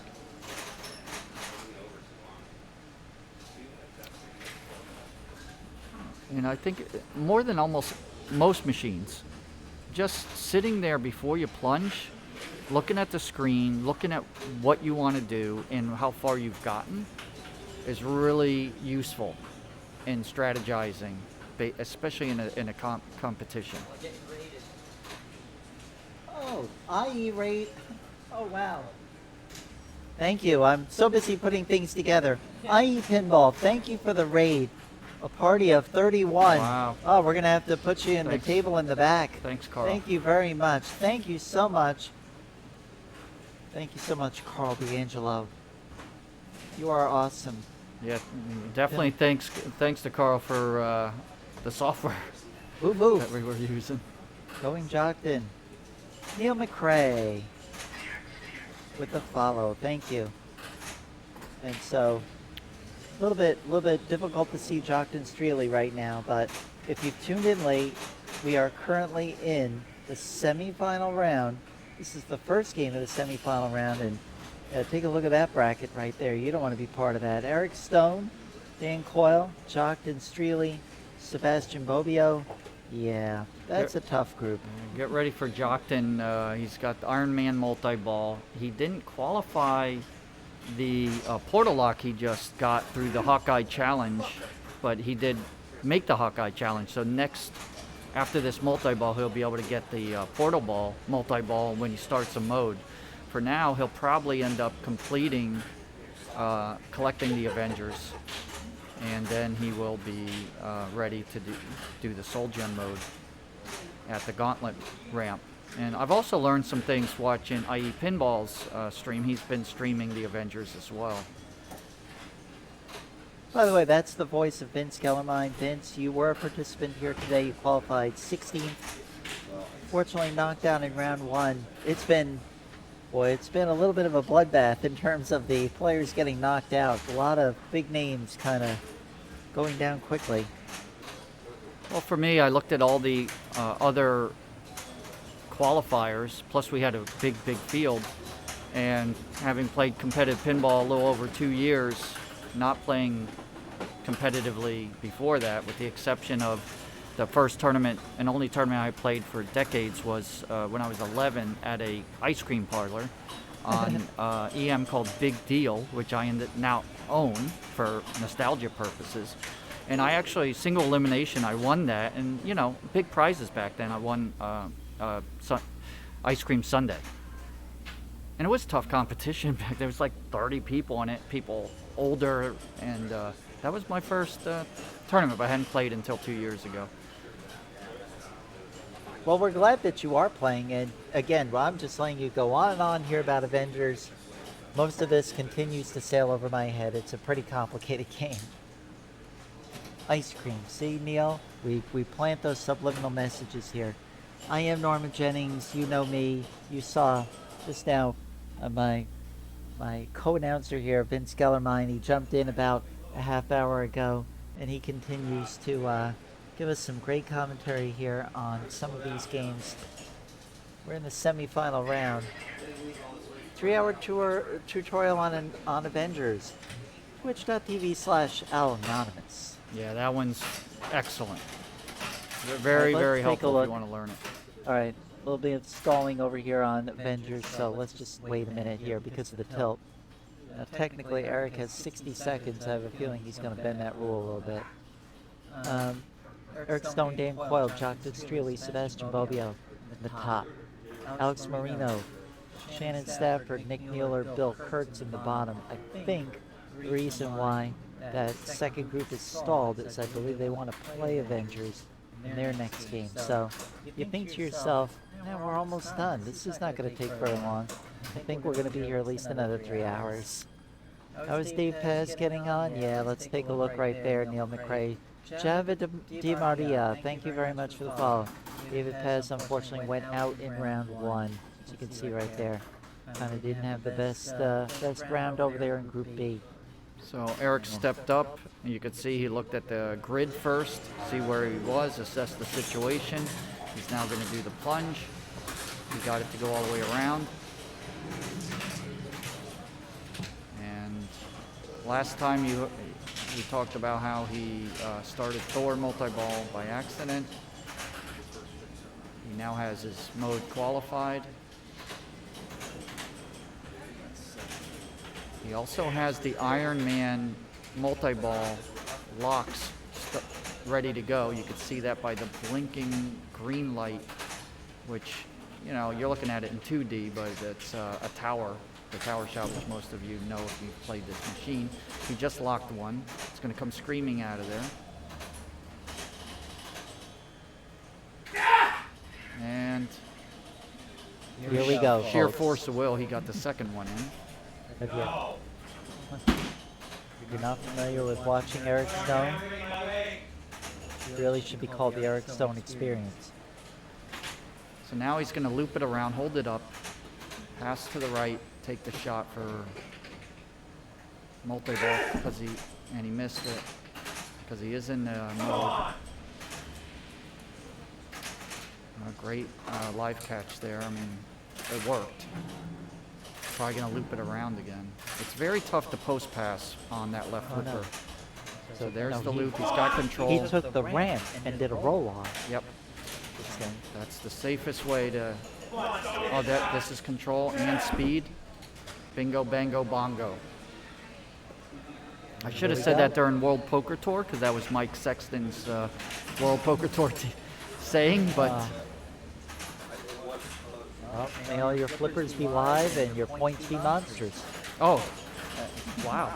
What a coincidence there, huh? Point monsters. Yeah. You said stacks be monsters? Pots be monsters, that's right. Right. There's a lot of similarity Well, cards be between... the late Mike Sexton, who I Yeah. really enjoyed watching. I watch poker because I'm trying to learn it by osmosis. And I'll tell you this much, I usually learn games that I don't know by osmosis, but it's not working here. It just doesn't work. It's almost like I have to carry you with me. I have to bring you with me, Vince, anytime I play this game. There's a lot of similarities between poker tournaments and pinball tournaments, and I met Mike Sexton, nicest guy in the world. Met him where? At a poker camp. Because as you see in pinball, I got tons of books in poker and went to the poker camps and things like that to learn that game. At least not lose so much, right? So I studied that game as well. So Eric is now. Eric's got all the lights lit right there. So now collected the mind gem. That's important. Huge because he'll probably place it at the Black Widow ramp right here, right up the middle. And now look at the Black Widow in the red hair in the upper right of the screen there, that hexagon. He wants to get her to level 1. Once he gets her to level 1, he'll be able to basically use that center lockdown bar button as booms, which is from Deadpool. Oh no! So when you look at Deadpool, you can use those booms to collect a shot. But he's Touch set it, up Eric. well. He's set up Look at well. that game. Dan Coyle. Yeah. Excuse me. So those booms come in my God. real handy, and you may see that with Eric on the next fall. So, Neil McCrae. Eric's passion is immense. Been knowing Eric, and he's been a wonderful friend of the Pinball and Cancer Stream, and also of all of Florida Pinball. I can tell you, a great guy that shares a lot of knowledge. But I will tell you this much: he becomes a different person in a competitive situation. He's the equivalent of a professional boxer or a professional football player in a game day situation. The world is nothing except for that game. Maybe to some extent a John McEnroe, but only yelling at the machine and himself, not the yes. judges. I've heard him basically say, "You can't be serious." Uh-oh. That's a double right there. My high score on this game this weekend was, you can guess, Vince, I never touched it. I didn't touch this game. I'm like, why should I torture myself? I can't collect one gem. So what do you tell people that have trouble collecting gems? It's like, you better get better, right? So you better start collecting them. I've been evolving my pinball game in general because, you know, again, I've got only a couple years under my belt, and in terms All of right, competitive. Howard Gem Quest. So, all right, I just want to interrupt you to just talk about, so it's one of the Avengers against an enemy, and there is one shot that strobes a little bit faster than the others, and that gives what's called a critical hit. I know that much. And the ones next to it give sort of glancing blows. Intriguing. So there they are, the three on the right. So the critical hit's 30% of progress, the glancing or 15%. So, you know, once you hit 100%, you've completed that. You've completed what you need to complete, with the exception of you would hit the sanctum target, which is behind the disc there, to complete. Now, if you hit the 3 strobing shots in each round of the mode, you don't have to hit the hard to hit target. So there, and use of that boom button could be really useful if So you he's do have the bringing mind Iron game. Man multi-ball into this. So Iron Man multi-ball, the IRON over there in those in and out lanes, they don't toggle. But you can pick up a letter, I think, with that Eye of Agamotto target, correct? You can pick up a letter. Well, you can pick up letters in different places, right? Yeah, once you've qualified the locks on the first Iron Man multi-ball, it doesn't matter too much after that, other than leveling up Iron Man as you collect those letters to get to the maximum, which is level 2, but which enhances some, provides some enhancements. Then I don't want to get too much into the weeds. Yeah, but here's a question. Shouldn't he have held one of these balls? Kind of shooting. He's not under a hurry-up time pressure, right? He technically could have held one and been more deliberate. So this is actually a very interesting discussion about multi-ball and control of the balls. And some players are really good. And to Patrick at Al Anonymous, I was watching the Alan Lepper's video and tutorial, and Alan's like, I'm not good at juggling those balls, having 2 or 3, like the Elwyn pose and stuff. Other players, I'm very good at just keeping them all going without trapping up, but there's a lot of thought reasons his ball to trap was up. over there. Yeah, it looked like he was walking Never away. walk away. So Eric Stone will trap up those, Sebastian Bobbio traps up, and I think ultimately the best players do learn to trap those up and aim their shots, and also it's a safety thing. And the one thing about Eric, safety is his main strategy. That's over pretty much everything else. Al Anonymous says that Dan Coyle, currently up right now, more of a flow player. I'm a little more of a flow player myself, but I know when to start being deliberate, and there's no rush. When you're in, like, Hulk is battling somebody and I need to deliver the critical hits, right? There's no hurry up. This isn't like a Terminator 2 where I have a time limit and I have to relock balls and stuff. I can take all the time in the world. Nobody's going anywhere. Yeah, the modes do not time out in Right. Avengers. So Right. the only thing is, when you get the Hulk, Ooh. when the Hulk spinner goes and it starts really trying to get you to hit it. Yes. And also you'll hear countdowns every once in a while. 5, 4, 3. Those are for end of super modes. So until you know that, you are thrown off by it and you're like, oh, I need to do this or that the call out says. But you could pretty much ignore everything that seems urgent in Avengers. Pretty much ignore it all. If it's trying to get you to do something, you could ignore it. It's not usually going to cost you much. Now you know why. Yeah, and My if you eyes do just it, glaze over here. yeah, if you This do, is not bad at all. What do we got here? Looks like we're going to be well over 115, 116. yeah, and We're that's gonna be so. Here's the 116 thing million. for the viewers Very to good. understand is this Avengers is not playing easy. I've got one. I've played it elsewhere. Other players have played it. You would think the scores might be higher for people who know the game and can play it, but it is not playing nice, and there's been some adjustments made. So keep that in mind, that even in qualifying, when you look at those scores, they are much lower than you would normally expect, even with no extra balls, which it's no extra balls. So here's Sebastian. He's got control. So he does not have the mind gem, I don't think. So he's just going to play the normal soul gem mode, I bet.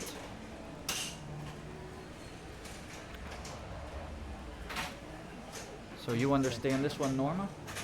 I understand that you lose flips for draining the ball, but you want to do a lot of that sort of bump passing. So that's gonna 5 flips removed. You're down to 16, and you're like, oh come on, 16 flips to hit a loop. Who can't do it? And you try to do it when the pressure's on. So now you got 8 back, but you immediately lost 5. I would So- have held the flipper up and passed it and Yeah, that one. trapped up there. So the two easiest are those two ramps. So what happens is it alternates from right side to left side, and it's the same shots every time. So maybe in the code eventually they'll make it random, but it's the same, and maybe there's a setting I don't know about. But the point is, once you learn those where they are, it makes it easier to complete it. And so I would encourage you to learn where those are, which are, it starts on the Black Panther far right, then the Black Widow center ramp, then the Gauntlet on the right, then the Hulk on the left spinner, then the Thor, then on the left is that the three targets, of which you usually need to get all three, and then on the right spinner, and the important difference is on the Pro, it's a spins. So sometimes you'll hit that shot. Everything else is one shot. You hit that one once, sometimes it's not enough spins. So you have to hit it twice. And then you finish at the tower shot, which is the same as the Iron Man. Tower. Yes. So this is Sebastian Bobbio, in case you don't recognize him. He's grown a very long beard right there, longer and longer. Today he brought his vintage, he drove his vintage Ferrari here today. So he's obviously in a money-making mood. I knew he was at my house for the first time I hosted him this past week when I could hear the rumble of the exhaust. It was tuned up nicely. And Sebastian is a control player to almost an extreme. Sometimes it's hard to tell depending on the action, but yeah, he's a very methodical control player, and it's been my style.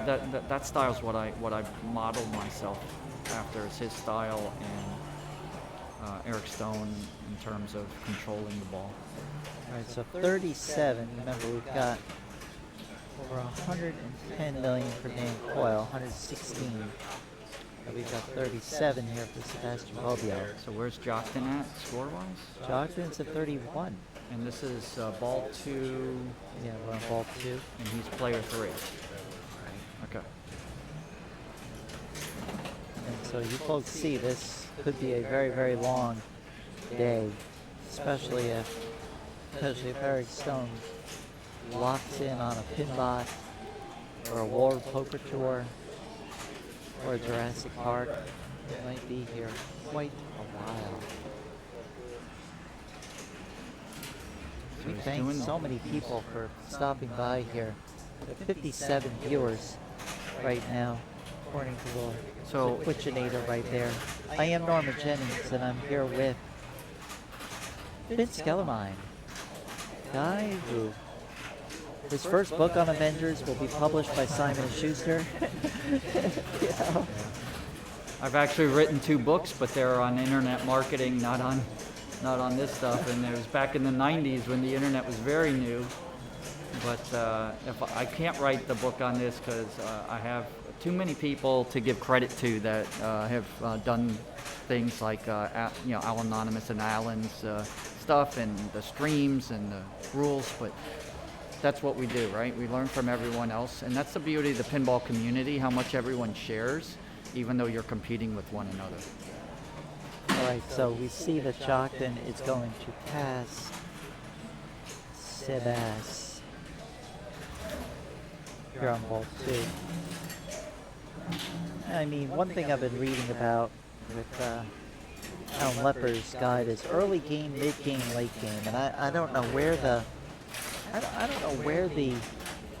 where's the crossover from early game, mid game. I guess maybe mid game would be after you go through the whole business there with the flipping, right? Which is called what again? I'm so sorry. That's the Soul Gem after you collect the Avengers. Thank you. Soul Gem Quest.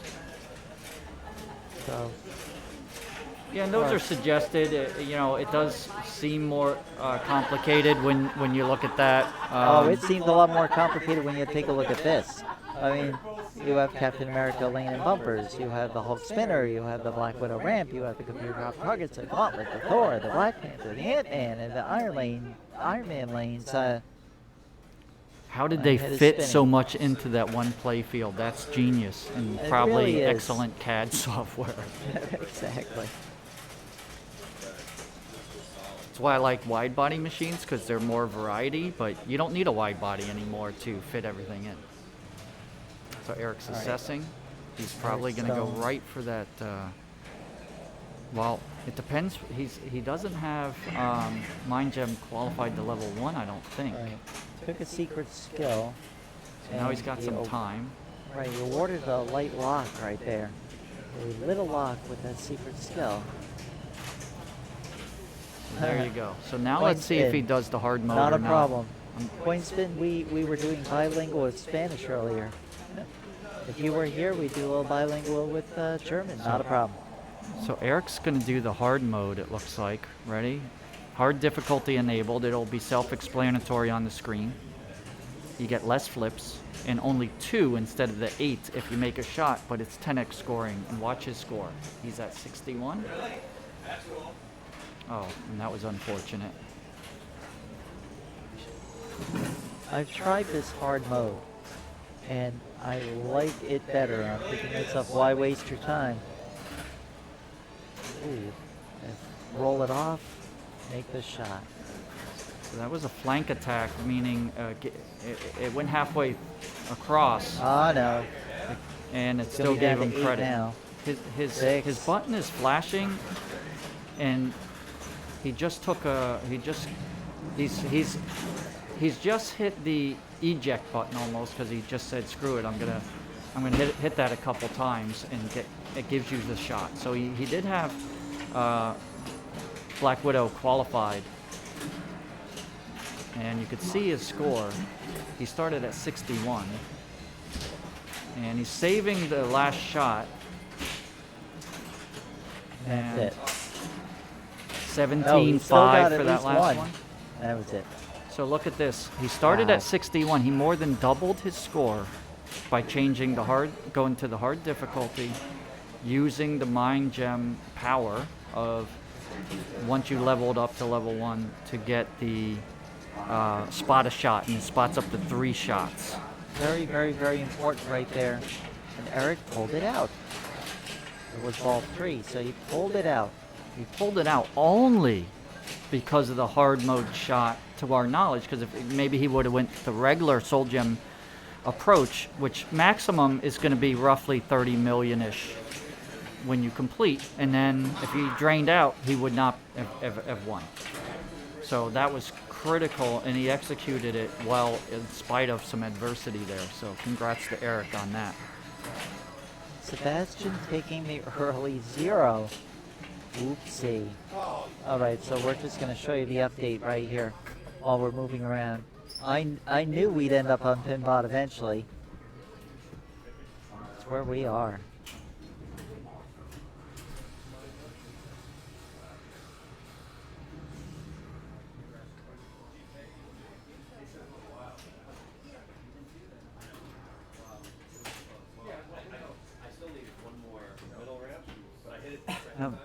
I am Norma Jennings, and you've been listening to Vince Skellenline with the Avengers commentary.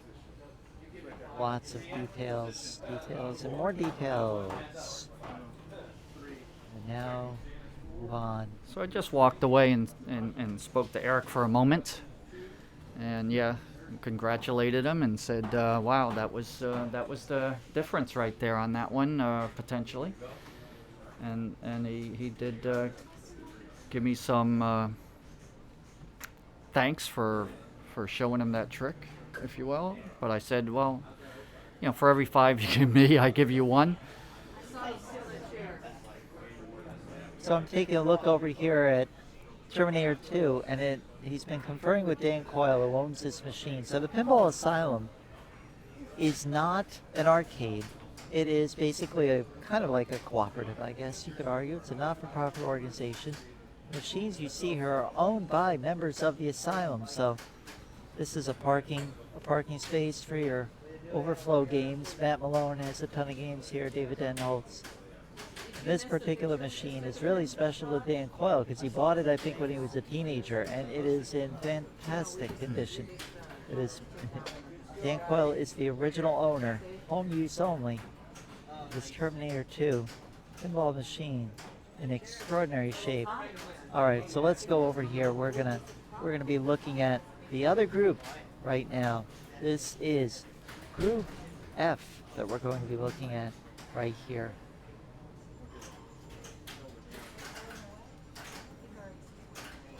Group F.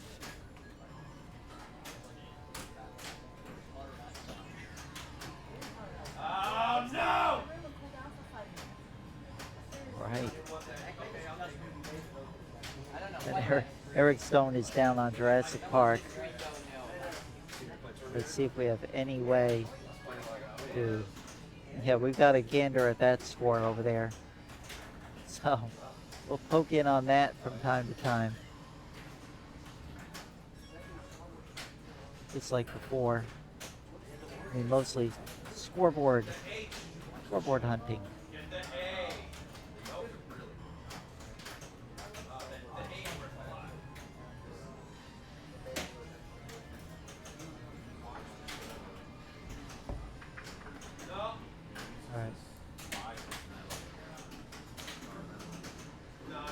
So there we go. We've got both. Alex just getting going. So this yeah. is Eric Stone in the inset. Huh. We'll try to keep an eye on what he's doing. We're looking at that separately. I see. You're looking at it, Alex Marino right now, ball one, on a custom ROM for jackpot. The solar value is minimum 500,000 every player. Yeah, remember, Norma, that was a question I had when we started this tournament, and that's also something you've mentioned in your tournament director videos and streams, where as a tournament director, you got to choose which machines that are bad tournament machines, based on unfairness, randomness that gives one player an unfair advantage over another by pure randomness. And you told me that the Pinbot was modified to a different ROM to... There we go. Boy, Alex had a very difficult time trying to finish off those eyeball locks. And he's got them both.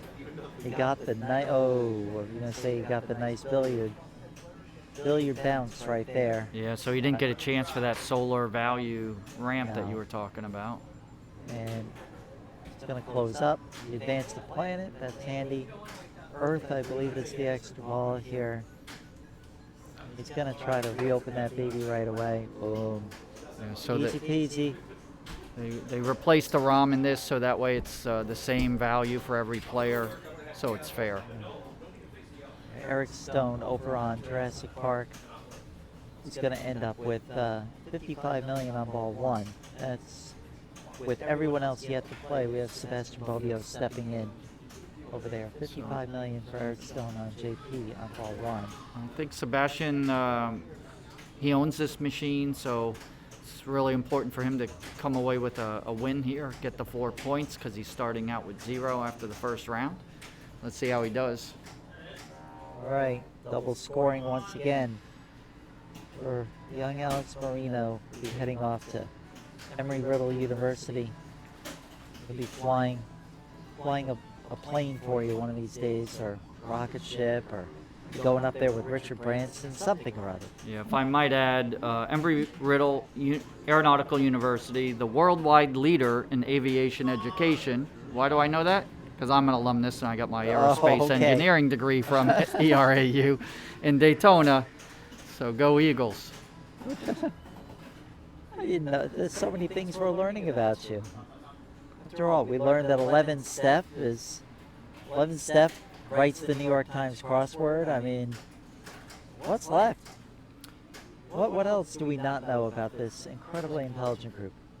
So to your point, we lost a member of the pinball community this year, Marissa, suddenly. Marissa Williams. And I realized after she had passed away how I actually played a number of tournaments with her, and I really had almost no interaction. And I was like, how is that possible? And I decided after that, you know what, I'm going to try to get to know everybody a little bit more, that I'm playing with. So you should be giving the commentary about certain people. We know about Bill Kurtz already. The district even play up in Oviedo, Florida. what do they have there? I'm going to try to name every game. Oh, good They've got luck. It's Hot Wheels, 40 they've something. got, yeah, the Hot Wheels. They got Pirates of the Caribbean Limited Edition, easy $15,000 plus game. Yeah, you can go there and play it. Got Hobbit.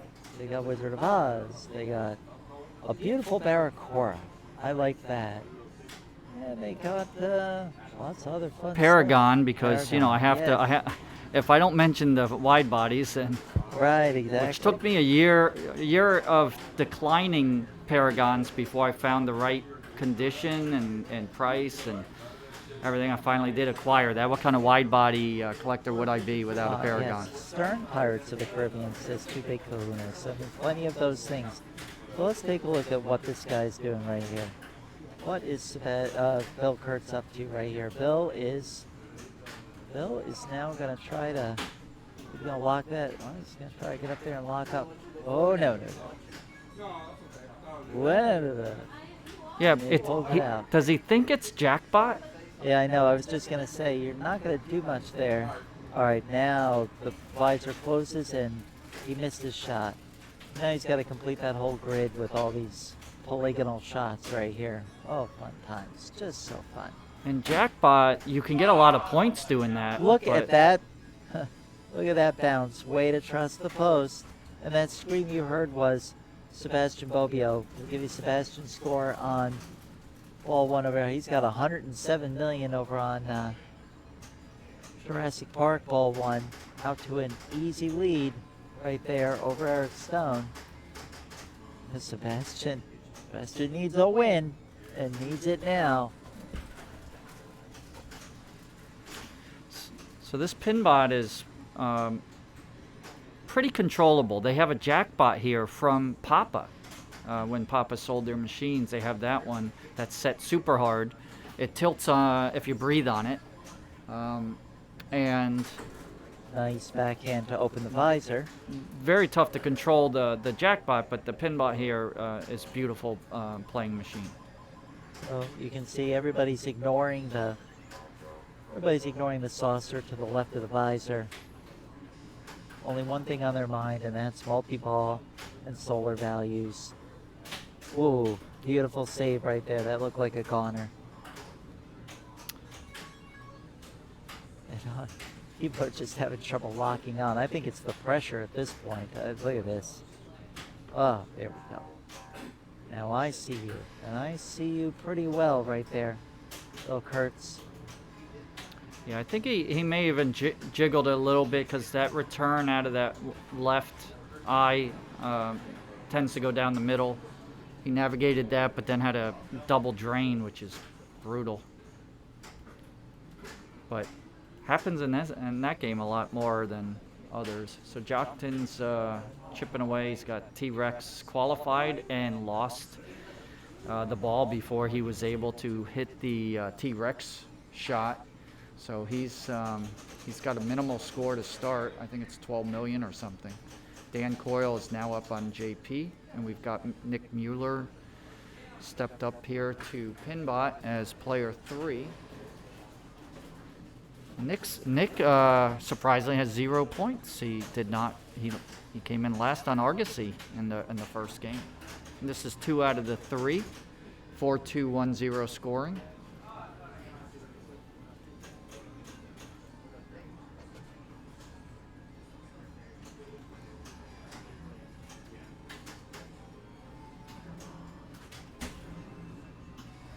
And it's a little bit quiet because we don't have sound on every single camera now. That's something we're going to try to work out later on, but we've been giving you a lot of sounds of the game all weekend long. Wow, the post worked twice. It's the post. I mean, you know. And watch his hands. Watch Nick's hands as the ball goes near those out lanes, and the timing and the amount of he hammers the machine, but he hammers it in such a way that it's not going to tilt.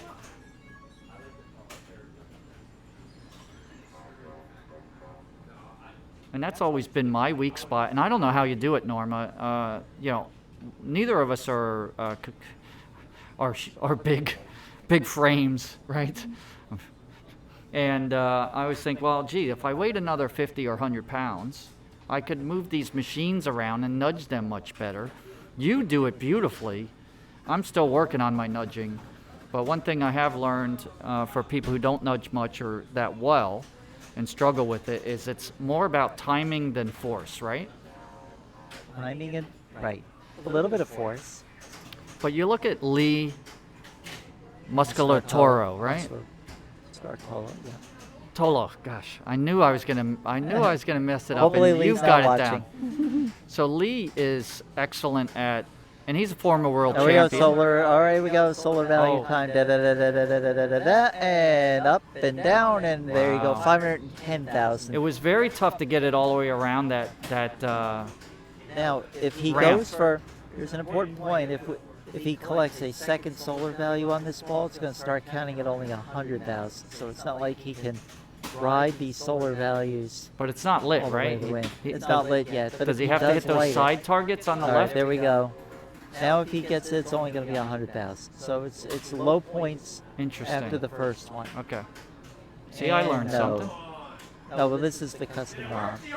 Ah, And bingo. So you only got 100 for that. And it's only going to start at 100 afterward. And that way it's a, oh, wow, trampoline time. Let's take a trip to the circus. Again, solar value 100K. It's going to build very small, too. The solar value isn't worth much now. You're really just kind of focusing on, chop a little bit of wood. There we go. Solar time, up and down, and boomity boom. Oh my gosh, what is going on over there? that is Eric Stone. What is going on? Something's happening. What's that guy doing over there? He's screaming and yelling. I don't know how he does it because I don't know if that helps him concentrate I more don't know. or not, I but it don't works know. for him. He's in the Raptor Rampage jackpot right here, and we can't see the play field. I don't know. Not Why do that we it'll need to see matter. the play field when we Oh have my him gosh, he's on ball doing his 2 and thing? he's well over 400 million. So, and the high score of the weekend, I believe, was a little over 500,000. So, a $500 million. So he's, yeah. It's just another day at the office for Eric Stone. Now look at this multiplier that Nick's got going right here. And he's gonna try to, so he's changing direction here, going for that little saucer up there. Way to keep it out. And he'll probably try to open it again. Yeah, he's going to try to go for this visor again.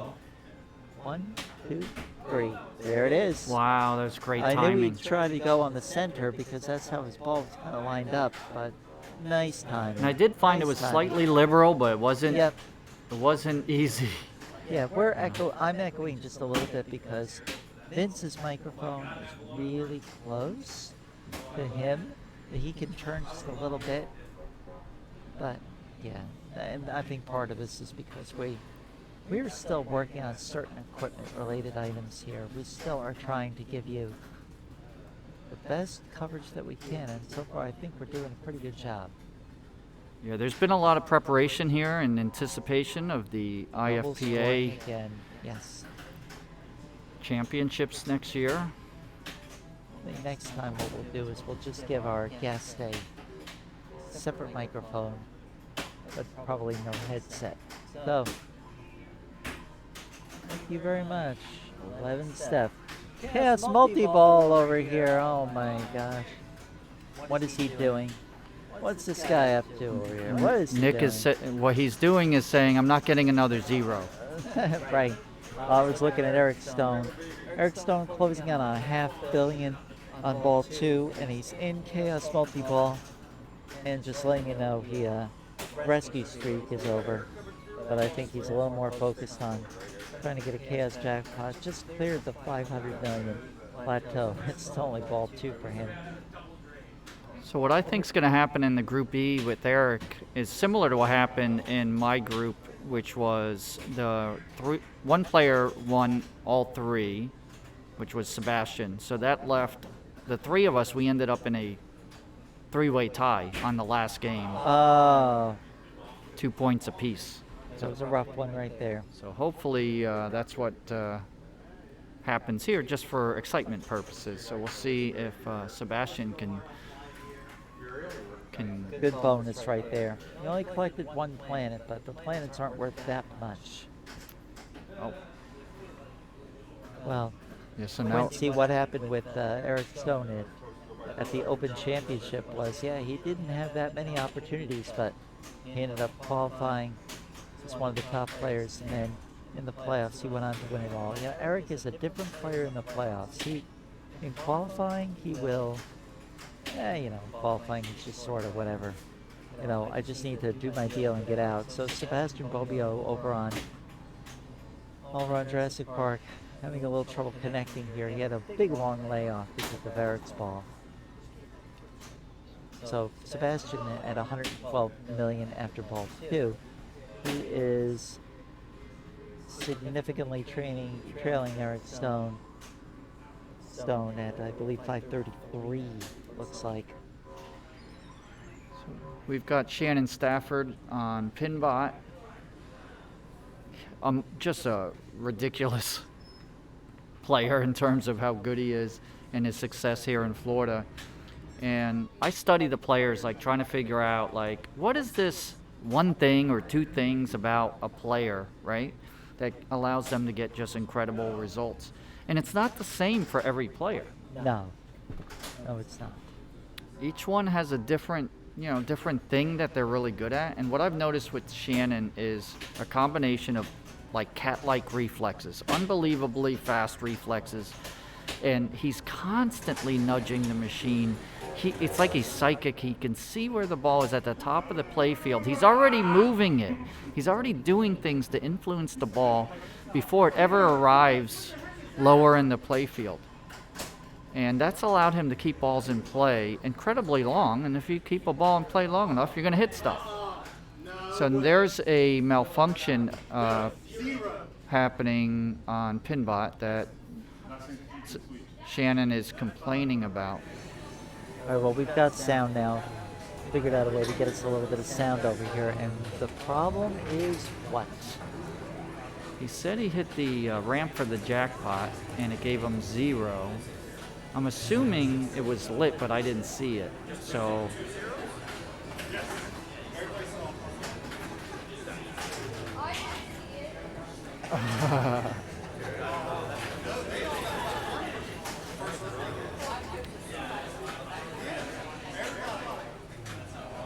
well, Shannon knows machines. He's saying he should have gotten 500. I thought the ramp has to be lit.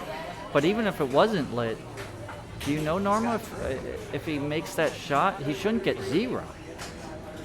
The switch failed, and it could be declared a minor malfunction, but I mean, he's in multi-ball. It'll be declared minor unless it repeats. I'm sorry, but it doesn't rise to the level of major. He's still eligible for it. Still eligible for something here. Yeah, he's in the multi. So his discussion with David, solar value up, and that gives him 500. That was the so 100. He was right. Because it wouldn't have given him the 100 on the second one. Yep. So David talked to him, a tournament director, and said, "Oh, we'll just add the 500 onto your score." So afterwards. they're going to give it to him. So 510,000. We need to make sure we add the proper dollar amount there because of a configuration situation, the 500 and the 510. So they're going to give it to him, you said. Yep, that was before we saw the 100. So so they're giving him. So his score is actually 510,000 higher than it is. Okay, so that means he's closing in on $1 million. Because there can be mistakes made where you think something happened or didn't happen. You're in the game. You're not fully paying attention. No one else is paying attention, and you could be mistaken. But in this case, he was absolutely right. I mean, could I have stopped my recording and gone back and scrolled back? I mean, we really don't have instant replay in IPA rules, so that probably would not be kosher. Another similarity with tennis, in terms of maybe not so much now, but just calling the line, you know? So The Shannon's linesman. score is an additional 510,000 higher. That means he is actually very competitive here. In fact, he's more than competitive. He's actually in second place. If you give him the 510, he's at 1.23 million. That's an interesting thing to make sure you keep in mind in terms of if you're one of the other players. Pinball Conspiracy, thank you for the follow. Thank you, Eric Parks. Talk me through it. What do I shoot next? Drop a follow for these guys. There will be tournaments coming up in the fall and beyond. Another very long day here at the Asylum. We got on the air a little bit late today. I apologize for that. We just had some technical issues. We ended up going on the air 90 minutes late. But you only missed the first 2 games of round 1. And this is the part I think you've really come for. All right, Alex Marino, the first lockup. And he took the full plunge to get the 200,000. Ah, he tried to backhand it. He'll get it this time. There we go. Very backhandable lock. So let's see if the same thing happens to Alex Yeah. or not. And he will get the 500 if he can lock up. So It is double lit. lock up there. So the ramp is lit. He went for It's it, the missed. shot. Roll it. Nope, that wasn't enough strength anyway. That wouldn't have gotten up. Now he's got a chance. Still a chance. Up. Bye-bye. Here we go. Whoa, and that's the end of multi-ball. So, hold yeah. the ball and try to relight. So the ball didn't make it all the way around. I was going to comment on that earlier, except for other players were making it around. I couldn't in qualifying. Beautiful trust right there on that post, and then no. The real DK. So 54. this Pinball is Usually you don't add points not awarded by the machine. I guess in this case you had evidence from 100K solar value afterwards. Usually that would be the nature of pinball. I agree with you. I agree with you, the real Ed DK. I guess it also depends on witnesses, right? So It would depend on witnesses. yeah, especially like when you roll over an EM. It's a little tough when you're really close and you're looking around. You're not trapped up, and you got to find someone to look to confirm you're rolling it. Who owns the pinbot? Not sure. Might be David Denholtz. I don't know. So, That is Eric Stone's. oh, this is Eric's machine? Okay, thank you. I didn't have that information. Okay.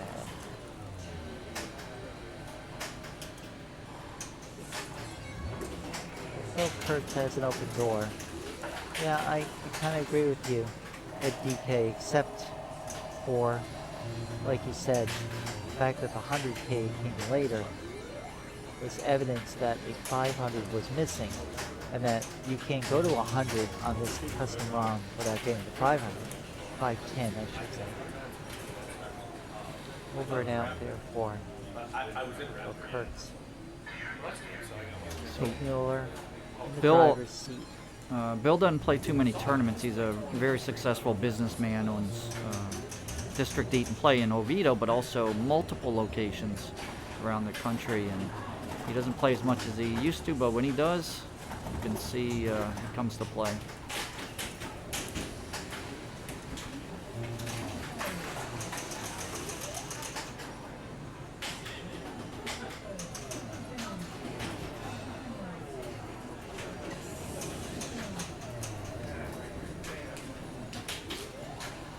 So it looked like maybe Nick might have Well, soft plunged. Yeah. Ed DK, the evidence there of him not having the points is he had 450,000 points prior to the 100K, so there's no way he could have gotten that award. His score was too low. And it'd be different if that happens later in the game. I think we'll all have to keep an eagle eye on it.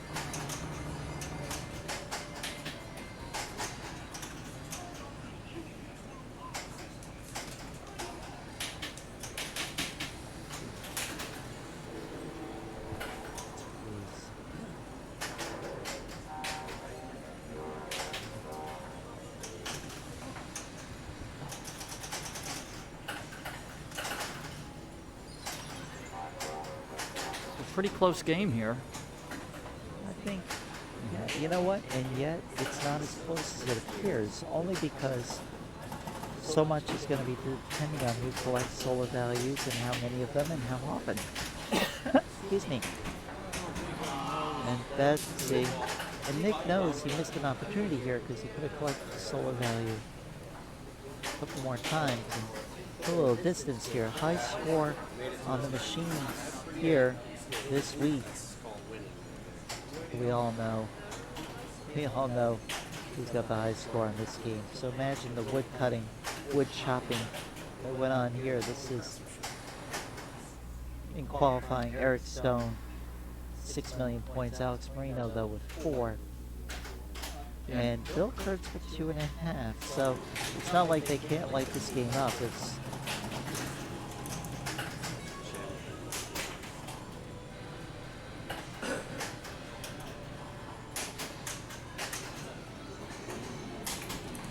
So Alex Marino's driving the bus in this group, and I could presume he chose this because he was second highest qualifying score there. a lot of people may be wondering, hey, what's going on over in that JP game? Got Dan Coyle over there. Oh no. Dana with another frustration right there. This is ball 3. Eric looks like almost a certain winner. He's at 543 million over there on JP.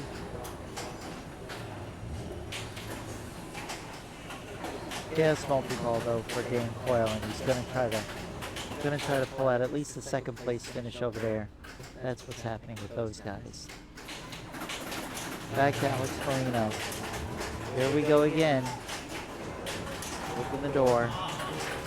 Didn't go. Ooh, good little nudge right there to save an outlane. Save an out hole. Excuse me. So Dan Coyle just got a double scoring extra ball of 30 million. That was huge. Pushed him to second place so far in that game. Over on Jurassic Park. And that ball's out. No, and the solar value would have only been 100,000 for Alex, but it's still probably the best value in town on this game currently.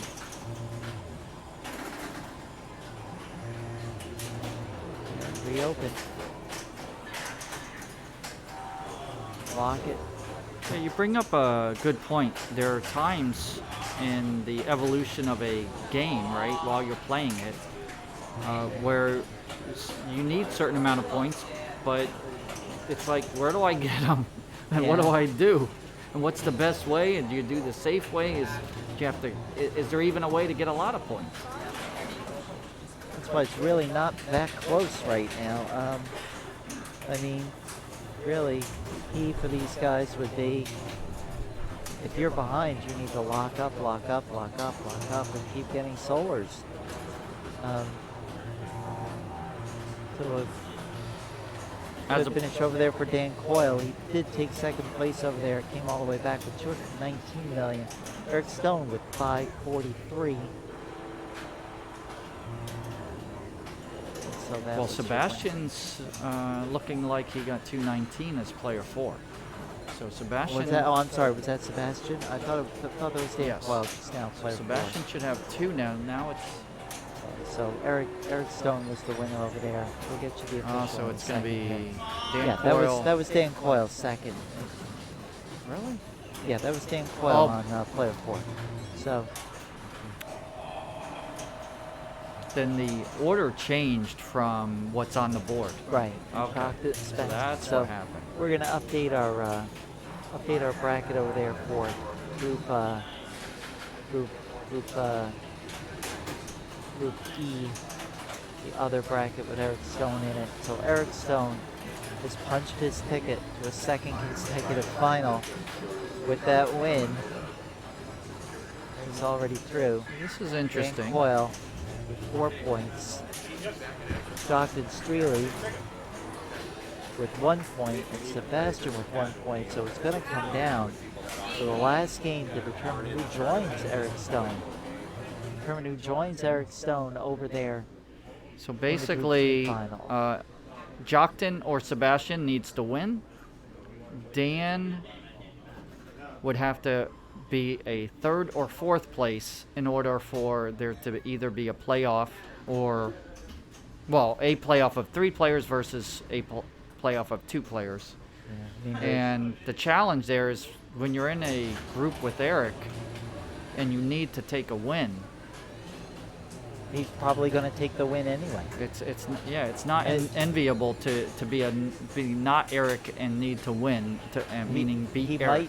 he might take away that extra point. He would be That spoiler. could be the difference. Yeah, playing Yeah, spoiler. he'll play the spoiler, and he does that a lot. And you go, well, that's not necessary. He could plunge 3 balls and then make the rest of the game competitive. But So you bring Eric's never going to give you anything. Again, he approaches this like a professional athlete.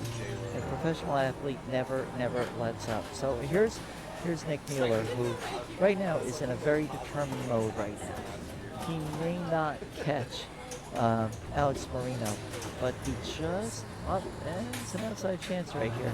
But I don't know, it looks like a tall order. He wants to hang on to that second place at a minimum.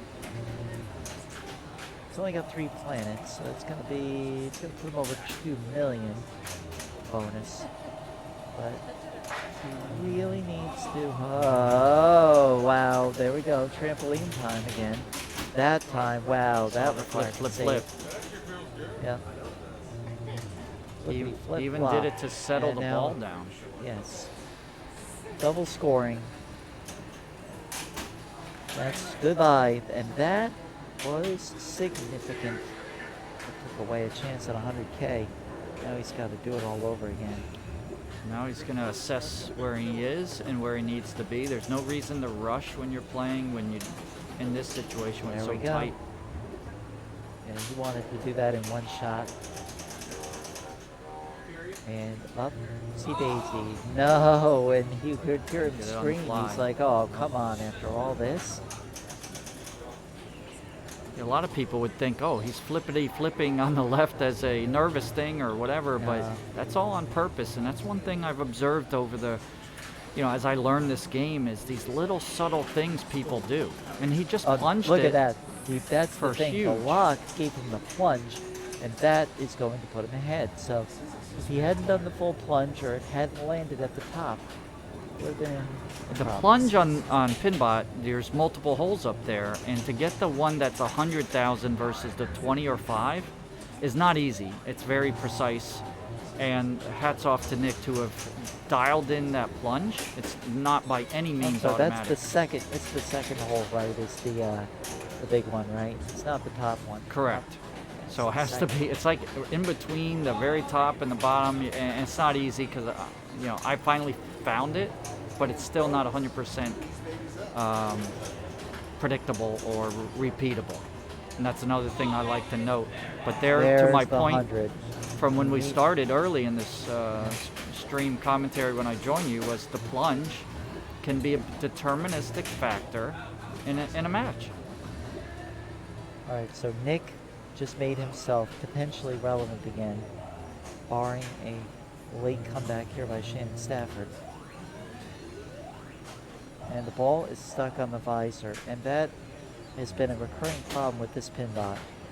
And Nick basically says, I'm not risking it. The ball gets stuck in the little ledge associated with that visor. So this happened during qualifying on TX sector where I had the ball hung up, and I was doing good enough where I could have. Someone says, "Oh, you could get that out of there," and I'm like, "Yeah, well, I'm at having the highest score I've had. I'm on ball 3. I need the points. No, I'm just going to go ahead and raise my hand and let them rescue the ball."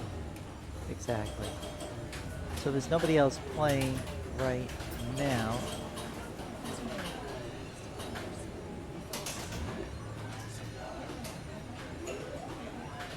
Nobody else playing right now. Playing off to the side, so you might hear something in the background. All right, we're back to action here. So the ball was placed on the right flipper versus the shooter lane, and Nick is holding on to that ball. Now, what would happen, Norma, if he let go by accident, or he got bumped even by David? What would happen? If he was bumped by David, that would be interference by the tournament director. He'd get a compensation ball. But if he simply let go of the flipper and it fell, but he didn't ask for an accommodation, which I needed in one tournament because of my peripheral neuropathy that I've gotten from chemotherapy. I asked for an accommodation. Just hold this for me because I can feel my fingers slipping. I can't feel the tips of my fingers. There, if that had fallen, I would have gotten the compensation ball, but it's all moot point here. He's going to pick up 3 planets and a double bonus right there. Going to put him around 2.7. There's the 2.7. And Shannon, remember his score is actually 1.33 million. He's 510 down, so actually he is currently in 3rd place. He needs He's about got 1 third million locked up. to win, and a little bit. And he'd have to do it 100,000 at a time. Only a little bit to Not- move not up like that. to 3rd. I would not have flipped that. Just roll it off and then bounce that over. How's everything going, ASCAP TCFLA? We're doing great. Norma Jennings and Vince Gellermine has been here for a very long time, even though he was eliminated early this morning. Look at that. That's bouncy, bouncy, and da-da-da-da-da. Doing this is my consolation prize, and I've been enjoying it so far. I think it's been good. You know, we had Tatiana Morar this morning doing bilingual commentary. Yeah, how for the often you Flying hear that in Colts pinball? overseas. That was great. I would like to see more of that, and I'd like to do it more because I mean we got German streamers now, and come on, lock it. Wow, when I knew it, Shannon. I that think one he I could would've- have trusted that one. Yeah, I don't think It's- he would have. it's- I was thinking, shake that machine until the legs fall off. You can't lose that ball. But it is going to give him 3rd place. So remember, he had 510. I want to make sure he scored properly. He gets the 1. Okay. Remember where he gets the 1. And I'm gonna scream it out loud if they forget to do it. Shannon gets the 1. Bill gets the 0. And if they fail to do that, then so I'm gonna ask you to go down there and scream at them, because we don't want Shannon to lose a critical point, because it is going to come down to game number 3. Like I said, Nick Mueller just made this a very, very, very, very interesting affair. Yeah, there's a few permutations in both of these groups that would enable players to move through to the next round. And I feel like yelling out, and maybe you could help him and just tell him Shannon gets 1. Shannon gets the 1. Well, Right, the yeah, 1. we talk about Put the complicated 1 rule, right there. rule He did sets, it. and now All they right. just need to figure He out 1, did 2, it. 3s. No. Listen, I'm a stickler for the points there. I'm like, give him the 1. Yeah. All right, that's what he needed. And Shannon's going to have 3. It's going to give, like I said, Nick Mueller just became relevant again. And Bill Kurtz still with the 1, so Bill Kurtz is going to be out on the outside looking in. Here's our update right there. Alex Marino. But mathematically, Bill can still move to the next next round. He cannot.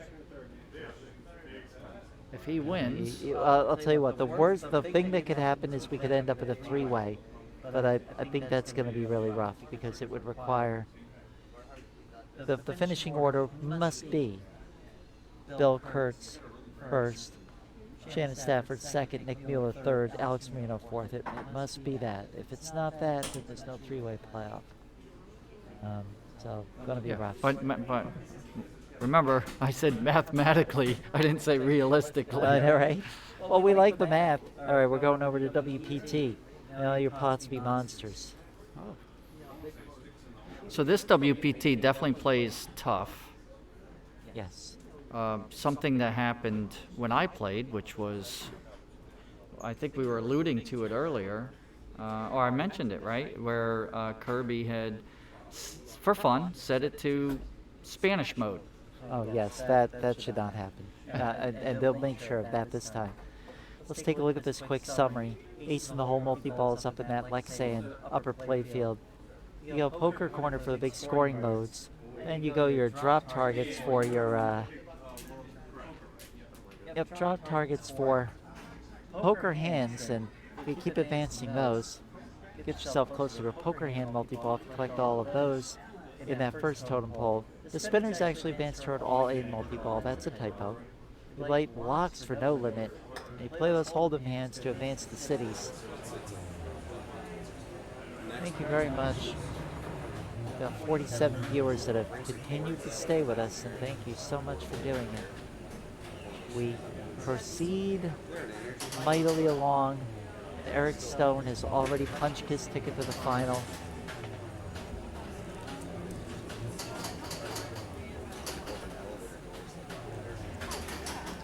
So Dan Coyle's up from Group E, ball 1. So he locked his first ball up top.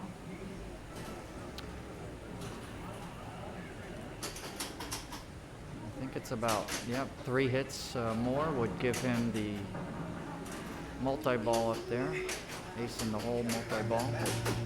Usually the strategy is to get it ready and then try to start a mode, which requires completing a hand and then making the poker corner shot. Sorry, we don't have.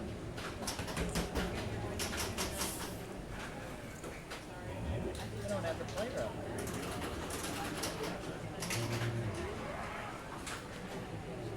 Dan just tilted the sensitivity on the WPT here is I tilted too when I was playing by flipping. So it's definitely a sensitive tilt on that particular machine. Not all of the machines here were set that way, but a few were. Most were pretty fair.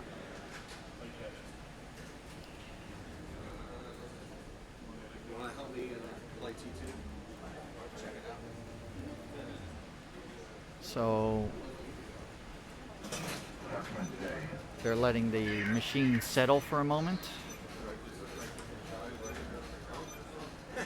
Sebastian Bobbio's player 2, he's up now.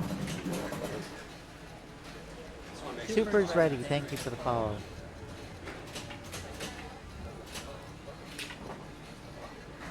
So the skill shot on ball 1, you could see the light is static, but on ball 2 and 3, that does change, those 3 little lights there on the right in the lane.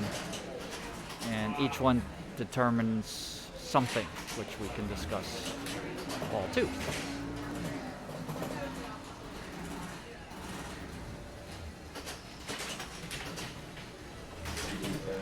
So that was one danger, which I believe in Spanish was aviso when it happened to me, and it took a second for me to realize I just had a danger.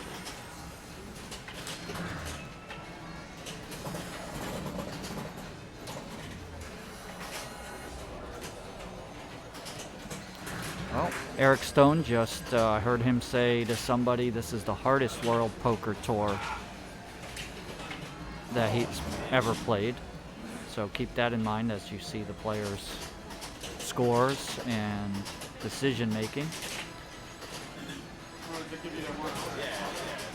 The ball does have a tendency to go straight down the middle from the bump, the pops up there, but he's been up in the upper play field, and now just what I said.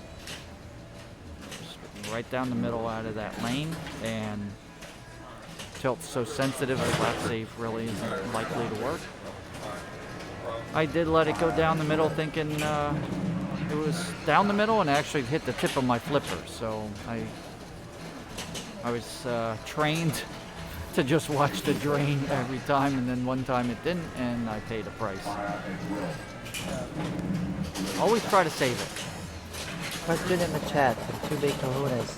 The IPA rule for waiting for a tilt is 1 minute, and I'll actually show you the real rule if we can get it up there. So Jockton's up now.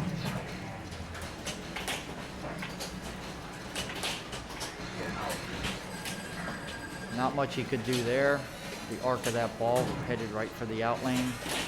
All right, quick toggle over to answer Two Big Kahuna's questions. No player may delay their game for more than 60 seconds except to await a ruling or a resolution of an environmental inconvenience. And there's your answer. All right, man of the hour, if not more than hour, Eric Stone. Goes position 4. Trying to give you a little more sound here, but we may have to talk louder. Eric got all the way to one more hit up top, and now he's probably going to try to change gears, which is kind of a standard strategy. Stack it with the multi-ball for WPT.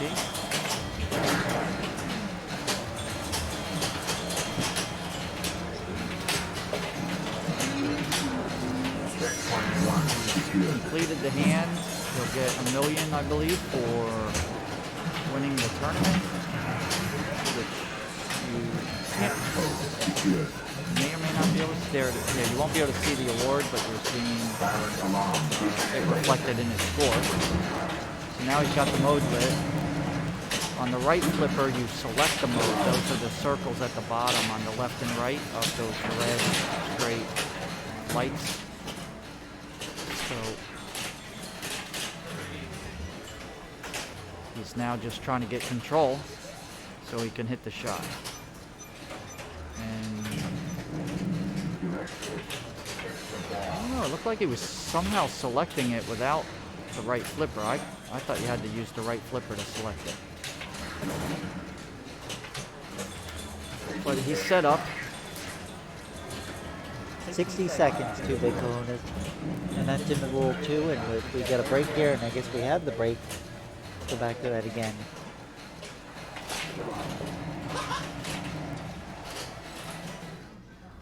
Part in yellow, no player may wait more than 60 seconds from the end of the previous player's turn to begin their turn.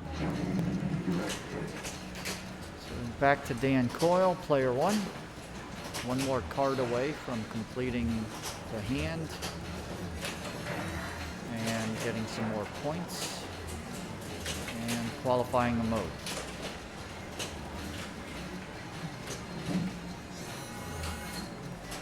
So you can see the mode is qualified. It's on the right next to the ramp to the left. Just got to make that shot.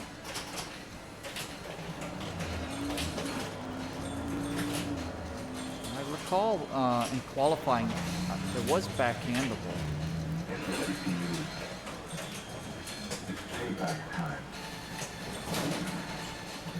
I just don't remember whether it had to be on the fly or not.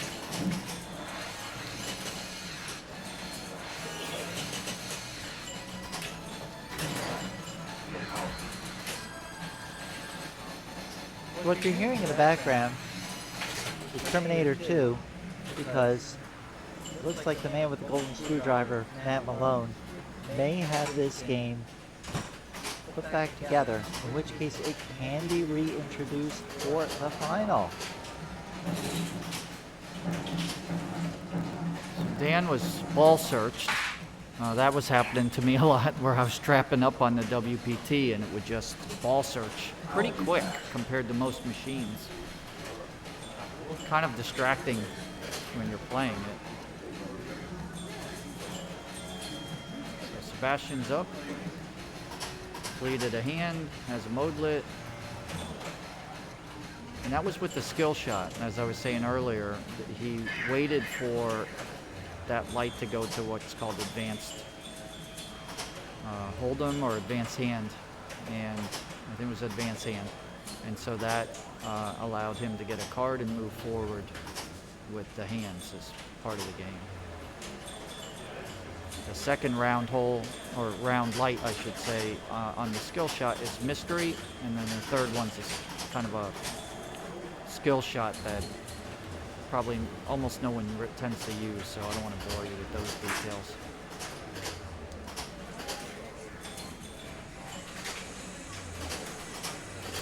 So, Sam, you're asking what shot is the mode start? So once you've gotten the first hand completed, that will light, and it's to the left of the ramp up there that you just saw. And Sebastian just missed it on the left flipper. And that's the thing, like when that ball's on the right and you're trying to get it over to the left, it's not easy. There's no safe shot. I mean, even that spinner shot, which does advance you, which is the orbit, that spinner advances you in the all-in multi-ball.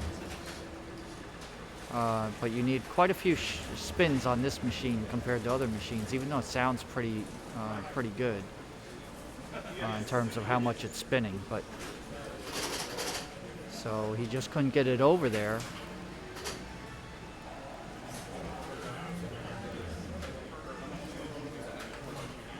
So once you hit that shot, then it's going to give you the mode that is selected with those circles. You see, it moves every time he flips the right flipper. You see the circle toward the flippers rotating around there. So it requires a little planning if you're trying to get a particular mode. And Jockton had a drain there with just how fast that ball is thrown about in the sling, and the rubber's right there. Now Eric's up.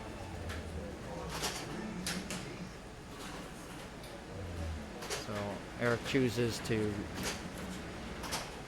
not just take the multi-ball. He lets it drain during ball save to get a better opportunity to control the ball so he can hit the mode shot. And now he selects it with the right. He nailed it right there, and now he's in change gears. Change gears, you want to hit shots at the top play field and the bottom. And that's going to be his goal, is to start a multi-ball. Oh, wow, that was amazing. So he was able to get it up the ramp. Now he's just got to hit the captive ball. One shot.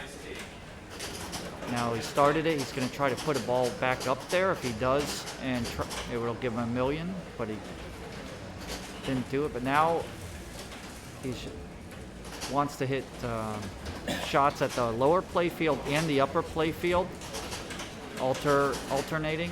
But you can, unlike a lot of games, you can roll from one multi-ball into the next, while you're in the multi-ball. So he may start going for one of the other two multi-balls. You can see the green lock So it does shot. depend. I'd like to jump in and say there are some multi-balls here that cannot be stacked, but some that can. So the ace in the hole tends to be stacked with a whole bunch of stuff. But I don't think all in can be stacked with anything. Maybe it can be stacked with, well, it certainly can't be stacked with no limit, I don't think. Otherwise, can you imagine getting a no limit multi-ball and make 3 ramps? Suddenly you're an all-in multi-ball. I think that would be a little unfair. Yeah, so that's a good point, Norma, that certain machines, you might have the order of things, kind of like a flow of a stream. It goes one way, but it won't go the other way. So, with regards to Eric, you got to think of this. It's a very important statistic. Take a look at the scoreboard. If Eric Stone runs away here and runs far, far away, which is every indication that he's going to do right now, just looking at how he's playing, I can almost tell by how he plays. This is where he comes out and does his thing. But if he runs away here, he is going to get a big thank you card from Dan Clark. Yeah, he's definitely playing spoiler here, it looks like. Yep. And if he takes the 4, 4-2-1-0, So, Dan Coyle gets himself a nice trip to the final. yeah, I alluded to that earlier and I didn't complete the thought. So, this came up at the Pinball Dudes in one of the tournaments you directed, Norma. So, where I had already won in terms of, points for 4-4. And it's the player's option to plunge or play. Yep. And so the player doesn't have to play it. Eric's choosing to play it versus just plunge. But he could have just plunged the 3 balls and not won, because it's really totally irrelevant to him. But it is relevant to the other players, and it's a slippery slope in a way, because you know who the players are. You might be more friends with one over another. Yeah, you're in competition and, play better and all that, right? So it is an interesting situation in competitive play as to what decision you make and why you made that decision to plunge it or not. Yeah, you should be favoring one player over another. Yeah, that would be collusion, which is penalizable. Now here we go. This is it. So 3 more hits up there in the ace in the hole playfield to reopen those bars. Eric almost doesn't care about that right now. He's got a long ball save. Now he doesn't. And now, all right, so it's going to be, he's got a jackpot, and he's got a chance here. If he locks up, he's going to get an add-a-ball out of that. But this is, like I said, this is Eric Stone running away. He's running away. 1.2 million jackpot. Yeah. This is what he does. Up. Block is lit up there. Now this is it. Eric's saying major malfunction and start a new game. He's just talking away. It's a whole dialogue. I thought you always had to play. Well, at DK, yes. But it was a good sport to play as player 1 to not be able to screw the results. So, yeah, I was in the situation that Vince talked about in a different tournament where I had the whole tournament won. And that was only 3-2-1-0 scoring. So you didn't get the bonus point for winning, but I punched it out. Yeah, that's what I did when we were at the Pinball Dudes. I actually thought it was more fair in that particular situation to plunge it than to play it. But that was my thinking at the time. And the collusion is an interesting point because we understand that, but I can tell you, being in less, like these more casual tournaments, right? That's a good one right there for Eric Stone. He's done. Yeah. That there is suspected collusion sometimes with people, and you'll just hear like, oh, they all came together, I know they're doing this or that.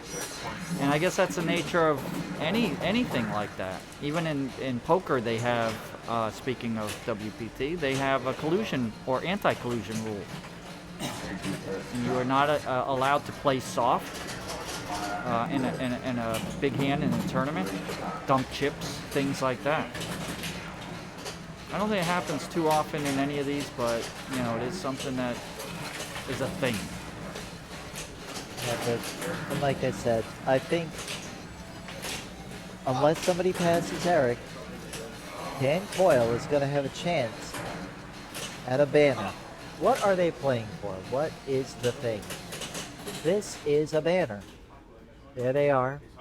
Atticus Palmer's got 2. Sebastian Bobiogadilli back-to-back winner.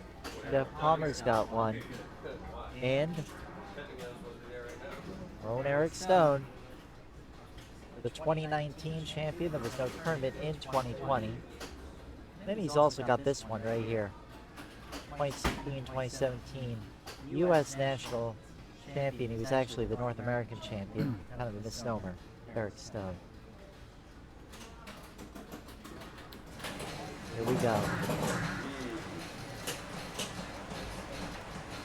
Sebastian looking at the instant info to assess basically his strategy for what he needs to do, and he needs to go big or go home here.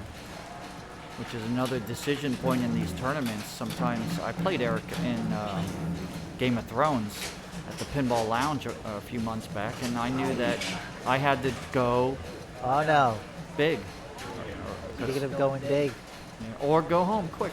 And go you know, home, what's and it I matter if he just got 20 more million, right? Well, I can tell you right now, that's it. It's go home for Sebastian Bobbio.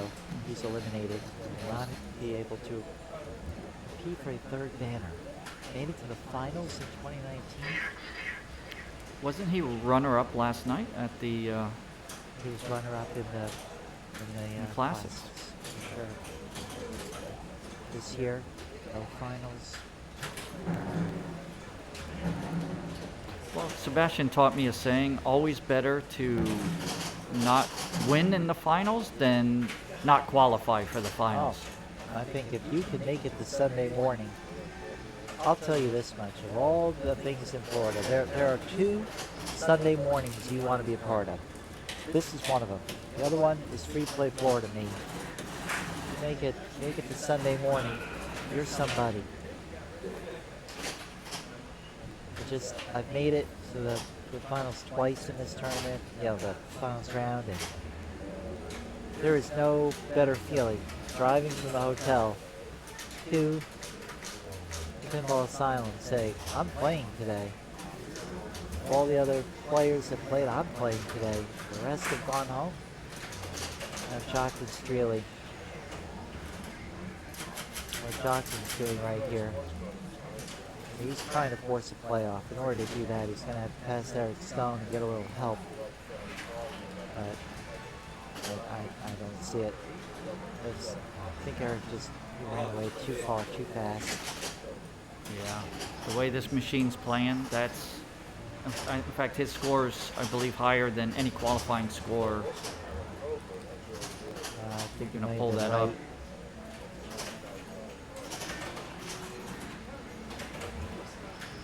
No, Oh, actually. yes, but his is 55. So it is higher. Oh, it was 55? I believe Yes, so. That's right. Not much higher. No. Well, he's at... Am I he's wrong? Yeah. Was it 30? He's at 32. 32, that's right. I don't know But, why I was thinking I 30. mean, the fact 55. is, it was in the top 5, so he was done. Yeah, I think 19 hours of other people to try to get one of those 5. There's Right? Jockton, and we've got Matt Malone still trying to get Terminator 2 ready for the finals right here. And a little bit of a race against time. Now, you go, what's going on with the other group? The other group hasn't played yet. So I think it's possible they may want to play World Poker Tour. That's why they're all waiting.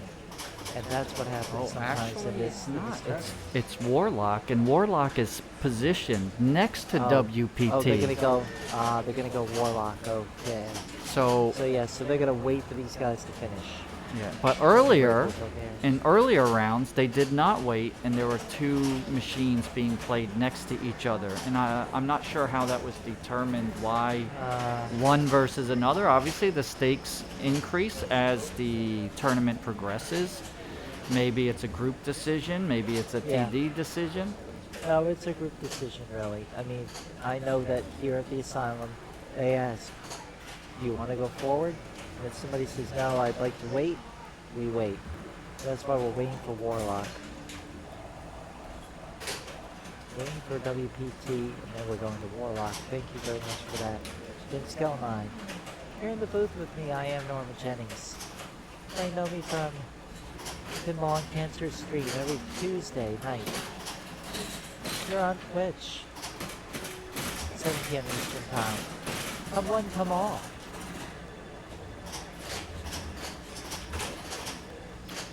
And If you have the chance to face an easier opponent, then do it. I hear you, Scribble. I mean,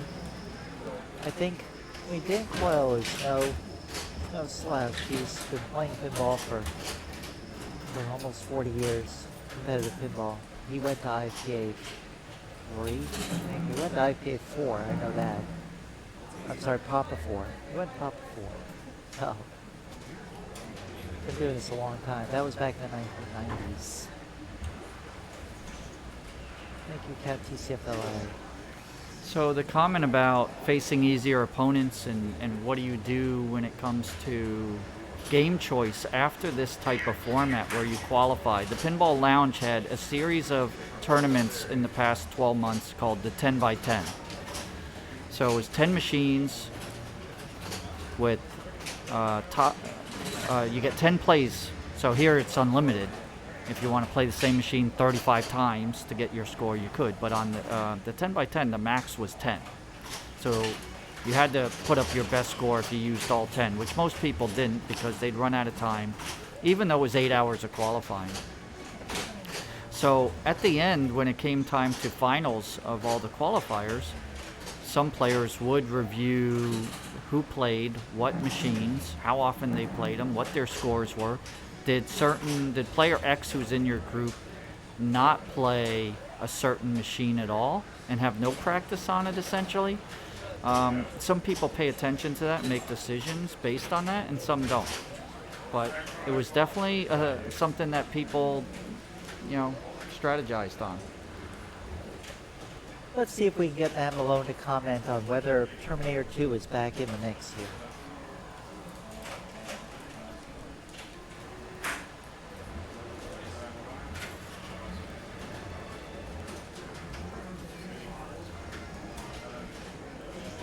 So I just got word. Matt says he fixed the issue with Terminator 2, and it is good to go should players decide to choose it when, in the next round So after in the this finals, one. I will tell you that Eric Stone will probably choose it.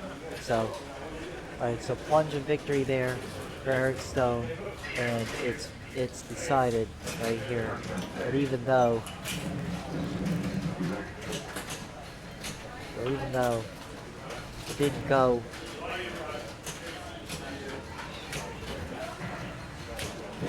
his way, Dan Coyle got to move on. Eric Stone with perfect 12 coming out of here, and that'll be 5 for Dan Coyle, and he moves on. Shocked and Streley, fine weekend for him.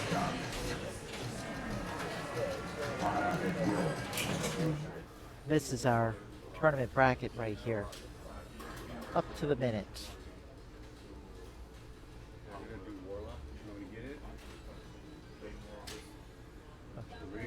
Yeah.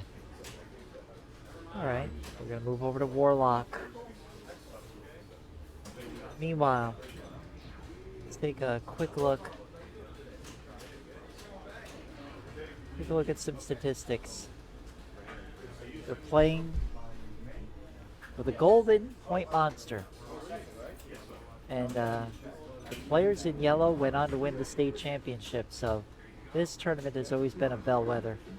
And Jeff Palmer swept the main and classics tournaments back in 2017 here en route to state title. Sebastian Bobbio going to miss out on a chance at a third banner, but Eric Stone's going to have a chance to duplicate Sebastian Bobbio's feat. Dan Coyle, no slouch here. He's not going to be an easy mark in the finals because he took second 5 years ago, and he's always there. He's always around. Alex Marino, though, I think Alex wants to claim the thing that Eric Stone took away in a massive performance on Harlem Globetrotters. As I called it, the greatest game of Harlem Globetrotters I had ever seen. Now let's take a quick look at this video about the master, Eric Stone. When I was 2 or 3 years old, the doctors had told my parents that I had a problem with my nervous system, right? And they had said, well, he's never going to have good hand-eye coordination, right? Which is pretty funny now. So my mom thought, well, I'll buy a pinball machine when I was 4 years old. And the rest is pretty much history, because with no hand-eye coordination, I wound up being 4th in the world in pinball in 2019. This game right here, the Captain Fantastic, which has got Elton John on the back, that's the first game that they bought me when I was 4 years old back in 1979. I lived in New Jersey, and 7-Elevens had pinball machines way back in the 80s. So my dad, he'd get coffee in the paper, and he'd give me 50 cents. And I would literally play for an hour while he read the paper and drank his coffee in the car. It was pretty cool. Every weekend we did that. In the end of 2015, I got hooked up with the Pinball Asylum. One of the guys had emailed me back in, I think, 2013. I didn't really know what it was. I just saw info at pinballasylum.com, and I'm thinking, I don't know what this is, Asylum. A few years later, I ran into someone else that had said, hey, you know, the Pinball Asylum is this big pinball club in Fort Myers, you know, you gotta check it out. And so gradually from there, January of 2016, I played in my first, quote, real, you know, pinball tournament here, and I wound up coming in second.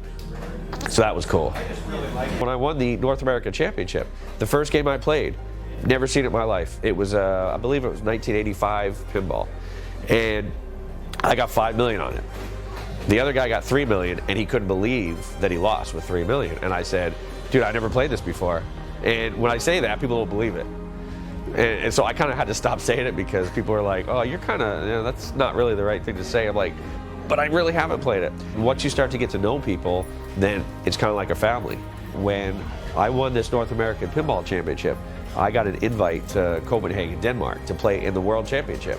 And, you know, I was out of work. So the whole pinball community raised over $2,000 for me to go to Denmark and play in the World Pinball Championship. How cool is that? And the asylum itself raised over $550. And many people just came up to me and said, hey, you know, I want to see you go to the World Championship. Here's $500 or here's $100. And I was like, wow, because I'm not used to that, you know. So the pinball community, especially in Florida, it's very close knit, and it's really like a family. Great people. All right, we'll be right back in a second here.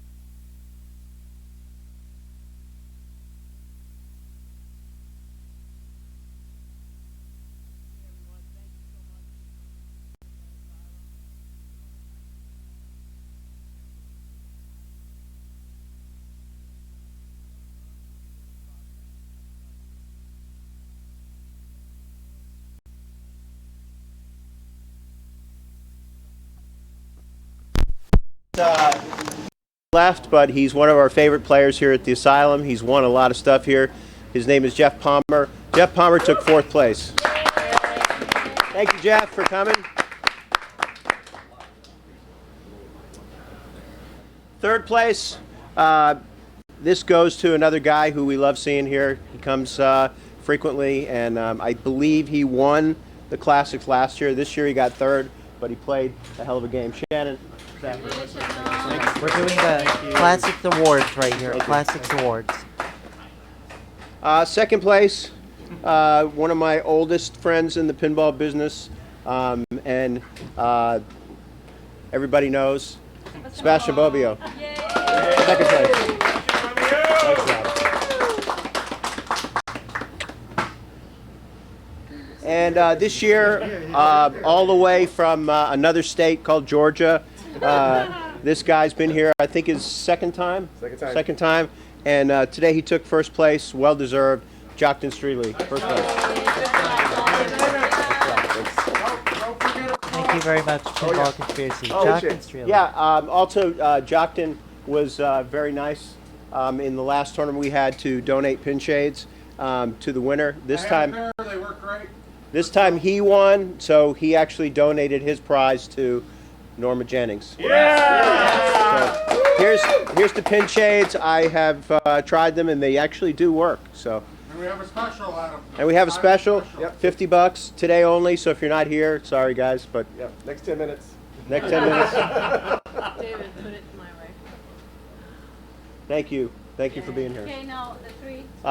Three guys, get in the picture together. So thank you very much, Dr. Streely. I put them on. They do tend to reduce glare, so until I can use them in a tournament, I can't give a full endorsement, but it sure seems good to me. So congratulations, Jockton, Sebastian Shannon, and Jeff Palmer on their Classics wins. And let me ask So a quick question. tremendous. I'm just curious, okay? I'll start with you. What was your favorite game in Classics? Warlock. Yes. What was your favorite game in Classics? Warlock. What was your favorite game in Classics? Warlock. All right. Well, that was a ringing endorsement for And Williams what's the next Warlock. game we're streaming? The value on Pinside just went up $1,500, so too bad if you didn't buy it yesterday. everybody. Thank you so much, and we're going to be getting back to action over here on a little game. Gee, what game are we playing next? What do you think we're playing next? What's the name of that game there, Vince Gilman? What are we playing next?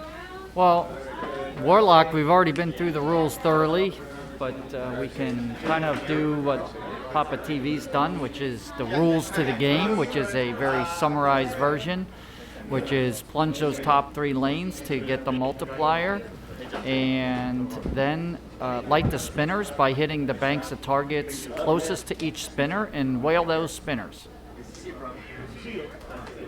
Are we ready to start? I'm not known for my brevity, but I'm pretty proud of that one. That was pretty good. Mike, we ready? All right, well, we're looking to get started over here on Warlock. All right.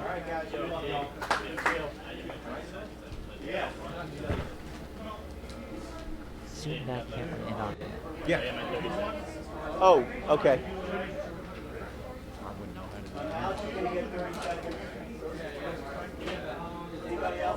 Anybody else who's not played Warlock?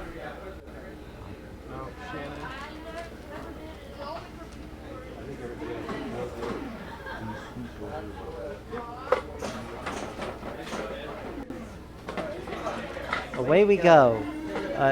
Ignore this part right here. Let's put up what's really important right now. We're dealing with Group F.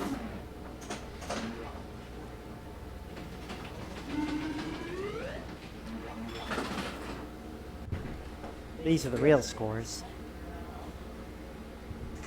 We're one game away from deciding the other half of the bracket.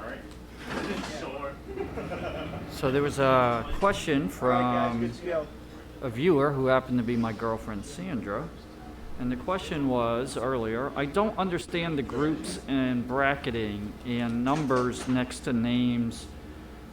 How does one advance and know that, you know, someone's in or out? Oh, and we're sorry, we got a little problem there with the scoreboard rotation.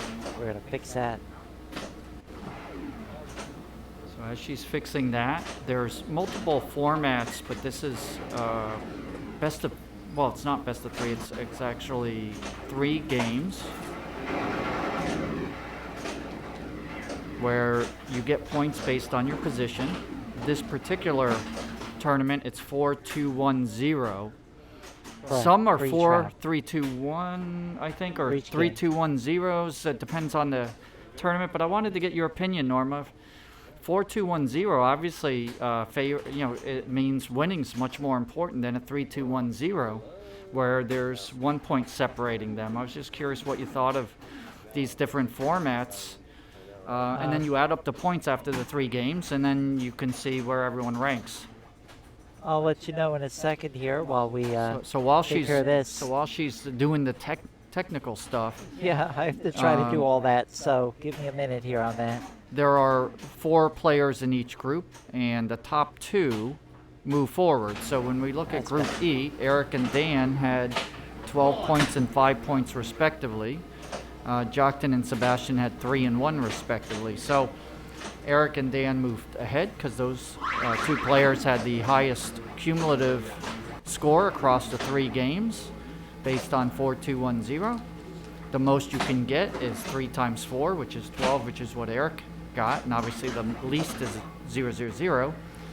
And we've got 2 groups where the top 2 in each group are would then move to a final 4. No.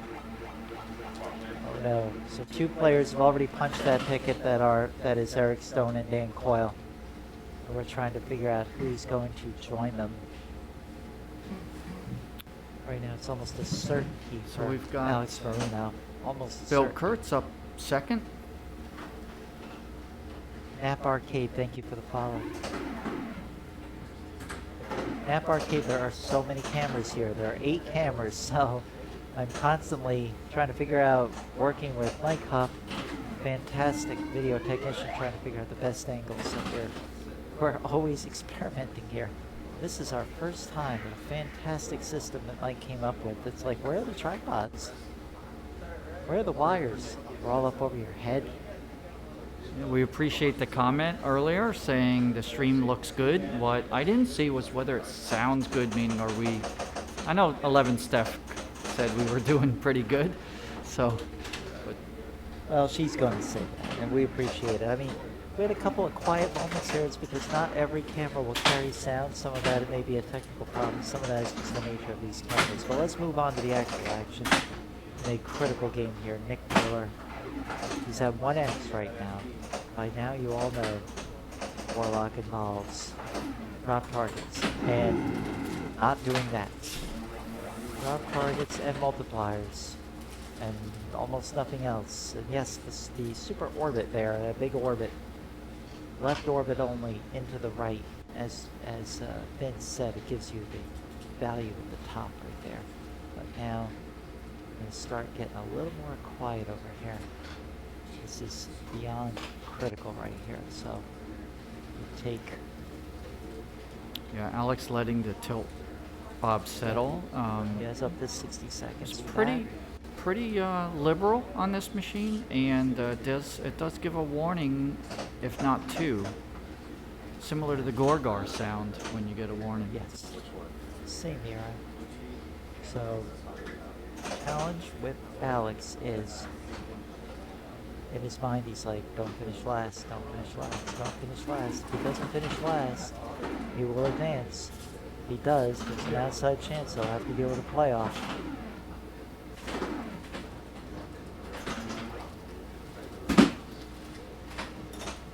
No, you don't see Warlock very often, Nap Arcade. This pretty rare game, but the playfield is in fantastic shape. And it's run pretty reliably. It had some issues early on. Please give a follow over here to the Pinball Asylum. We're going to be doing more tournaments going into the fall. You're watching the A-Bingo Point Monsters Championship. It's the most coveted prize in Florida outside of Free Play Florida, which is coming in November. Longest running tournament in the state of Florida. Started back in 2013. Yes, I understand the math. Wouldn't that be the 9th annual event? But no, there was no tournament last year. I knew it. Yeah, I wonder almost if Alex should have whacked that cabinet, got that ball off the wall. To at least give him a chance at a left flipper, left tip. He usually does that, especially on the creature from the Black Lagoon over there at the Pinball Lounge, which is notorious for that feed, unless you bang it. Very much Eric Stone school of thought, bang the side of the cabinet when you can. There's no cabinet you won't bang. Shannon Stafford, he knows if he wins, he's in. So, wants to take the 4 here. It's 4-2-1-0. But we're being pretty quiet because we're in earshot of these guys, where Warlock is probably only about 100 feet from us. As you can see, control's really important on this because you just want to hit a few things. Bill Kurtz right now, he's hoping for is Beautiful. a really wacky circumstance here. You'd have to win Have Shannon take second, Nick third, for a chance at a 3-leg playoff. This is not how you're going to do it after 2 balls. You know, we've seen more than one player have trouble when that ball's down there at the bottom of those slings, judging the ball. Yet yesterday, these players were a lot looser, but take the banner. The banner is what it is. You know, people are like, well, what's more important? What's more important, the trophy or the banner? It's no question. The banner. Trophy sits on your shelf. Banner is in the asylum forever.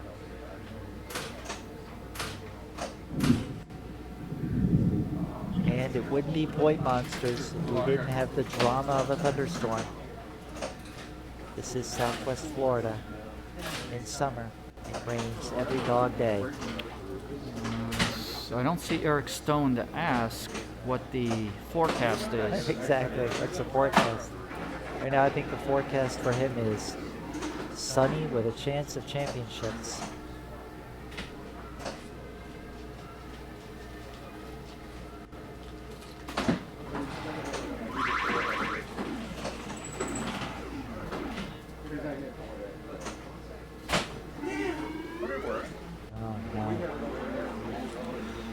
Shaking his head because it's like, ooh, this is not what I wanted. I don't want to make this interesting because if Nick wins, then he's guaranteed.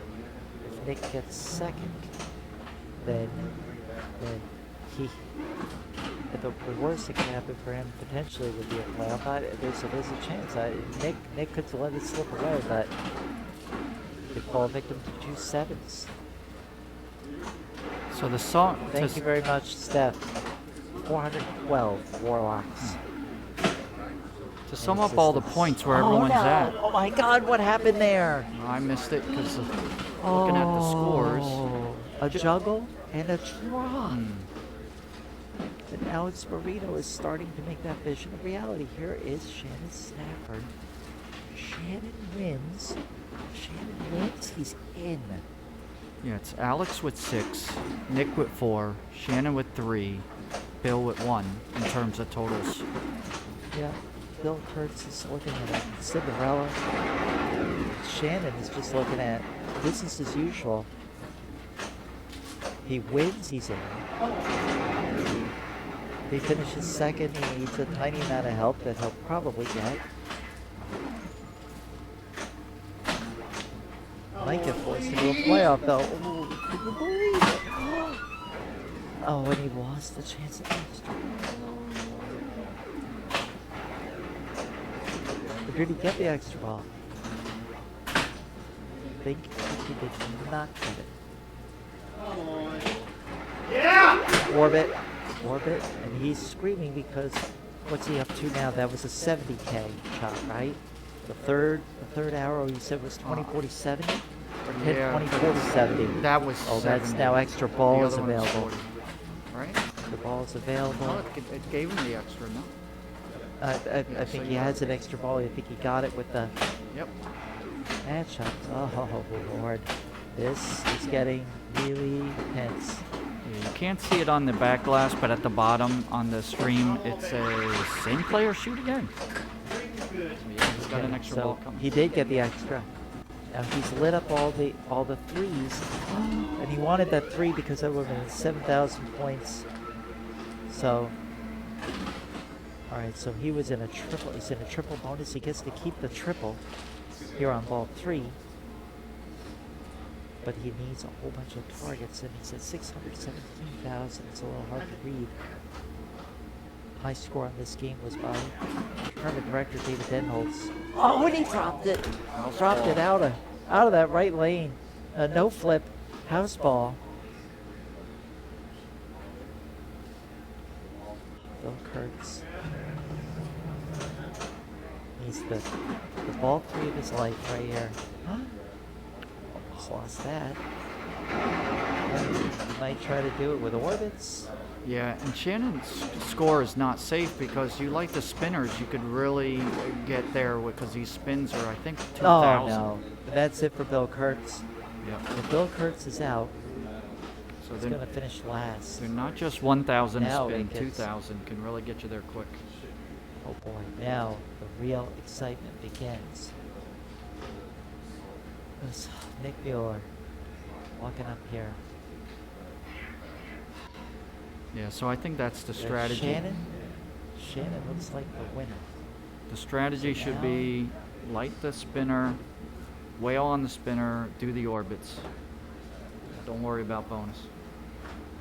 So what he needs to do is he needs to have a monster ball, either win this game or finish. And he's gonna, he has to win. He has to win. Doesn't win. Alex is gonna pick up a minimum of 1 point. Shannon will take the 4. Nick will be on the outside looking in. Last stop. He must beat. Yeah, that post pass is tough. 646,000 points.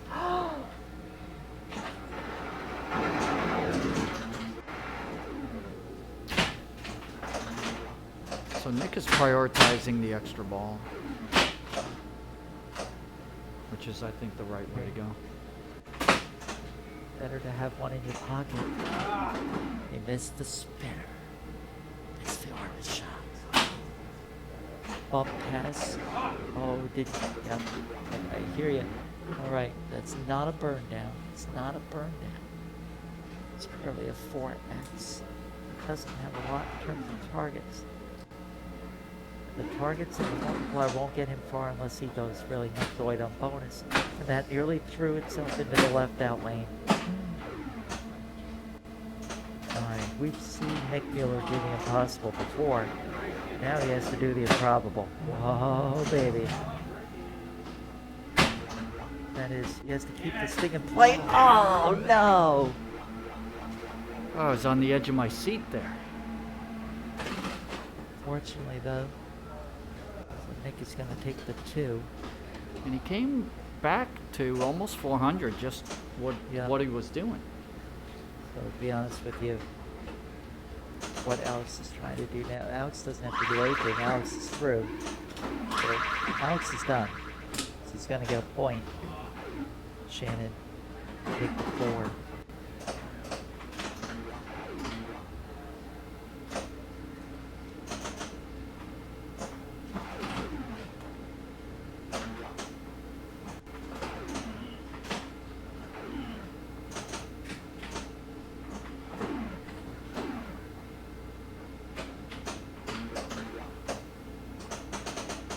This happened 2 years ago. It's going to happen again. Top 4 qualifiers, they meet in the final. The 4 players with the double bye, the freshest players, will face each other. And this is all really unnecessary, but Alex wants to get his time in on this game, I think. This is going to be Alex Murray, Shannon Stafford.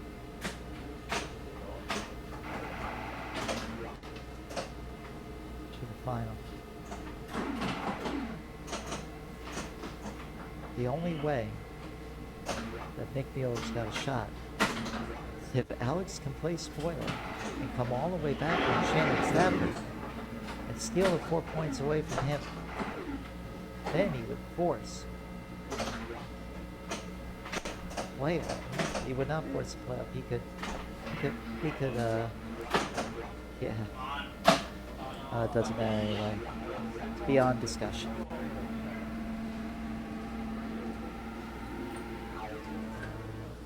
Very nice finish.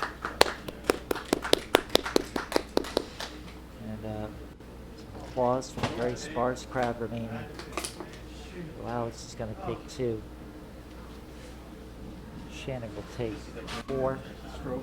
Nick will take the 1. Bill Kurtz 0. As I said, it happened 2 years ago at the 7th annual tournament. We are gonna see.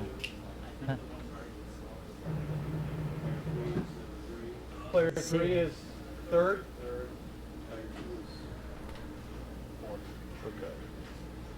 Top 4 qualifiers will meet in the final. 6, 7. Again. 5 and 1. Ford was moving on. Alex. All right. Shannon. Yes, again. Happened again. The 4 players that received the double bye are going to meet 3 more games to decide who gets one of these.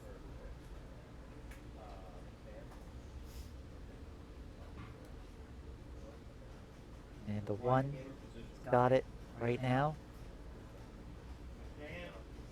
doesn't want to give it up. He'd like bookends.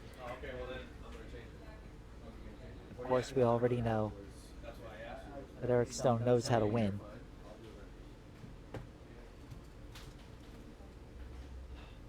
So, what makes me think we're going to see Warlock again? Matt Malone did a masterful job of bringing Terminator 2 back to life, and I think Eric Stone was the one that picked Terminator. Was he? It appears Oh that... no, Eric was 4th, so he didn't pick it. I know Eric, he would not.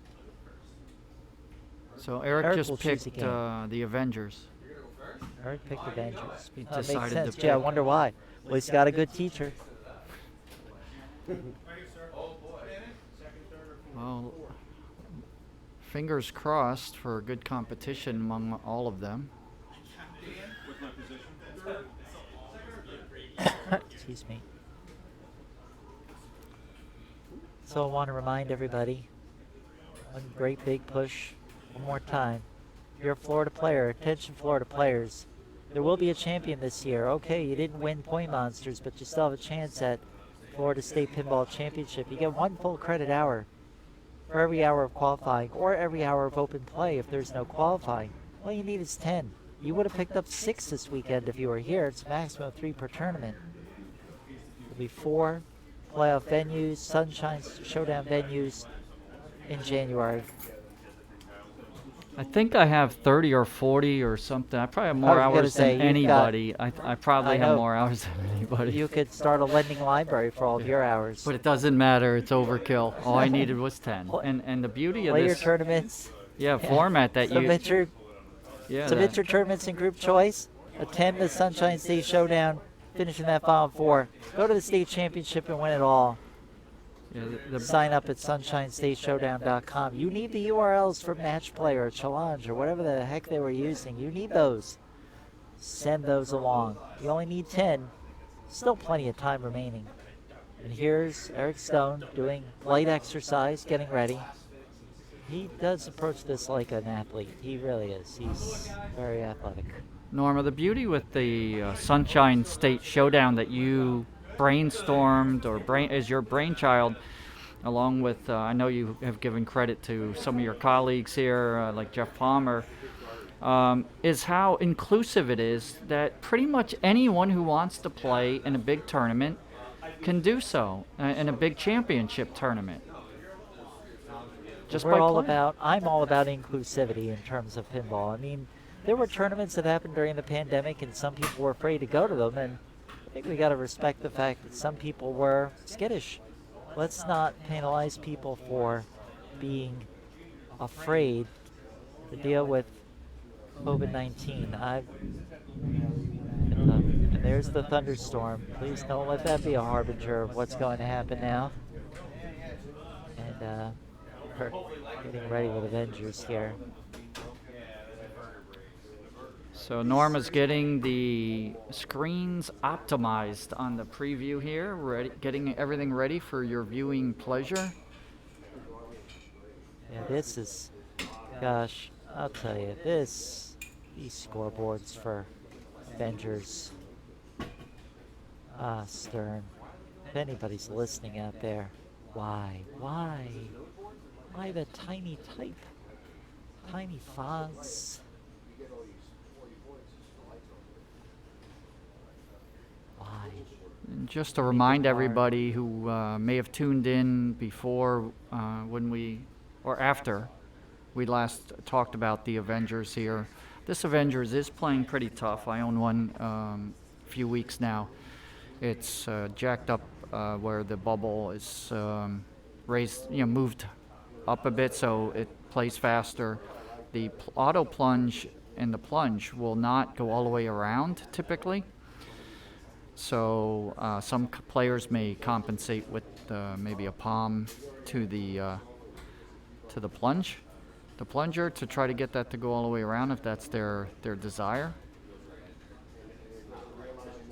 But it's important to note because the scores tend to be a little lower on this one than elsewhere based on what they've done to adjust this game to make it harder, because in qualifying, obviously you don't want queues to be forever because it's a long playing game. So they have made some modifications to speed it up.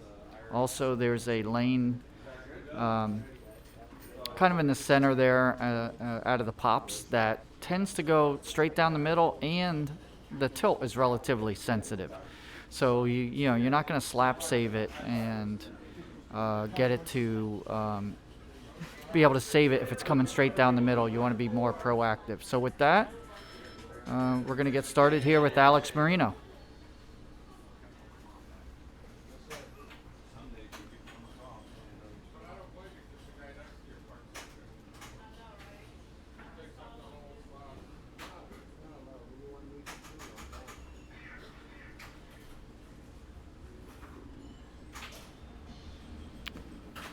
Alex starting off.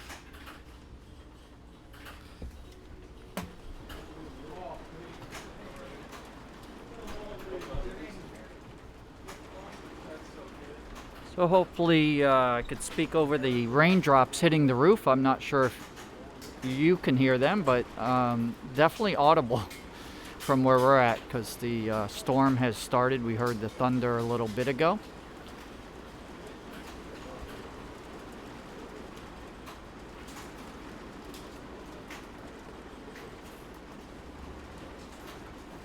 So Alex has gotten a couple combos already. If you get enough combos, you will enable the portal lock. Portal lock, there you go.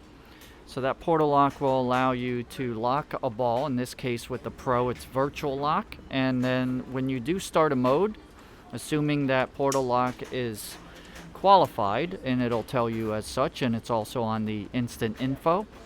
He's now qualified it. You see it right there on the screen. He would start a 2-ball multi-ball with double playfield scoring. And so he's started the mode. He's going to start Mind Gem, which is a typical strategy. And so he'll have 2 balls, double playfield, and ideally he should, and probably wants to, stack one of the other multi-balls on top. It looks like because he's not even close to qualifying Iron Man multi-ball, he's going to get the Thor multi-ball going, and that's what he's done. He's probably not concentrating on Thor too much because the jackpots aren't that big. There is a big super jackpot, but usually in this particular case you're going to advance the mode because you want to complete this mode and get the benefits thereof. If you drain, you will not get the gem, so the mode won't be officially complete.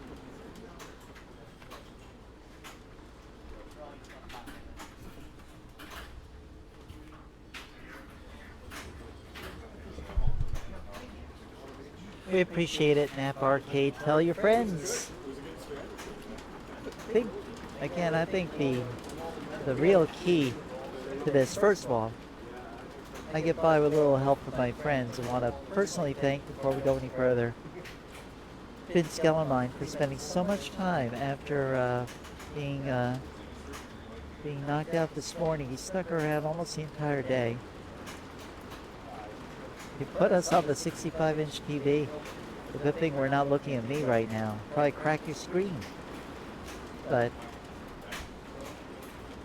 right now, Alex Marino looks like he's cracking the code over here on the Avengers. So this is a fantastic ball one. So Alex just talk about this some more. Yeah. He just started one of the super modes, super gems, and it's a relatively lucrative mode because every one of those 3 targets over there on the left is a lot of points. It's 4 million and increases a bit, so you can get quite a few hits to that and come away with 10, 20 or more million, especially in a multi-ball.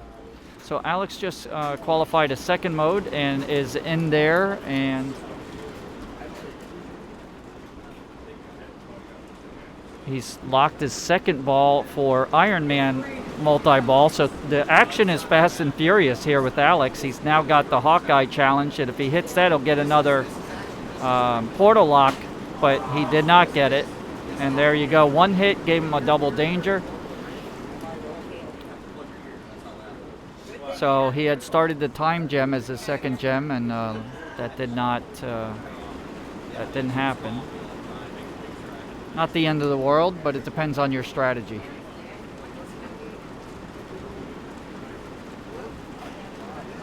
Ideally for big score, especially if you're playing Eric Stone here, is to get to Thanos Attacks. And Thanos Attacks is a mini wizard mode where you complete, actually, let me rephrase that. You play 2 modes, 2 gems, whether you complete them or not, plus assemble all the Avengers and be successful collecting the soul gem. If you do that, you then get that mini wizard mode, which there's quite a bit of points there, 50, 100 million or more. So there's a lot of points there to be gotten, but you got to get there first. So Eric is assessing. He's looking where the matrix is for the bingo targets there to see what happens if you get 3 in a row. And if he's also waiting for one of these to happen, and then he'll plunge and try to hit the middle target for the super skill shot. So I can't read it, but he is just waiting to time his shot. So it looks like he's going to go for the lock target. And so he said he seemed disappointed. I think what happened there is it rebounded off the target. The target did not go down. That's one of the super skills, but it rebounded into the super secret skill, which usually you would plunge into, and that gave him a portal lock along with 10-second more ball save and 3 million. So that's not bad. So he's now talking to himself about being patient and just verbalizing what most of us would do as mental self-talk, except then again, pinballers is you're not normal if you're not talking to yourself when you're playing, right, Norma? I was just talking to myself. I wasn't actually listening. Well, I'll tell you, Eric, this is his moment. This is how he rolls. This is what it is that he does. He gets to the finals, and then I mentioned that that he becomes a different person when he gets into the, generally a finals mode, a playoff mode. But when he reaches the grand final like this, and we are in the grand final, player comes out of this with the best 3 games will be the champion. Eric is, he's meta Eric. He's beyond Eric. So what Eric did there was he started with the portal lock, had 2x play field. He lost the ball, and then had Thor qualified after 2 hits, and it was lit, and he now has Thor multi-ball stacked on top of the mode. He's going for the mind gem, so this allows him to finish that mode easier. He's just added a ball by hitting the disc and spun it many times, then hit the sanctum target right behind it. I just don't know, because he had drained the multi-ball for the portal, whether it gave him credit when he, the timing for 2x playfield. The action's happening so fast, it's hard to tell if he's been getting double playfield or not right now. 41, I'd say he probably wasn't, looking at his score. Well, the storm is raging outside, and it's how fitting that the storm really started to burst when Eric Stone stepped up. The weatherman, the TV weatherman, the man who is bringing the storm to these players. He's at 32 million already. Oh, he had a little Lazarus action there. Yeah. He's trailing, but he's got a ball in hand over there on that left flipper. Oh, what the heck? Wow. It's just like, oh, I'm going to lose one. Wait, I'm going to let the ball come off the second flipper and then rescue them both. So the way Thor multi-ball works is you hit something, you hit the captive ball, then you got to hit 2 shots twice, or 2 shots, then the captive ball, and you do that 4 times, and then there's a super jackpot at the sanctum target. He drained before he got that far, though. So he just placed the Mind Gem on the Black Widow shot, which is straight up, and you can see Black Widow on the screen in the hexagons over there with the red hair. And so the power of the Mind Gem is it gives you the booms with the button on the lockdown bar if you qualify it. And so you start qualifying it. You start qualifying it when you start getting shots, but basically until you get to level 1, it only counts for that shot. Once you get to level 1, it acts as booms like in Deadpool, and it becomes very useful, as we saw in his earlier match.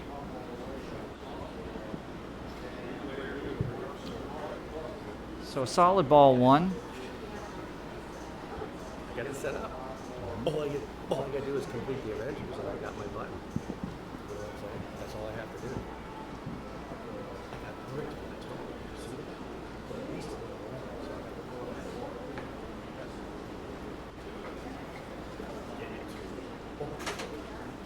Dan Coyle stepping in.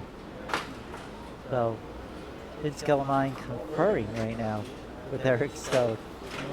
Vince acting as Eric's sensei here on this game. A good team effort right here. Really surprised that more players didn't seek out Vince. They missed an opportunity there, but Eric very much in this game. And I think this game will be the key. Last year, Eric swept the final.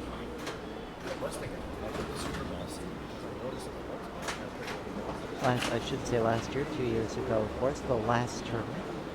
I know, I had a super long ball.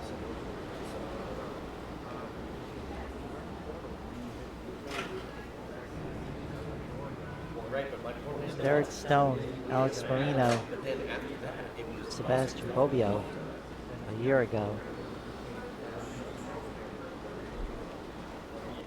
2 years ago.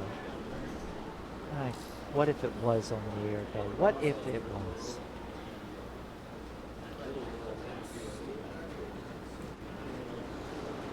And Shannon Stafford stepping up now.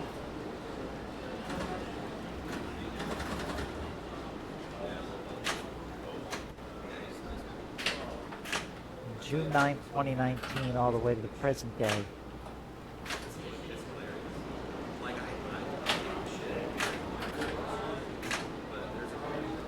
It's Eric Stone, Alex Marino, Sebastian Bobbio, Shannon Stafford 2 years ago.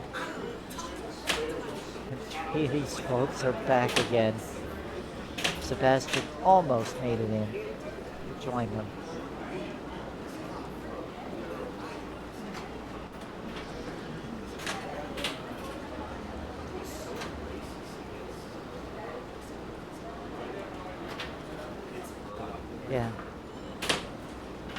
so we're gonna try to get the volume up just a little bit here, but we don't want to be too loud right now because they are not far away from us right now. I'm gonna turn down the sound just a little bit here, but I'll bring it up on Eric Stone when it's his turn. But we don't want to be too loud, and so we got a little side comment from a viewer wanting us to speak up. You know, this booth does not have any Lexan or anything on it. It sounds like the storm is inside. I know, and that's making it hard because we're trying to bring you sounds of the game, but instead we're bringing the sounds of the South Florida thunderstorm. All right, let's just pick up where the action is right now with Shannon Stafford. Shannon, this is the beginning of the game, right? You piece it together, you get your first multi-ball, et cetera, right? I mean, this is the pattern, correct? No? We got it back. So it appears that Shannon had activated what's called the Super Ball Saver, which is just a great, if I'm not mistaken, a great award from the targets there. It's kind of hard on the screen here for me to see if that light's continuing to be lit, but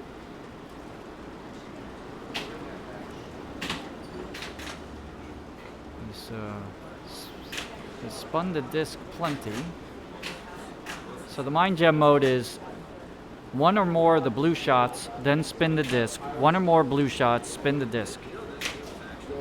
So I see Sam saying it was not the Super Ball Saver. Thanks for that correction, because again, we're looking at it on the screen here, and it is tiny. From the tower. That's yes. Let's see. Okay, so that's what happened. So the tower will give you a ball save because, you know, it could scream right down the middle. So it gives you a nice little few second ball save.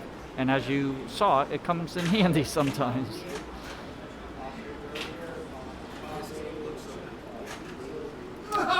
Shannon. Shannon had qualified most of his Avengers. You could tell by the rectangles lit up on the play field as that happens. And you can see on the player screen there with all the characters on the left and the right and the hexagons, it has information on how close you get to qualifying them all. Alex has qualified all but Black Panther from what I could tell, which is the far right orbit. Once he does that, he'll be able to do the Soul Gem mode.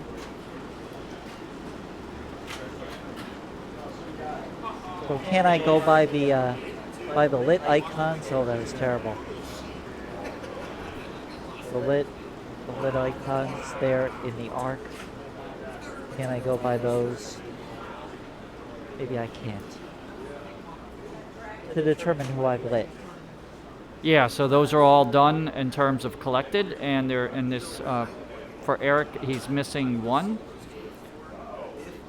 Okay. Well, I'll tell you what, Alex Marino just let everybody back in the game. So yeah, it looks like Eric is missing Iron Man. If I'm looking at the screen properly. And Kazin Sam, thanks for the information and clarification on the tower. Ball save only works the first 2 times it's used, and then no more for you. No more ball save for you.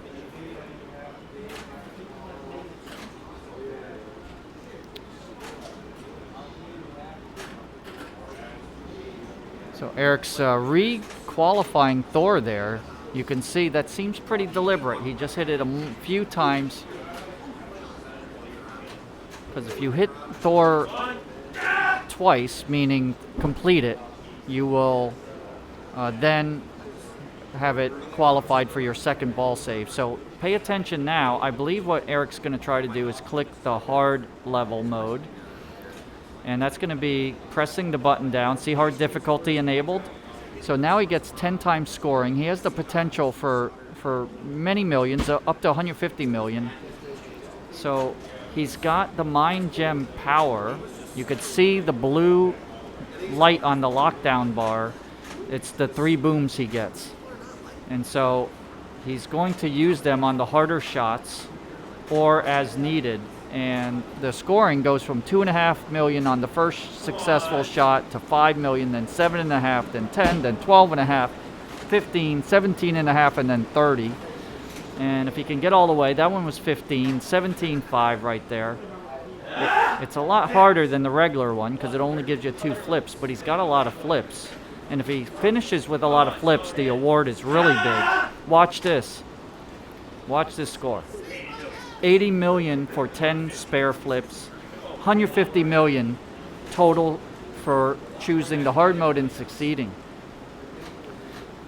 So that's a key strategy to use in certain situations. Even if you only need 20 million, if you're, you've got players ahead of you, and maybe you're on ball 3 and you're player 4, and you only need 20 million, you can, even without the mind gem, you just need to complete a few of those. And knowing where they are allows you to kind of anticipate what you need to do. And you can get that with just a small number of shots. Literally, I think it's 4 shots or something would give you over 20 million. And if you have the button to your available to you for the 3 booms, you're going to get that. So there are times to use it, but then there are times not to use it. Not using it would be if you want to guarantee completing the soul gem, because it's not a guarantee on that hard mode.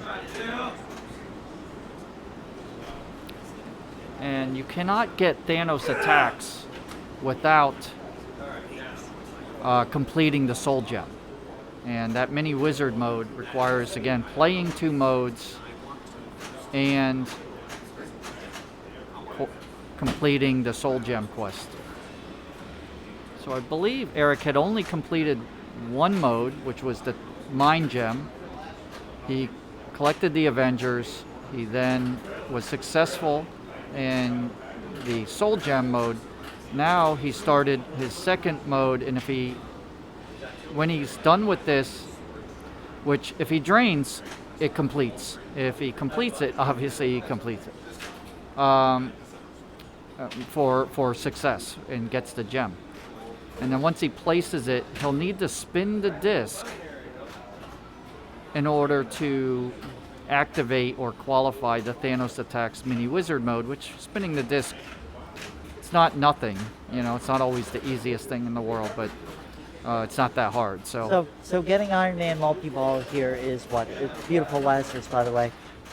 Getting Iron Man multi-ball is just going to speed him along here. There's no intrinsic benefit in this. Yeah, so I don't think he meant to activate this. He's in victory laps. I'm trying to see what's going on here, because I don't.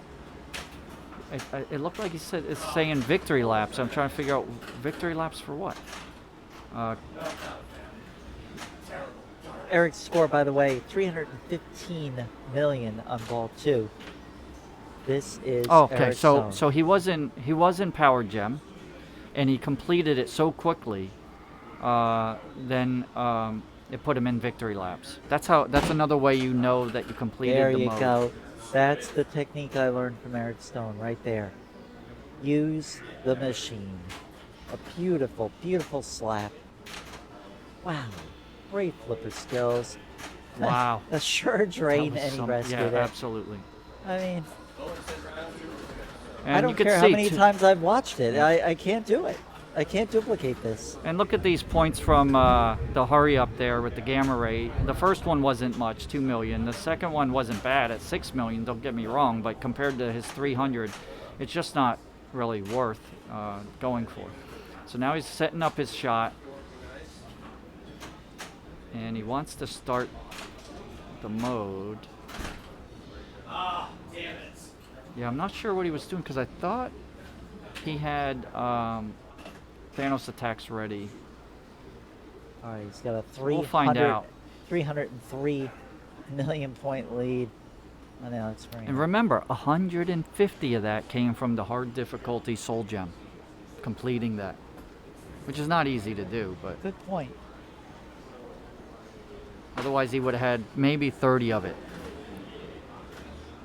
Maybe 40 realistically.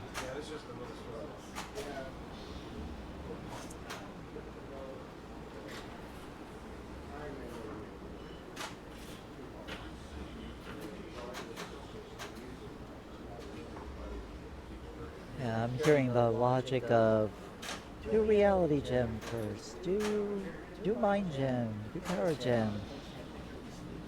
Is there really a benefit when you're this far down and going in a particular order, or are you just trying to complete one? Now you brought Thor into this, so that should speed him along, right?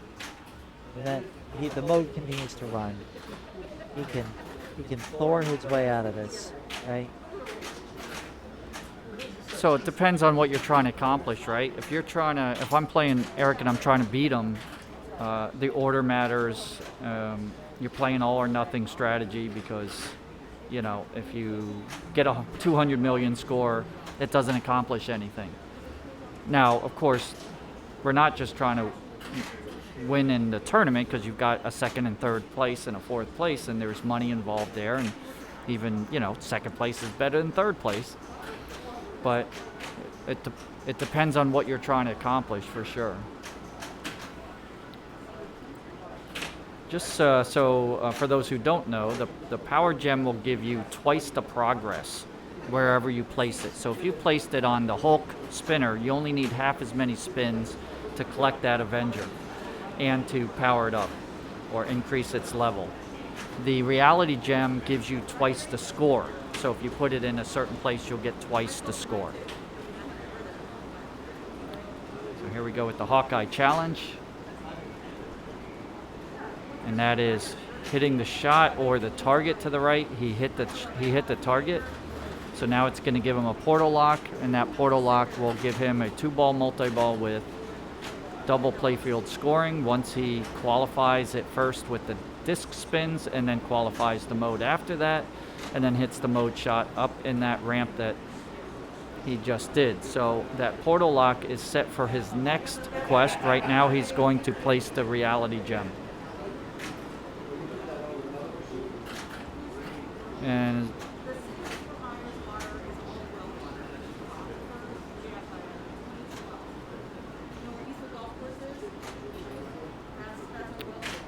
so a lot of times you do want to place a gem in a specific spot, but sometimes the ball won't let you. So you just got to take what you can get. That's what really bedevils me about this game.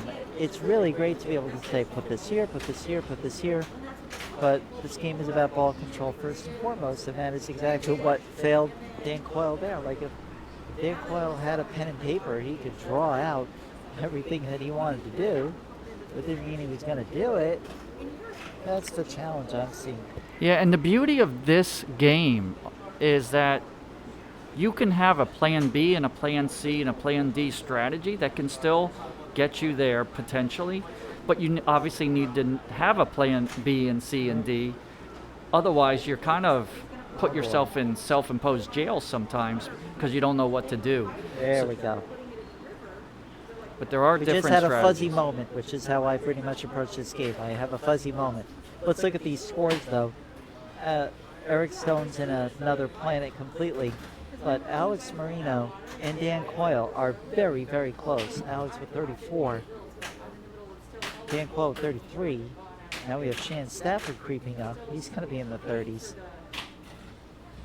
As much as finishing first is important here, I think finishing second is even more important because it means you've got a chance. Like, hope stays alive.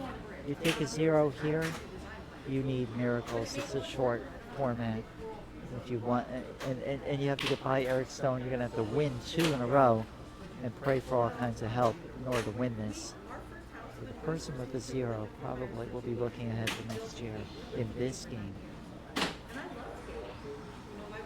So Shannon's getting close to Iron Man multi-ball. He's got 2 balls locked. I like to do that and then kind of just sit on it.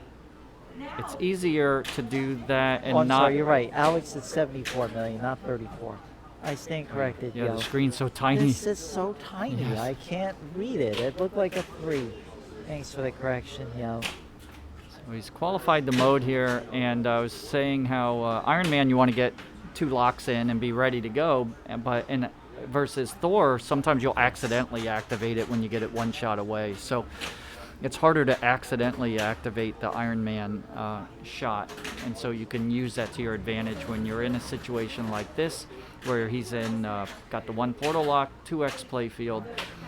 Try and get that multi-ball going while you're in this, and really optimize your scoring opportunity here. If he loses one of the balls, he loses the 2x scoring. There you go, perfect timing there. I think I'm not looking at the big screen, so I don't know. Oak City Pinball, thank you for following. Yep, it looked like he did squeeze in under the wire there, and with 4 balls in play, I believe he's got the 1 portal lock and double scoring still going, plus the Ironman. Now, to get an add-a-ball with Ironman, Mystery, like many Sterns, the mystery shot will give that to you if you're still in the multi-ball, but also in this case with Ironman, you got to spell the I-R-O-N letters, which is not the easiest thing in the world. You have to do that during the multi-ball, is yeah. what you're saying. Yeah, and that is easier said than done. Yeah, even in the multi-ball, because you can't select those lanes. So outside of a multi-ball, it's very tough. So when I see the R unlit in single ball play, I will use the Black Widow ramp. That's going to be a priority shot. Number one, it's super safe, and then it returns right to that left in lane to give me the R. So I'm always like looking for that opportunity when I'm trapped up. Well, so Shannon's made it close anyway. I stand corrected again on Alex Marino. Alex, what is at 74, not 34. Now Shannon Stafford is going to be at 84. So we're talking about 84 to 74 to in the 30s to forget it, he's gone. Eric Stone's probably going to win this game. The real battle is for second. We need to know who that second place person is going to be. So here's Alex Marino. Again, he finished. Yeah, so Alex is looking to qualify his final Avenger there on the far right orbit shot, which is the Black Panther shot. That's one of the things I'm sure that's on his mind. He's got mode lit. He's going to probably go for the gauntlet. No. So he wanted to assemble the Avengers first, so he could do Soul Gem, it looks like. So Soul Gem, even when you have another gem mode qualified, if you qualify the Soul Gem before starting that mode, it's going to prioritize the Soul Gem. So he chose he didn't do the hard difficulty. So he's starting with his 30 shots. And this is where sometimes you'll have it drain on you and you'll be missing. But you know what? With 8 shots added every time you're successful, the only way, once you know where the shots are, which earlier I had said left side, right side, they alternate. So you start with the Black Panther, then on the left is the Black Widow center ramp, the Gauntlet ramp on the right, then the Hulk on the left, and then the Thor on the right, and then the targets on the left, then the Marvel spinner on the right, which on the Pro requires, not always, but you need enough spins, but you have to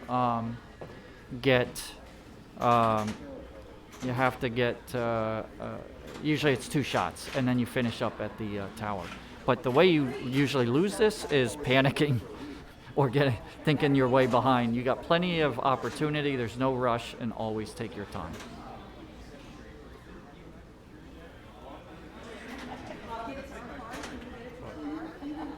Dripping? Oh, yeah.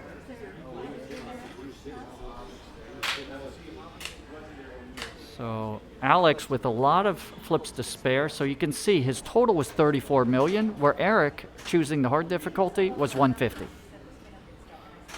So yeah, I'm almost wondering if Alex is thinking, I'll take second here. I'll be down by 2, but there's 2 more left. I just don't want to be 3rd or 4th.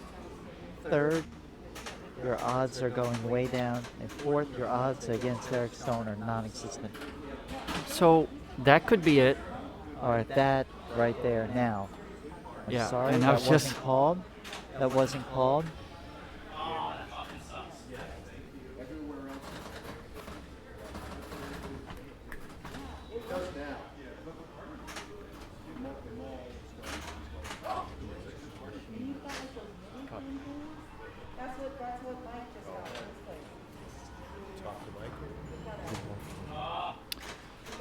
So Alex made a bit of a move there. It's got the machine slightly off center, but when his ball's over, I think we'll look to just center that up, make it nice and purdy for the stream.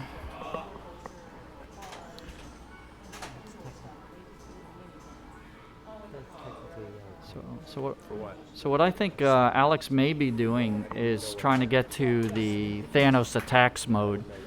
Oh, there you go. So instead of going for that hard difficulty with the soul gem, if he was unsuccessful, he which is kind of likely, it's not easy, he doesn't get Thanos attack. So he took the safe route, which is still get 34 million, complete the soul gem. Now he's getting, look at the scoring. So the way this works is you choose a gem that you've already have. You hit that shot wherever that gem was placed. Then you need 3 shots, the 2 orbits and the center, and it's always the same for any of the gems. It's just the first, each gem that you choose is on its own shot. Yeah. So then, once you've done that, after he gets that right orbit shot, he'll be able to complete it and successfully defend the gem by going up the gauntlet shot. And when he does that, it's a pretty good points, 13 million right there. So now he does the next one. And you only have 40 seconds or so to complete that whole thing, but when you do, it resets from gem to gem when you're successful. Now, there was a ball save at the beginning of this, but then it goes away. So it's a decent ball save for single ball play, but then it goes away and now the ball's at risk. And that's exactly what happened. I couldn't have, I hope I didn't predict that, but. And so part of probably what he was doing there is hoping to get to victory laps with Thanos attacks. So he's got a fair amount of score to make up, but to catch Eric. But if he was successful there, he would have probably picked up another 35 million per gem defended, which, you know, at this stage of the game's only, you know, the soul gem plus 1 or 2 other gems, depending on whether he was successful in the other 2 modes. But then the victory laps of Thanos attacks could be pretty significant, and it could be a big nothing burger, because you know, if you miss all the shots and you're just not doing anything. But when you're in that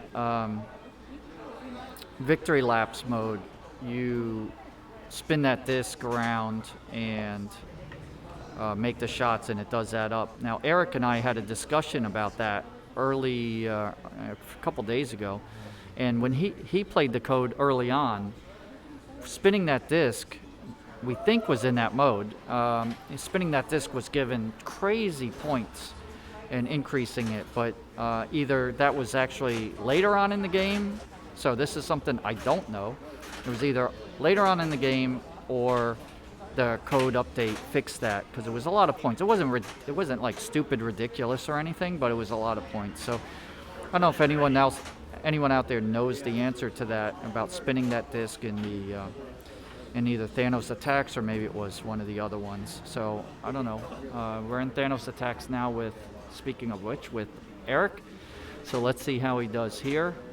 I already explained what he's trying to do. So he's right here. He's going to defend the mind gem. So there's 6. He's got the 2 orbits and up the middle. Got the ball save going for a little bit.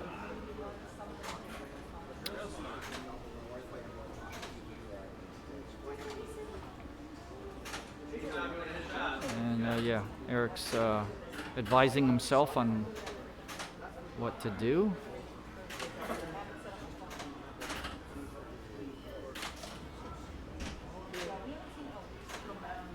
And I think he was rushing that due to the ball save being lit, and now that the ball save is off, he's now saying, well, let me not rush, and look at that, 3 in a row, bada boom, bada bing. I mean, at this point, does he really need to?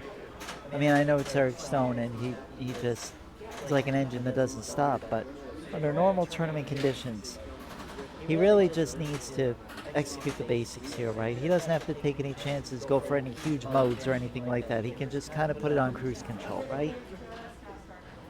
And, well, you can tell he's thinking cruise control because he moved the machine back to where it was.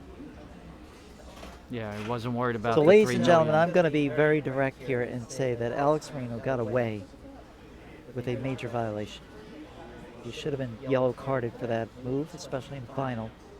And if I ever see anybody doing it in a tournament, you will, as a tournament director, you will be getting a message from me, and it won't be pleasant. But we move on. Dan Coyle. By the way, Alex was notified about that. He received, I believe, just a verbal warning, and I doubt we'll see it again.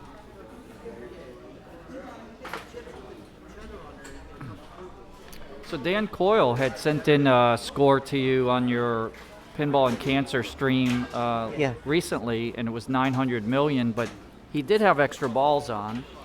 And, you know, when you look at those bigger scores and extra balls are on, you're like, how does it, you know, you get to those higher scores? And it's because the extra balls allow you to advance to those mini wizard and wizard modes where the scoring opportunity is greater. So it's a little deceptive sometimes when you see a huge score. You're like, how do I get that score?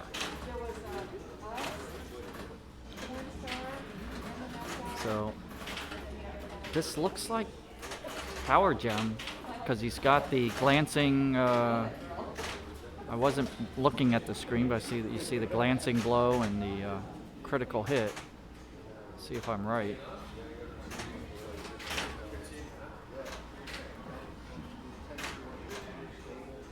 Also, you could see on the bottom of the screen, the player screen above the scores on left and right, what gems are lit up, and they're all color coded, and the color coding stays the same as to whether, you know, what's been collected successfully. So that's something that I actually hadn't noticed that those two little bars on the left and right flanking gamma ray, those represent the same thing as the kind of the glove that's on the playfield, right? It's the same thing, right? Oh, those down there. I'm sorry. Okay, he's pointing at the screen. You were talking at the bottom of the screen. The three lights on the left and the right. Well, what about those 6 up at the top? What about these 3 up at the top? I'm having a hard time seeing them. The 3 to the left and the 3 to the right. So those are who you've battled, just the characters you've battled at the top. It's, in my opinion, quite superfluous information. Okay, thank you. But that's me. All right, so Dan Coyle, definitely trying to do something not too superfluous here. Really would be very beneficial for him if he wants any chance whatsoever at this title. Grab a second place here early on. I don't think anybody's going to catch Eric. Even though extra balls are off, extra balls in competition settings 10 million, so it's not nothing. Excuse me.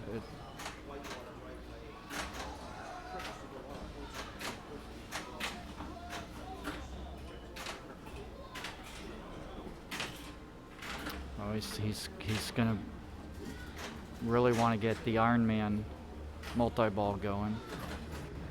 Might have been a little bit of a desperation shot for it right there. But.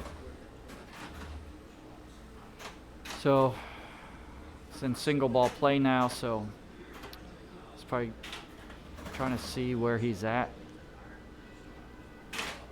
Oh, nice. Okay, so he The completed the game mode. saver right there. Yeah, he completed the mode. He needs to collect the gem, place the gem, and then he'll be in soul gem opportunity. 11th step, this game does come with instructions. The first instruction is invite Vince Gellermine to tell you what shots to hit. Those are the instructions. No, I appreciate that, Steph. I've put a lot of hours into learning, but again, I didn't learn it all and figure it out all on my own. Al Anonymous's stream with Alan Lepper's tutorial, Ray Davidson, his videos, watching IE Pinball, reading the 30-page rules sheet that I print out from Tilt Forums, and then playing it and then rinse and repeat because, you know, I'm not 21 years old in college anymore, so I don't remember 100% of everything, so it's the repetition. But I read the rule sheets numerous times and just go around till everything kind of sticks, and I really enjoy learning the obscure things that I might not have known, like Sam had pointed out earlier, these little nuances of the rules and how a game plays that I didn't know, and I do try to learn everything, every little thing, but most of it, it's like 80-20 rule, right? And I was talking to Trent Augustine earlier yesterday about rules on one of the machines. I think it was TX Sector. And he's like, yeah, I just hit the spinner. Yeah. Well, So- that's Bowen Kearns' instruction. Hit the spinner. But there's more to it than that, right? And there's times when you might do something else maybe. But it's interesting as a relatively new competitive pinball player like myself. He's got plenty of flips. He's fine. Okay. So Oh, he's got. yeah, that was not a real. Actually, drain. I'm sorry. I have him confused with me. Now he doesn't have plenty. There goes a few more. He still has plenty if he doesn't panic, like I said earlier. So I've only been playing competitive pinball a little over 2 years, and you know, for me, one thing I've noticed on a lot of the players, which surprises me, which is they don't try to learn all the rules, and they do try to, you know, figure out a few key things to do, and that's what they do, and they're very successful doing that. But that's because their playing ability is at a high level, and you know, I think I've got good playing ability, but I definitely see areas where I'm working to improve. So I have to compensate for my lack of being able to really do great drop catches and some other things with, you know, more information and learning plunges and paying attention, making notes until I can catch up with my skill set. So, I mean, it's called path of play, and you're just going to find a path of play. And speaking of a path of play, I need to take a look at where these numbers are right here. They're still so tiny for me. I think Dan Coyle is closing in fast here. He's closing in fast on Alex Marino. Now, it depends, I think, on a Mystery should be multiplier. an add-a-ball, yeah. Yeah, that's probably going to give him enough. Give him enough points, I think, in bonus to. You can yeah, see these. That's it right there. As long as he doesn't tilt. Oh, he did good with the gamma ray. Normally, just ignore the spinner. You know, Bowen's video is hilarious when he's like, "Oh, it sounds like you need to do something, but if you do, it really doesn't matter." Yeah, but I disagree with that, because now, from what I see, watching Top Row Pinball and Colin McAlpine playing with Robert Byers, you can make it meaningful. There, you can get some points out of that. It's not. That's you know, right. It's not meaningless. And so Yeah. only if that's your strategy. So you might do things like place the reality gem on that shot so you get 2x scoring, right? Mm-hmm. You might do some other things that will really allow you to make full advantage of that strategy. So that's the neat thing. You know, Ray Davidson has a video out there where he has a 7 billion score using a time gem and super combos.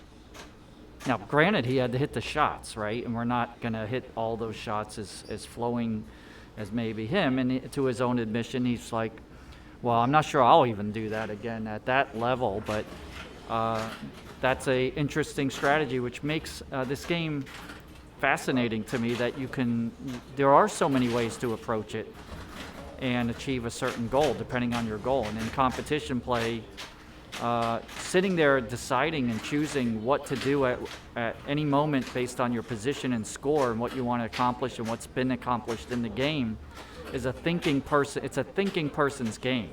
That's what this is. So, I mean, speaking of thinking right here, I'm thinking that my assertion that Eric Stone is not going to be caught this game is starting to be brought into question. He's at almost 200 million now, but he's been at it for quite a while. And if just feels like a lot of wood chopping because he didn't take that path that you talked about. He didn't take the advanced path, so now he's stuck in. Boy, he is stuck in. I mean, he's going to need to play for another 10 minutes to get to the 300, right? I mean, and it's almost 400. I mean, it just looks like he's trying to line up second place. That's all I'm saying. So what to do now is he could collect all the Avengers a second time, which will get him into Black Order multi-ball. He can also qualify Thor a second time if he hasn't already done so, because all these players, I can't keep track now of everyone's progress, but the Thor is relatively qualifiable the second time. After that, you've just got to hit it so much, and it's such a risky shot, it becomes all right, that's problematic. That.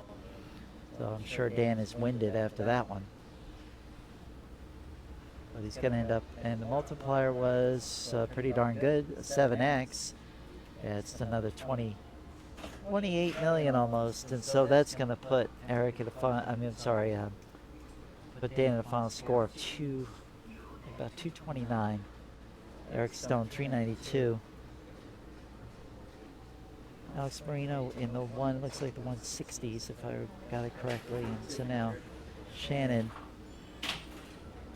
has a lot of giant rocks to climb over here, and that's not the way to start it. Ball save. Yeah, I gotta tell you, I hate using up, especially when you hit a super skill and you've got 10 seconds plus, right? And then you get a quick drain. Yeah, you used it, and now you don't have the safety of that long ball save. All right, so got a shot multiplier now because of placing reality gem, but he's still in the early part of the game. He really needs to get, and he's got Thor. Really needs to do what Eric did. So he can do that big mode. Shannon should be trying to aim for the Hulk shot just to get those spins so he can qualify that final Avenger that he's missing. You can see that Hulk is great out there. And so he just qualified it. To qualify. Oh, okay. No, he didn't qualify it. He didn't qualify. The flashing lights fooled me. But yeah, that's another a few more spins, not enough. Okay.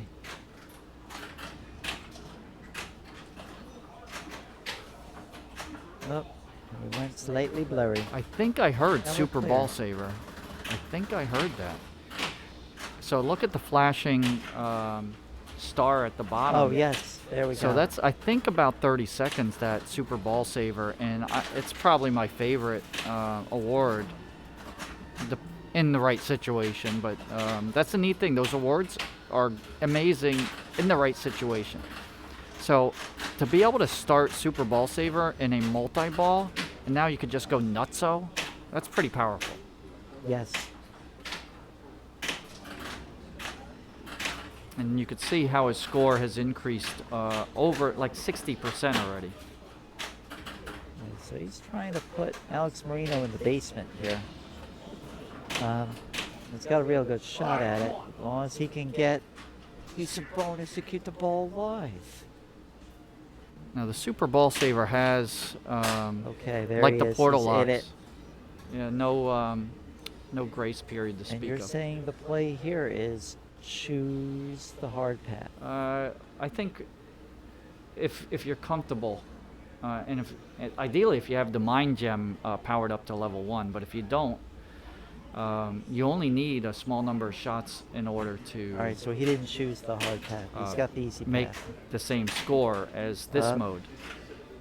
Oh, he doesn't want to throw away. You don't want to throw away. No. Chance of some free points, and he just lost 5 more flips. Yeah. I don't know whether he thought he was going to get a ball save or something out of that, but all right. Well, he picks up 8 and loses 5.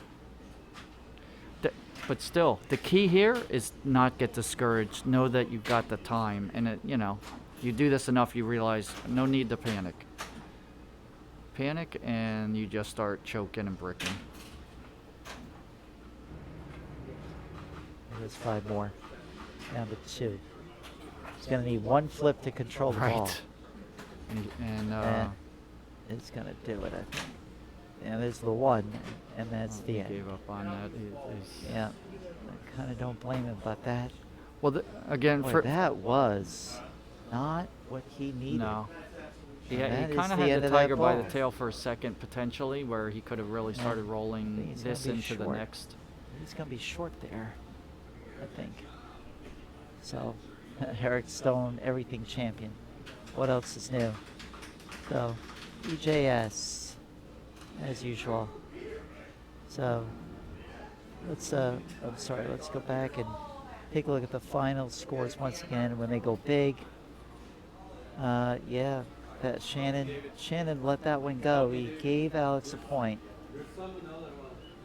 And those are great scores on this machine I mentioned earlier. When you look at qualifying, a lot of the scores were low compared to other Avengers, and this one was set up harder. So don't be deceived by not so much these, but earlier scores. But again, we're in the finals, and you're going to expect pretty solid scores from the Final Four in a tournament like this that attracted people from not only all around Florida, but elsewhere. Also, as most of you probably know, this is after 19 hours of qualifying between Friday night 7 p.m. to midnight, then Saturday 10 a.m. to midnight, and then today we were here at 10 a.m. So, I wouldn't say fatigue is a factor today, but, it's a lot of time. I mean, we started here at about 10:30, quarter to 11. Oh, and then, you've got all these groups throughout the day. Right. And the Now, intensity. the top 4 are in the final, so they had the most rest, but they also sat the longest, so that can be a negative too. Yeah, there's something to be said for kind of going a little cold or not being on a warm up and roll streak. Going back to the well again, Terminator 2. And in case you're wondering, so the winner gets a gold monster trophy, but he's hiding, as most monsters do. He's hiding up in the rafters and he's looking down upon everybody. He was stolen from the display case last night and relocated, but he was located earlier today. The silver and bronze statuettes are still in the display case. And the 4th place winner gets a nice plaque. And of course everybody gets envelopes. And to me, envelopes are still the best trophies of all. And again, they are playing for this. Well, that's the thing they want. Yep. I think that's obviously the most important thing. Unlike poker, where you can, depending on the tournament, win, obviously hundreds and thousands and tens of thousands and literally millions in the World Series. People in pinball, people ask me about pinball. Oh, can you win money in pinball tournaments? And I'm like, at the national level, you've got some interesting purses, but not poker purses money. But I think people play for the satisfaction and the trophies and the gratification of the hard work that they put in and being able to play under pressure and all the things that come with this amazing sport. Here's a fun stat right here. Eric Stone has a winning record against there you go, Real Ed DK. He has a winning record against everybody except for these 7 players. Daniele Celestino Acciari is 8-1 against Eric lifetime. He's got the best winning percentage. Keith Elwin at 12-4. Ray Day, Bowen, Kaylee George, Aaron Grabowski, and a guy you probably never heard of named Kevin Burrell. He's ranked 2,265th in the world. And the most career victories against any one individual, you guessed it, the most, and Eric just saw his own stat. What player has Eric Stone beaten more than any other? It is now 3 wins, 50 losses, and 1 tie. For me, Norma Jennings, I am the losingest player in history against Eric Stone. All right, so looks like Eric is having a brief confab here with Vince Gellermine right here. Just talking about T2. And yes, the losingest player in history. I love that. And Eric Stone's rise to power. On April 3rd, 2016, he was number 1,273 in the world. On December 9th, 2017, he was number 10. And he's been in the top 10 ever since. And his first step on that journey was right here at Point Monsters. Back in 2016, he won the Classics, then kept performing well. He won Free Play Florida main tournament. He was the Florida State champion, then the IFPA North American champ, won Pin Masters. He won Flip North the Greats.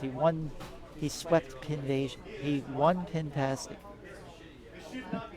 He won the 24 Hours of the Sing.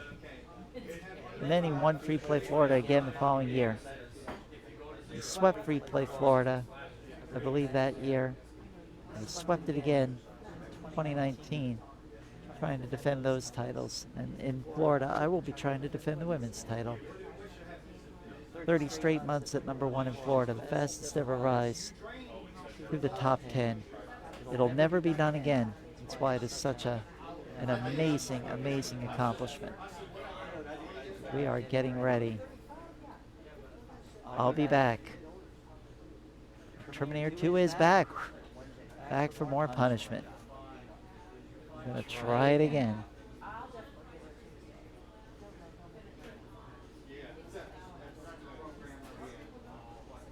Do do do do do do do. Such unusual music for this game. It's almost happy music. Terminator 2. Getting ready to roll. So, fill the viewers in with the discussion with Shannon Stafford, who was on Avengers, and he had less than 5, he had like 2 flips left in the Soul Gem mode. And so we're going to ask anyone who might know, but basically this is something I don't know the answer to. I thought I knew the answer, but now he brought it up, which is if you have 5 flips or less left, when you drain, it takes all those flips away. But the ball saver was flashing, and it did not return the ball. If you recall on the stream here, he had like 2 flips left, and then he got, I think, 1 flip, and then he kind of I said he gave up on the ball, but he let the ball drain, and then thinking he would get it back, and it did not return the ball. And my recollection, and I've only owned the machine a few weeks, is that if you are under the 5, it will not give you the ball back if you drain it. But I could be wrong there, and he said the ball save is flashing, so the visual cue indicates that you should get it back, and it makes sense. So I'm a little stumped, and if anyone knows the answer to that, chime in on the chat. Otherwise, I will be researching it, but that would be... Yeah, I saw that, and I thought it was unusual. And I honestly thought that somehow or another he was at 0, and then let the ball go by mistake, and it went. I think the real lesson out of all of that is don't stop flipping. So the real Ed DK54, you're saying ball save shouldn't flash if you don't get it back, and that's Shannon's feeling as well. And I said, well, that's a programming thing for a feature request, as we say in technology, for them to consider that, if that's how it works. So to be continued there. We are starting now with T2 and Eric Stone. And his commentary. We almost don't need game times. No, he's doing the call-outs. That's it? All right. We said the multi-ball. And most of us know this game by now. We've seen it enough. Now that upper scoop, it's up there near the top lanes, has been troublesome this entire tournament. This sucks. Why do I suck? I just don't know why. Why can't I make a live shot? Because I suck. I don't know why I can make a darn shot. All right. Well, I don't mind. Hey, I'm not the only one that sings around I was here. gonna say I don't mind the call-outs, but when he starts doing the musicals Karaoke. part, I don't know. That's we might need to save that. Right. He was on one flip when the ball was on the flipper, and that's the question at DK. Did he flip while draining? Well, if he activated the switch, then he was at 0, and that would have drained it. So that I think, I really think it's maybe a double flip on that, and he didn't know. That makes perfect sense. You know what's funny about Eric Stone is, I mean, I've played with him, and he's cleaned up his language a little bit because he has been received warnings and yellow cards in prior tournaments. So he's cleaned it up a little bit. He's down to probably PG-13. 19.5 million for Eric, and that's not a great start. He is amazing at pinball, Alligator. He's an amazing guy. I owe a lot of little tips and improvement to Eric and watching him and being able to have the privilege to play with him in South Florida. He'll come over to Fort Lauderdale, Miami area. We'll get together sometimes with Sebastian Bobbio. But you have to pay very close attention because a lot of what he does is so subtle. You could see it 20 times. And if you're not really paying attention, you'll miss it. So here's Dan Coyle playing a game he owns, a game he's owned for most of his life. I mean, you want to talk about home field advantage.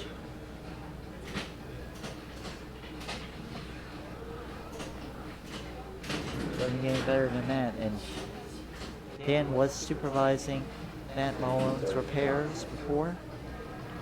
As I was saying earlier, I really didn't think this game was going to come back into play, but it did. Yeah.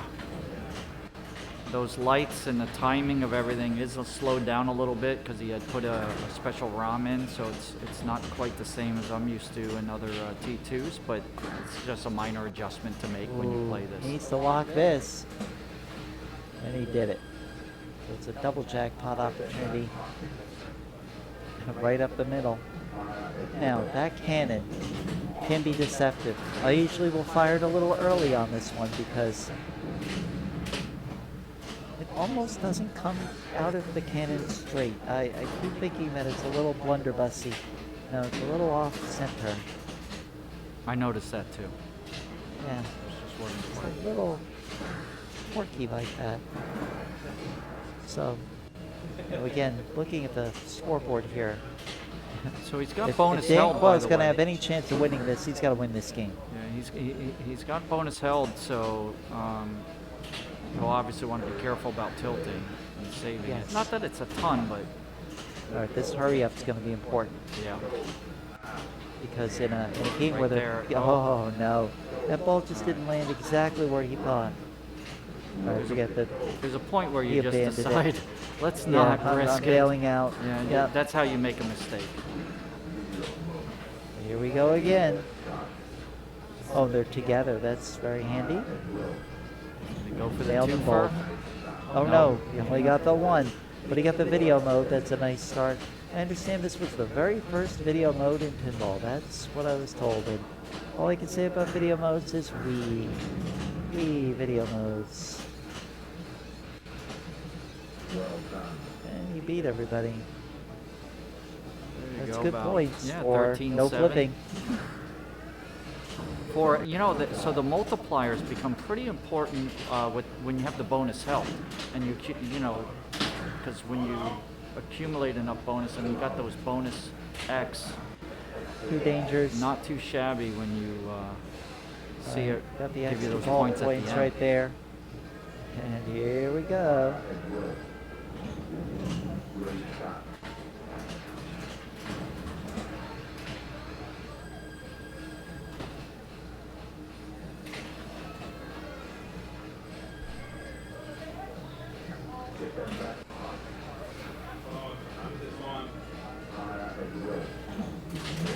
Oh, drop. Wow. The balls chased each other around that ramp. Right. Load the gun. He's trying to. A little troublesome. Not Nice at that shot. time. Another double jackpot opportunity. This time only one target. Nailed it. The benefits of home field. Oh no. At least he collected the jackpot first.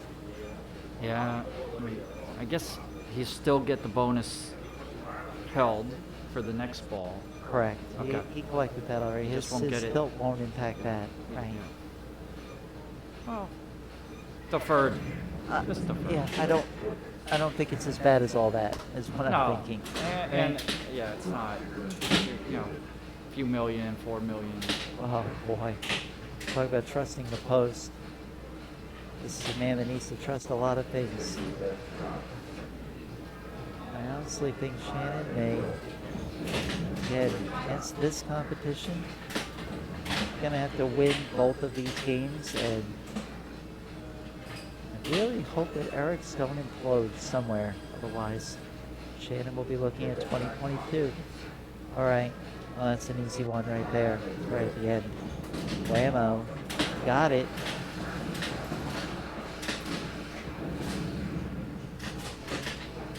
Loga cannon. Almost. The ball was hanging out in the way. Get this with the jackpot. We know that Walt Neely knows how to get the super excellent super jackpot. Ooh, oh, wonderful trust of the post. The post has a rubber on it, but the in lanes and out lanes do not. Yeah, at the Pinball Lounge, they removed the rubber there on the post as well. I lobbied to get it removed, and I was overruled. I was told it's not necessary. We want players to have a fighting chance. Well, how many times this weekend have we seen the center post come into play? There's so many center posts here this weekend. I just feel like going home and drilling a hole in every game I own and putting in a center post. There was a lot, and it was bouncing clean.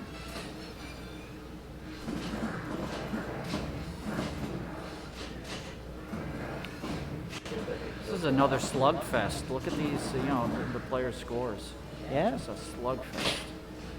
Definitely going to be a close one.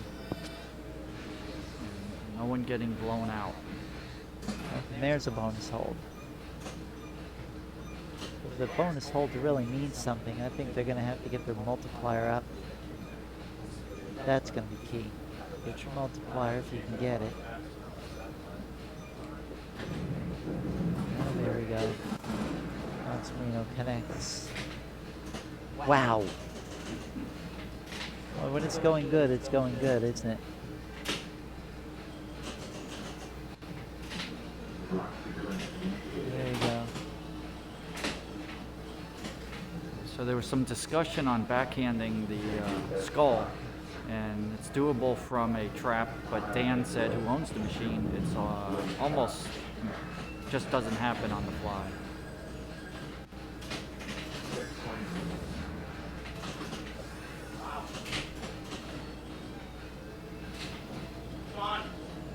No.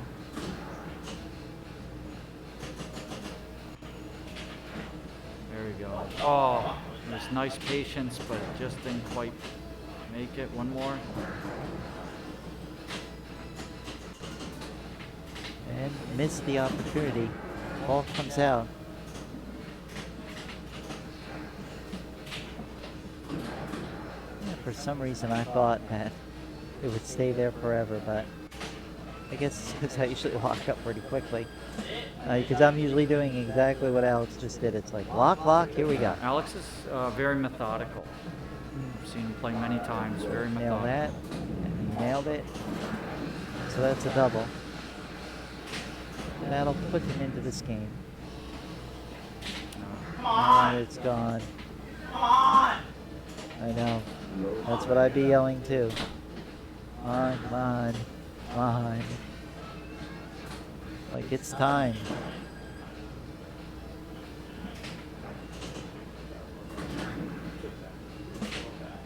That's a butterfly. There's a nice little bump there.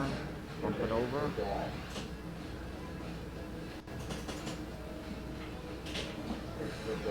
Nice ball and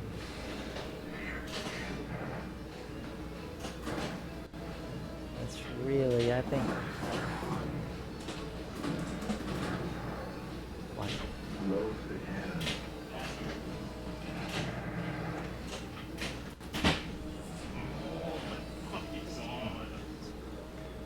Right. Comes Eric Stone, 45 years old, Fort Myers, Florida. He's the defending everything. FBI, thank you very much for following. Gets a direct hit.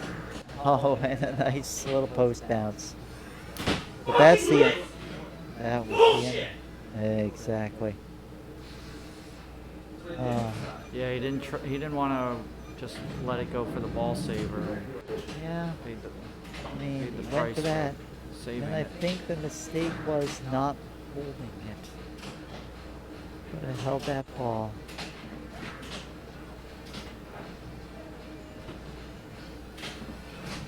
That's going to prove to be a very critical mistake, and if Eric finishes last in this game, he's going to bring back everybody. Yeah. Yo Mang Yo, I'll allow the comment. F-bombs are flowing. The tension's really high. I'm telling you that there were players here till midnight, Friday night, they were here till midnight, Saturday night, they had to report this morning at 10 a.m. Sunday.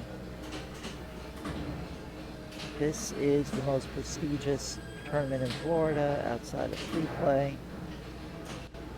It's Florida's tournament, really. This is the one that people remember that you won.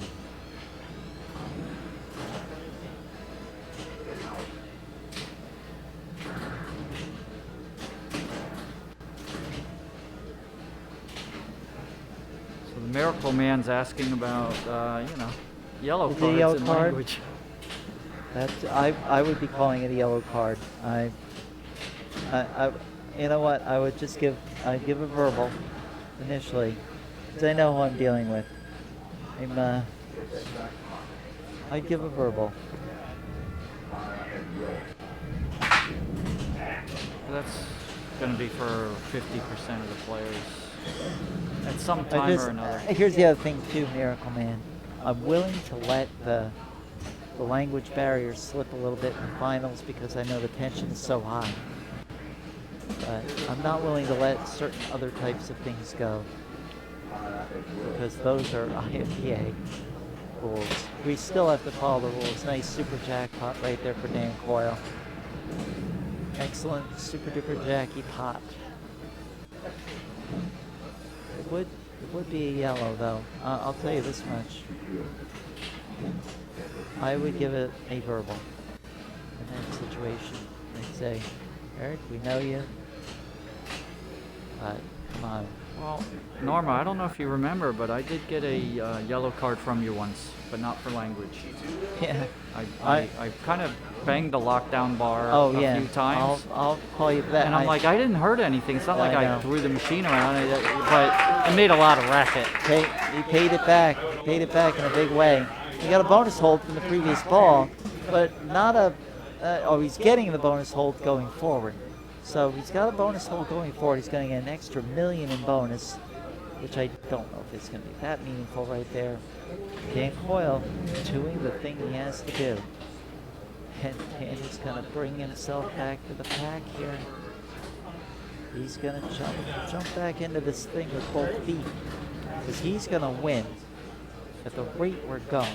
Unless Eric does what Eric does. And unless Shannon does what he does. And whoa, and that's that. Shannon with the tilt. And I've got to tell you that I remember 2 years ago.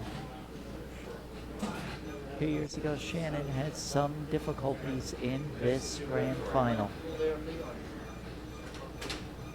Dan's the only one that can stop Eric's winning spree. It's very well. We're going to find that out in a little bit. We are going to go into ball 3. They could all have miracle ball 3s, and You could all put Eric in the basement, in which case everybody comes back to the pack and we have a one-game championship. And that would be thrilling, but keep in mind that a year ago, Eric wrapped this thing up in 2 games. And if he knows right now that if he can come back and win it right now, he win this game, he wins the championship the 2nd year in a row. Alex Marino getting himself ready. Again, last year's winner, Eric Stone, who also won the championship. Alex Marino was 2nd. I was trying to pull a miracle comeback here, but it's really going to come down to, I think it's going to come down to ball 2 here. What can he get done? And he stood in front of the camera, but guess what? It's multi-ball, and he locked one right away, so he's got a shot at a triple jackpot. Oof, no, it's a double.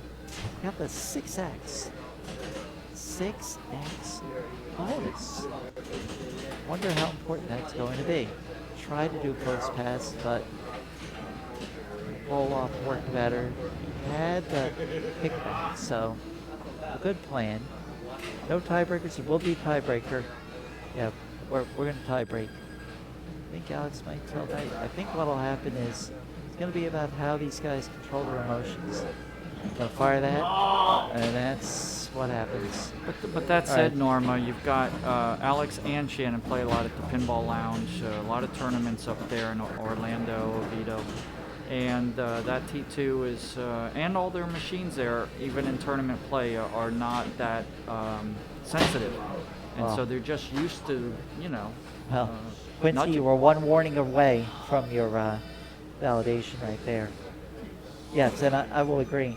I think what happens with certain players is they don't spread themselves around. You definitely go and play a lot of different machines, and you're learning about the variations of the machines. And I can usually find, oh, this one is, you know, soft, these flippers are spongy, usually the first game, and then I'm like, okay, well, I'm going to try to adjust. Can Eric come back? He might. 60 seconds here. Well, the challenge at the Pinball Asylum is you're not able to practice much before a tournament. No. Let's talk about Eric. There we go. He says, not twice. Oh, no. Yeah, I need you, Arnold. I didn't know I say that. Missed it. He's definitely rattled here. 100 million, Dan! Yeah, he's rattled. 3 million. Now the question is, how important will that be? The answer is not very important unless he can start adding to it. Ooh, there's a save right there. Oh boy. Wow. Ooh, yeah! That's very important. And they're next to each other. If he gets into this multi-ball, he's almost certain to really cash it in here. Wow. This is vintage Eric Stone. Oh, he needs to just lock up. There it is. I knew he wasn't going to miss that. Doesn't matter. He doesn't need the super. He can just take care of it with this one target. Well, bam. That's 15 million, and he's not going to be in the driver's seat, but he needs to be in the front passenger seat. And he's not there yet. Shot. Needs to. Gotta try to get up in there. He's trying to grab Mercury there. It's oh just, my gosh.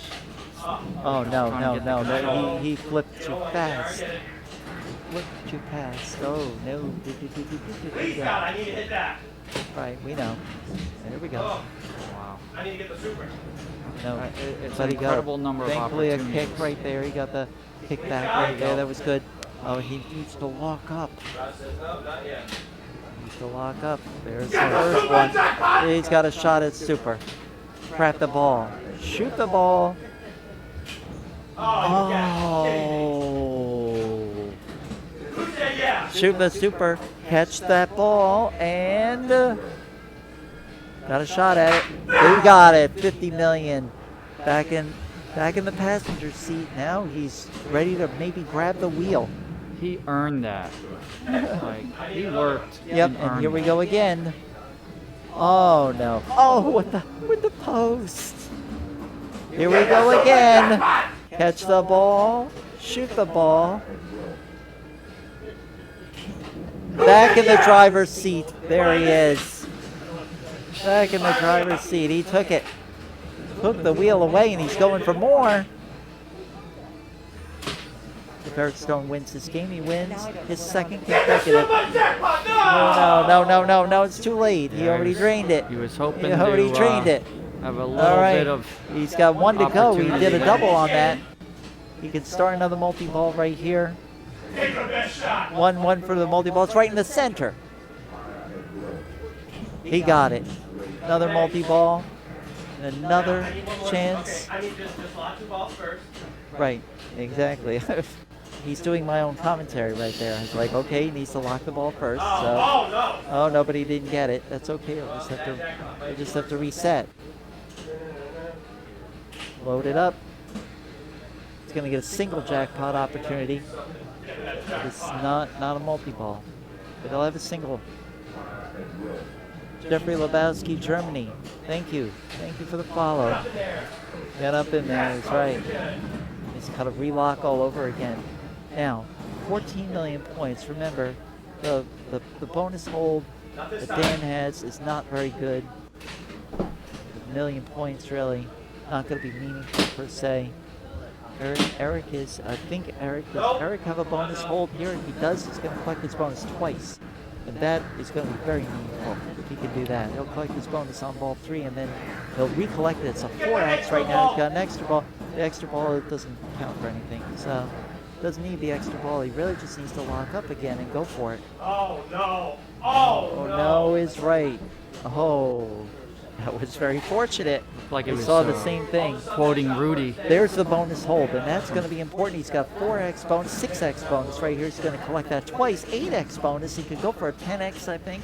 So he's going to collect that twice. Oh, my. He's going to collect that twice. Yep. Now, that collecting that twice is going to put him at least in the neighborhood of 180. All right, so let's see what happens here. It's 8 times whatever. 8 times 8, so he's got 16, and that's going to be 178. Collect again. 2, 1, 2, 4, 8. 178. You just put the weight of the world on Dan Coyle's shoulders. Dan Coyle does not beat Eric Stone here. Eric. I've seen Dan play a lot, and I've never really seen him rattled or overly nervous. No, but the thing with Dan is that when it happens, And it was I mean, Dan, good sport. I'll phrase it in this way. Dan Coyle has had so many near-miss opportunities to win big tournaments. More than any player I've ever known. He is the best player that some of you really have never heard of. Doesn't get the accolades, but I faced him. He beat me in a tournament once. He stole one away from me. He's a very strong player, but in these situations, it's tough. It's tough for anybody, especially when you're dealing with a juggernaut like Eric Stone. That's gotta be risky to get that shit. Come on. Eric Stone was the favorite coming into this tournament, unless either Bannon or Alex Marino can take him down in this game. It's going to be print it up. Print up the banner. Go grab that gold monster down from the rafters that's going home to Eric Stone's massive trophy case. And again, this will make him the front runner for the state championship, which he already won last year. Double jackpot. Shannon's thinking, let me get to the supers so I can hit 2 or 3 in a Need row. this. And he got it. And yep, he literally has to do what Eric, he needs to do what Eric just did, and he can't do it because it's done for. It's got to start over. Well, I'm sure he'd love to get some payback from the Funhouse tournament. Sorry, the Funhouse match where Shannon had, what, 32 million at the Oh, yes, Pinball Lounge, and exactly. Eric had almost nothing, and it was one of the most incredible comebacks I've ever seen in pinball. So who did Eric Stone defeat to win 2019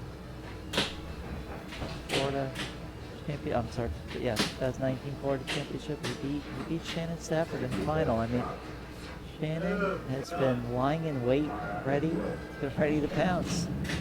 One target to go. That was not a double. Lock it up again. Yeah, a little too early. Yeah. And here's the thing.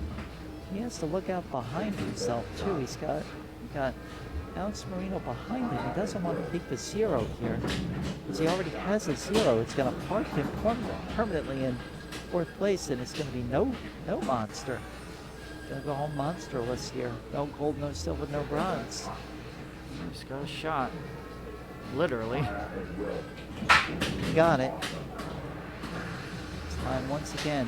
Oh, beautiful. It's so tough. Oh my gosh. It's so tough when you have control. You know, you get that trap, and then you have to untrap. Oh, here we go. Catch ball. Oh, yeah, catch ball, shoot ball. Oh, that was a pot shot. Why? Oh no. Now he's got to run out of time here. Oh, he's trying. He's just like, please, just God, put it in there for me. You know? Oh no. This is what I end up saying. It's like, please God, make the ball find the hole, find the scoop. Oh no. He's gonna run out of time. I think. Or you don't run out of time. You're right. As long as you have 2 in play, you can do this all day long, but he certainly doesn't have the luck to do it all day long. Oh, here we go again. Again, he's trying to maybe pick up a second place here, and he shot too fast. Right? You know, whereas Eric Stone was deliberate, and he tried to triangulate those two. It looks like Shannon is just basically saying, anything that looks close, I'm going to shoot it. Now, hopefully the arrows line up. Shannon, I can tell you, Quincy, Shannon he's jumpy because he is nervous. I played him like this, and when it's crunch time like this, he gets a little nervous. I can tell he's got butterflies, he's got everything. Super jackpot again. Now you've got to divinate. Hey, come on, triangulate it right now. Ooh. Swing bada bada. That's what he needed to do there, right? Oh, no. The time to have taken that shot was when he had the ball in the left flipper. Well, that's one of those deals where if he doesn't, you know, after the tournament, it's like, well, I had my opportunities. Cause yeah, but I think one opportunity he may be overlooking here is let's try to ramp out here. Maybe a little payback. Not going to get much here. Video mode, he's got to hope. No, he's got the video mode, so he's going to pick up some points here doing absolutely nothing. And that's going to at least put some distance between him and Alex Marino. Potentially 13-7. That was a big one right there. Good, knocking him off, and he did it. So that's 5 plus 8.5, 13.5 million. Like I said, easy money when you can get it. And ooh, nice save. And and a beautiful. Was it got the extra ball? Was it 8.5 total, or was it 8.5 plus? 8.5 plus. That's the what 5. I thought. So 13.5. Okay. I just want to make sure I'm understanding. I think it's both. It's That's like you what I won thought. 5 million. Oh no. That was another post. Maybe you get lucky with the post bounce, but I really think that's center drain all day long, post or not. The angle. Yeah, the angle was problematic there. I agree. The angle. Alex Marino. Hell of an effort. Right. Alex Marino in the basement right here. So Shannon is going to end up with a 1 here. Or a 0. Oh, just in It's time. going to be a 1 or a 0. That's that. So it's over, folks.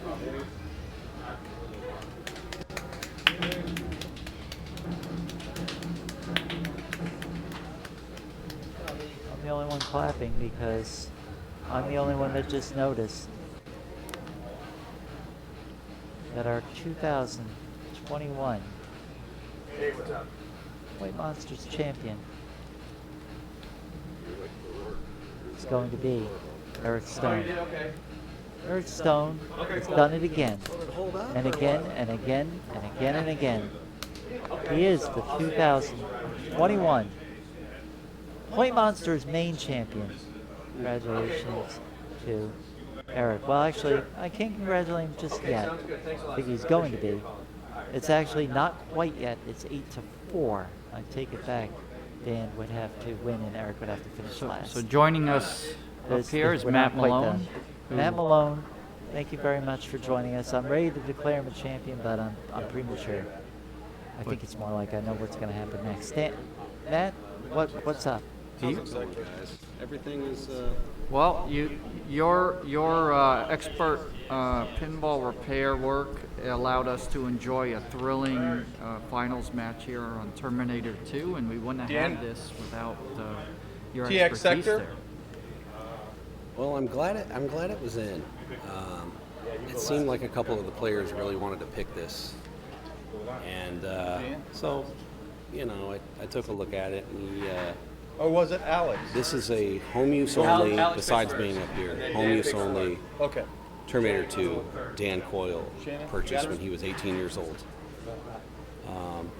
So it's been played to hell in his house, and he had some wood damage in the hole there that was it had like a little bevel going on from the ball constantly getting kicked out, and so what would happen is you'd have two balls on the trough and the ball would drain, and it would kind of sling all the balls forward a little bit where the first ball would kind of pop up some and ride that damaged wood. So, you know, me and Dan were looking at it. We just decided to lower the trough down a little bit. We just put some spacers in there to kind of rest that first ball deeper in the pocket some, so the ball wouldn't, when you had like a violent drain, it wouldn't throw the ball up. So, you know, apparently it's, you know, I'm going to call that a permanent fix. If it made it through the round, I think it's fine. Also, the T2, the head, the VUK back there had some issues, and I actually had a spare part of my house that I brought in for him to fix that up. So, hello. You know, it's kind of cool that they threw that. They chose that for the final game. Well, you got that fixed pretty dang quick. Oh, it wasn't fast by my standards. I thought I had it fixed, and it broke, and I thought I had it fixed again. And then finally I saw what the real problem was. So sometimes that happens. You know, that's why I was playing the game over and over again while they were playing other games, just to make sure. Well, we are on the third game. We're moving over here. I coronated him too early, but as I just said in the chat, Eric Stone has not finished last, I think, in any game of any match in the history of Point Monsters. He's never finished last. He's always gotten a point.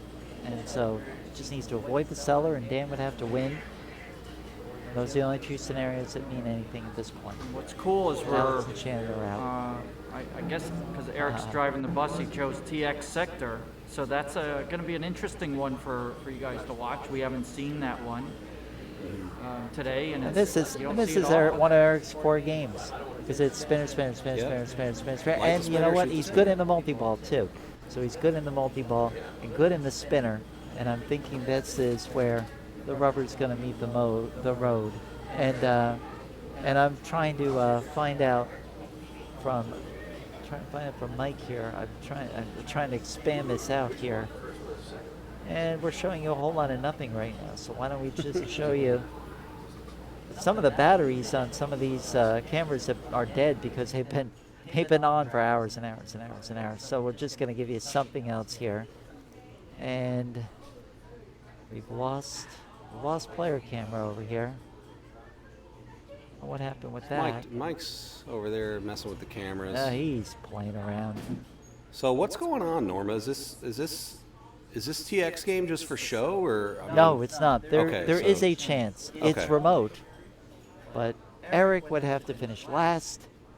Dan would have to win, and nobody cares what Alex or Shannon do from there. It doesn't matter which second or third. Uh-huh. The only two things in the world that matter for the championship are Eric would have to be last, Right. and Dan would have to be first. Okay. On a game that is one of Eric's core games. I got So you. talk about that. Basically, be like, okay, I have to beat the New York Yankees in Yankee Stadium by myself. So challenging, to say the least, but not impossible. Talking about Dan Coyle here. That would only be to force a playoff, by the way, and that'd be a one-game playoff. But again, Eric just has to not be last. If he's not last, it doesn't matter if Dan wins. It doesn't matter because he gets a point. TX, T-Rex, TX. Spinner, chicken dinner says, low to breath, mo, meow. Thank you for the follow and for the cat sounds. I love cats. 2 yellows equal a red. They do. They do. So, you know, there's a lot of questions here in the chat about, you know, should they get a yellow? Should they not get a yellow? You know, it is in the discretion of your tournament director. And I'm not getting a good playfield camera experience here. Playfield, I'm sorry, the crowd camera is a little wonky. The player camera. Which one are you using? That one is, and this is number 3, by the way. 3 is turned off. You gotta use a different one. It's off. Oh, so we have to go somewhere else. Oh, okay. Well, here's a better plan. All right, we're just getting set up here. And you're like, well, we're talking in all these numbers, all this code. It's an 8-camera shoot. We have cameras everywhere doing everything, and we mix and match the cameras based upon where the people go. And Mike Huff, I would be remiss if I didn't continue to give him so much praise for coming up with this system where he can do things so quickly. So as you said, it's spinner, but there's a couple little things, and then I'll leave you since you know, you don't need detailed rules knowledge on this machine. But the one interesting thing is on that out lane, you've got those rubber posts where it's easy to forget that, but the ball can actually be returned to the shooter lane on the lower right part of the playfield there on the TX sector.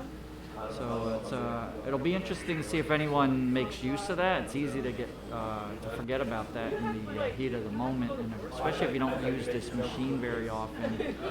Also, the center spinner feed coming back down, I noticed goes down the middle quite a bit. So we'll want to watch out for that if it happens. But those were Eric Stone, the top player in qualifying. With 8.9 million, Alex Marino was second.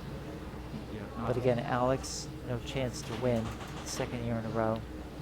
Shannon, second year in a row. Of course, we're skipping 2020. Norma, thanks for letting me join you in the booth here. I'm going to sign off. Let All you right, take well, it from thank here you since very much, it's Vince. pretty straightforward. Beat the traffic. But Vince, you were an invaluable part of the broadcast today in so many ways. Thank you for your very detailed knowledge. You really helped make this a stronger broadcast. Who should have gotten the yellow earlier? Alex for sliding the game or Eric for sliding it back? Eric was trying to correct the problem. That's a good question. Eric should not have touched it. He should have called for help. If we're really going to be sticklers on that part. But yes, Alex should have been called for sliding. You should have been called.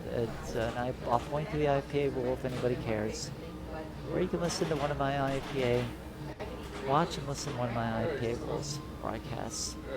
On Twitch, save this highlights. Alright, so the real key right here is what he's trying to do is go up that ramp, but it didn't happen right there.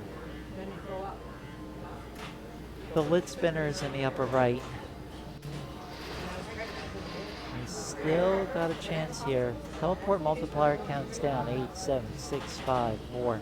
Worth less and less. And he's going to hold it though. He's not going to go for that. He's still thinking spinner. Try to do a nice post pass there. He saved a clip of Eric raging. Yeah, he wouldn't be the first one, Quincy. And there we go. Time to spin. But the game is a little more than that, as Vince said. But they're minor goals. Major goal is to spin and win. You get 10,000 points to spin.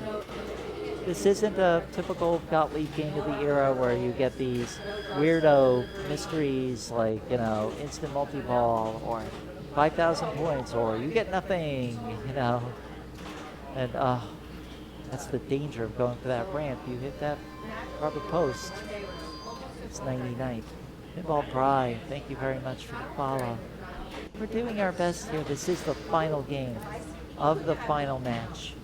We will have a champion for sure after this, but here is Eric Stone getting started here. And he's going to do the first lock.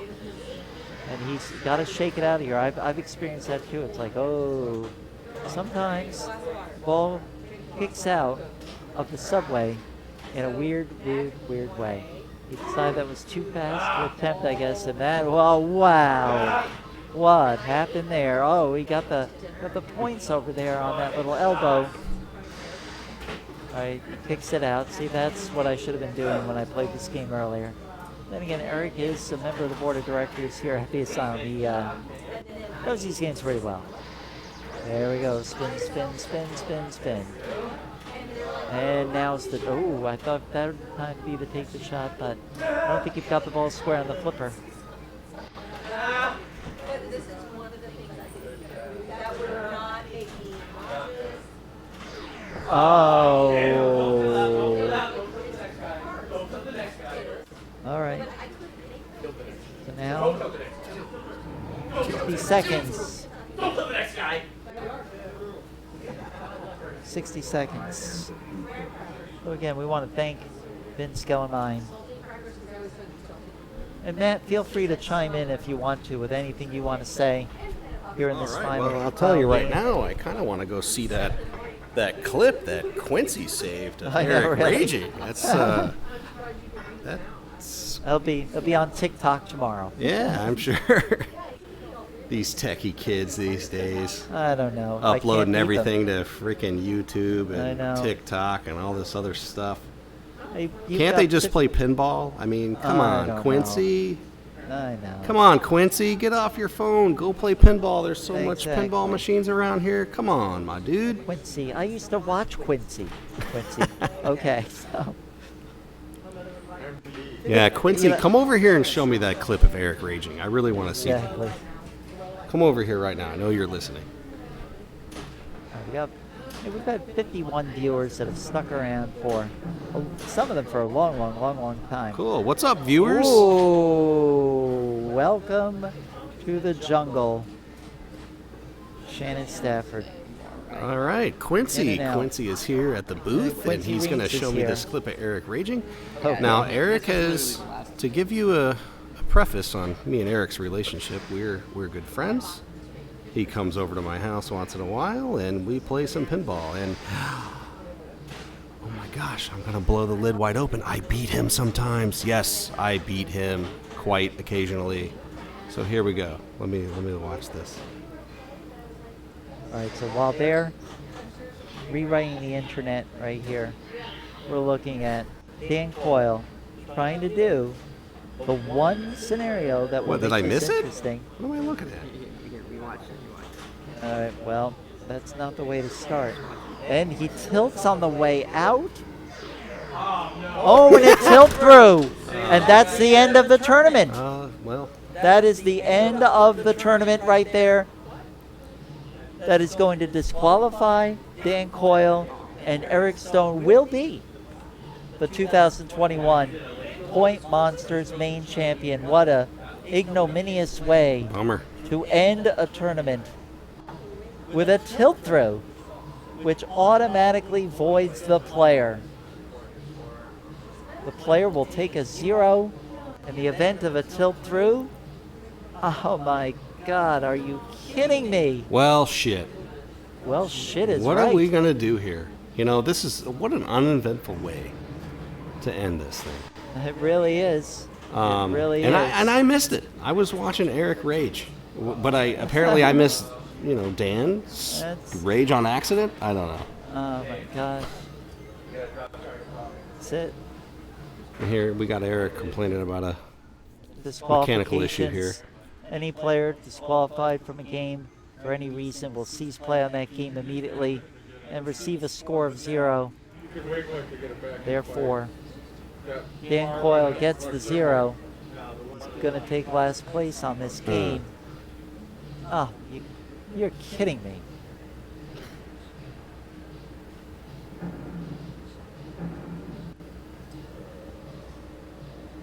It looks like we're waiting for a TD ruling here. Well, the ruling is very cut and dry. Well, we're Dan still Coyle waiting loses. for David to make up his mind here. Yeah, but I saw you flash the rule. We know what it is. that is the rule, and I'll find the exact. I'll find it precisely. It's over. Unless we can somehow prove some sort of mechanical malfunction. Right. Yes. Unless they can prove that, but Sure. All right, I'm getting called away to go look at this drop target. Adios. You could get it in from the top if you just wait let it drop. It won't drop, it may drop,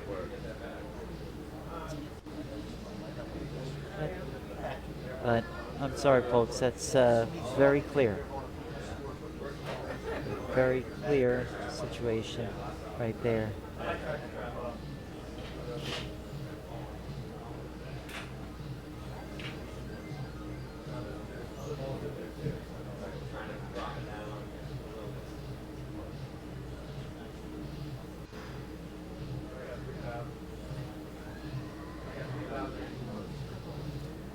Very clear.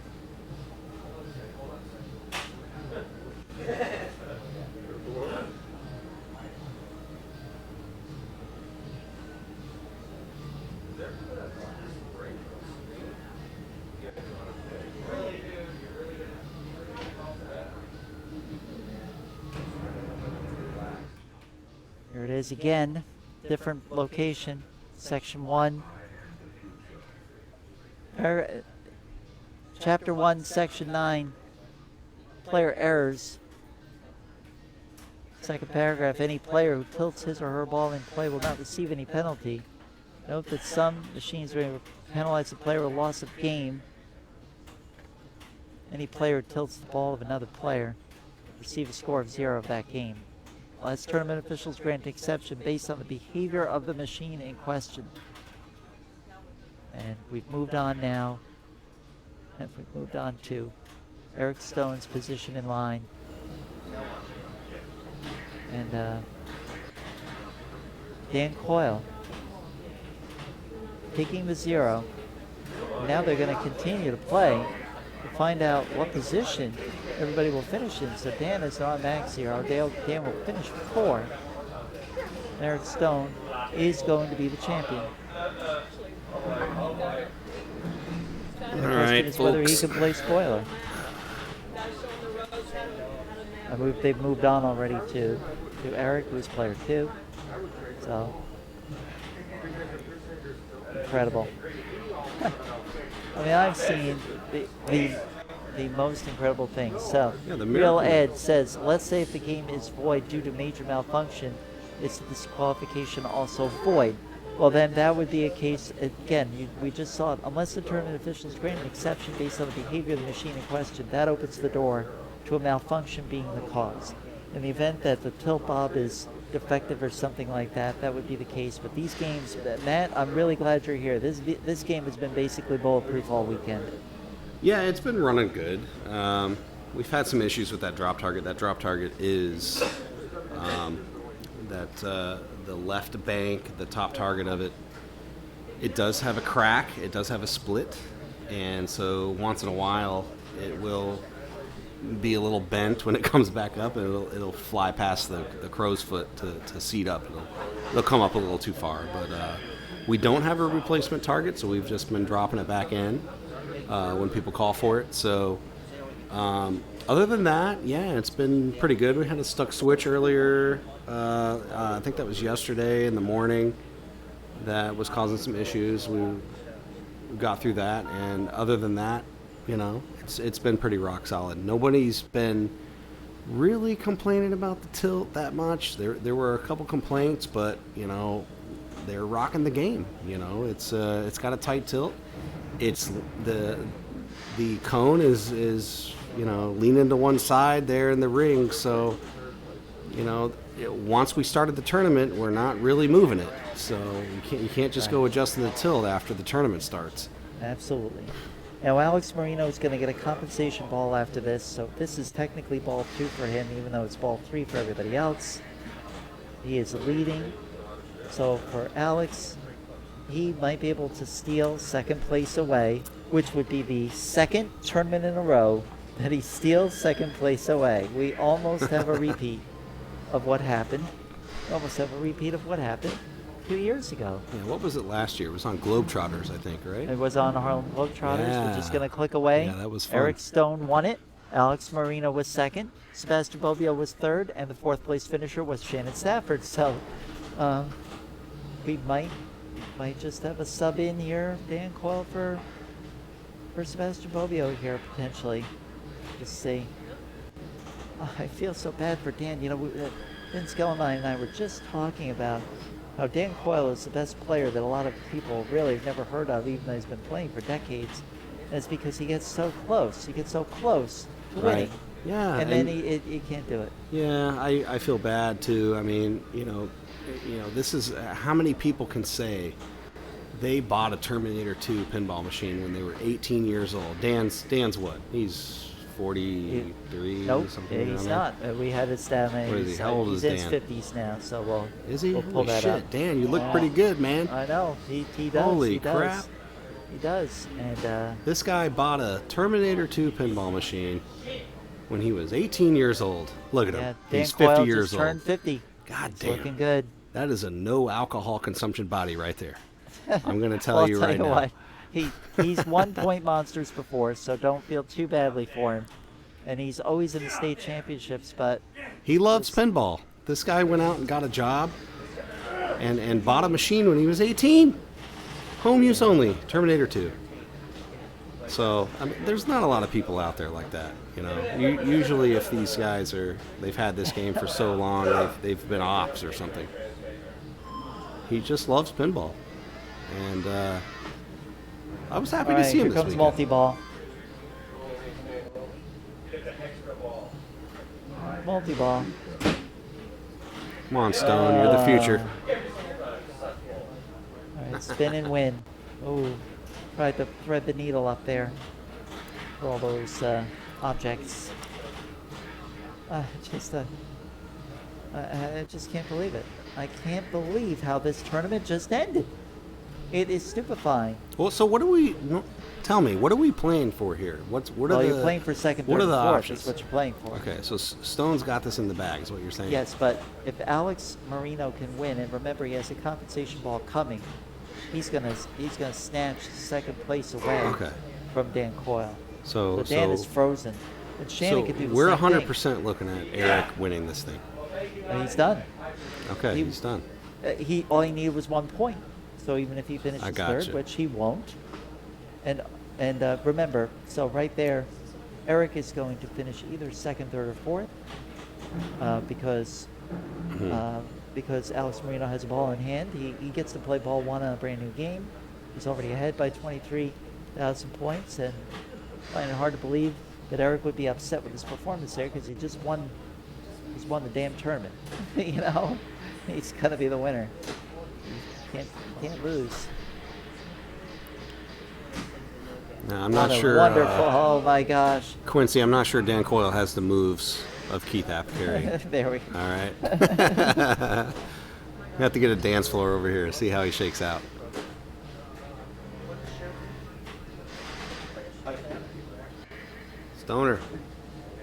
Stoner, come over here, buddy. All right, we got Eric Stone joining us in the booth here, and I'm going to take my leave. Thank you very much. Adios, Matt guys. Malone. What a great job keeping those machines running. Congratulations, Eric Stone. You become the second player to win back-to-back Point Monsters championships. And yet you seem so unhappy with your ball 3 performance on PX. Yeah, it was well, over. you can't win it all. Well, Yeah, what you did. Yeah. I have to tell you that part of it is Dan Coyle lost it. Yeah, I mean, I hate to see that. You know, I don't like people to lose on a. But you know, I just needed 1 point, and it looked like I was about ready to get a point at least anyway with $1 million. Right. I got a little greedy too, so.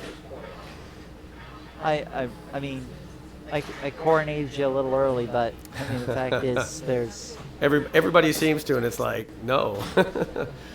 Anything can happen, you know what I mean? That Terminator 2 game was nuts. I mean, you know, you are the champion. Yeah. This is your first interview as champion here. Back-to-back champion. Now that IFPA started back up. Yeah, well, you're going to get cool. a whole heck of a lot of points out of this. I think you only get about 25. I doubt it. You have Trent Augenstein in the mix there. Yeah. There were 50 players. Yeah, but there were. I don't think it's 10 or 11 top 1,000 players here. I mean, it's nothing to sneeze at. No, definitely not. Definitely not. No, like I said, I think it's going to be. I think it'll be somewhere in the mid to upper 20s, 27, 28 maybe. Is my guess. There were 11 players here in the top percentile of players, 7 in the second percentile. So 18 it turned out to be 50.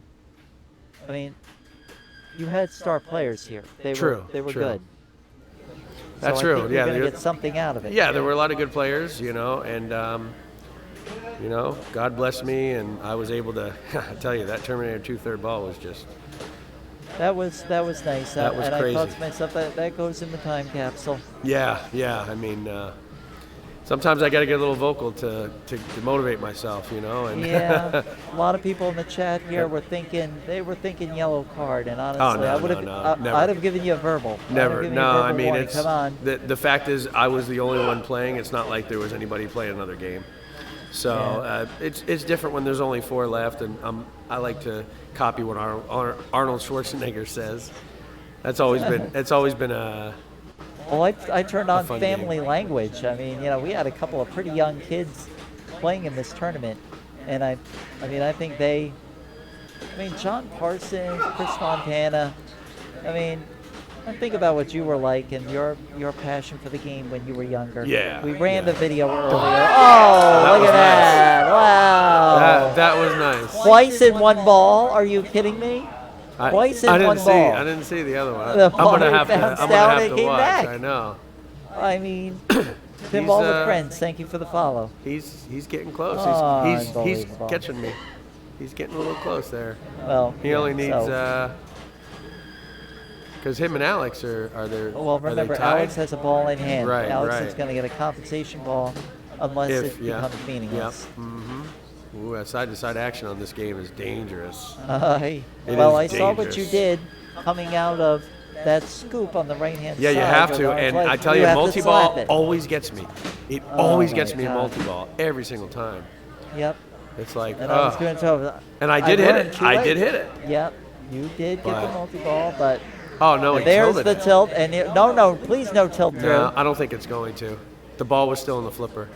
Well, actually, you know what? Even if there was a tilt through, I don't think wouldn't it would have mattered matter. because Dan Coyle's position is open.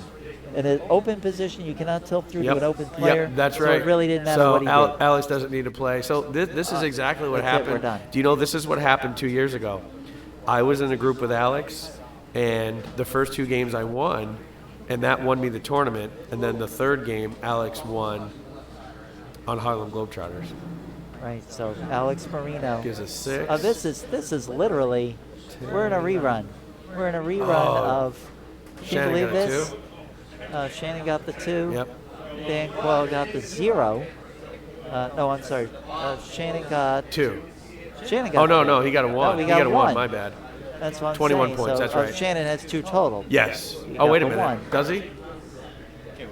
No. Shannon was playing. It has to add up to 21. That adds up to 22. Player 2 has got. Shannon has so 2. you had 2. Alex has 5. Player 3 Alex has 5. has got a. Yeah. I'm sorry. I gave him an extra point. No, you're fine. It doesn't matter. Actually, it's He's second. second. Okay, Yep, so yep. congratulations, Alex Marino, on a second consecutive second place finish. All right, look who's And One Dan little Coyle knowledge seven- bomb here. This is Matt Malone entering the conversation. I know. I just opened the coin door. That bob is swaying back and forth like crazy. Oh, I bet. It is not a game malfunction. It is just a super tight tilt. Yeah, like World Poker Tour. Okay. Thank you. Why, was somebody It's saying all what? sleep tonight.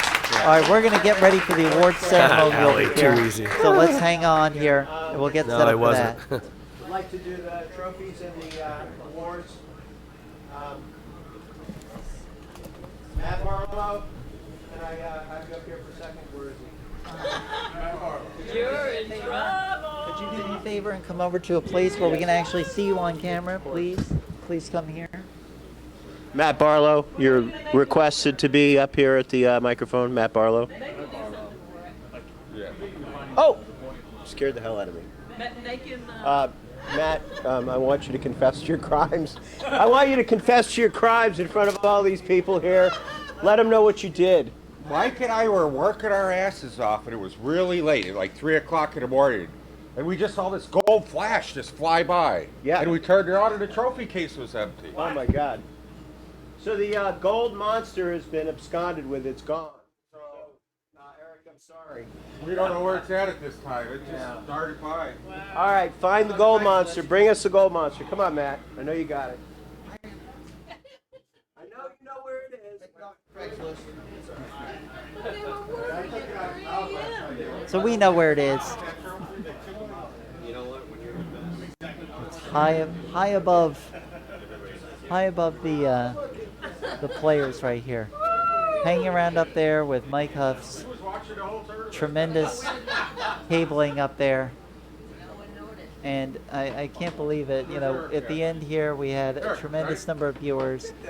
Well over 50 Breakable, viewers. man, I'm telling you. Thank you very much for spending your Sunday morning, afternoon with us. There's your final up there. Eric Stone with 10 points. Alex Marino with a strong performance here at the end, stealing away second place. Shannon Stafford is in fourth place for the second year in a row. Second consecutive tournament, I should say.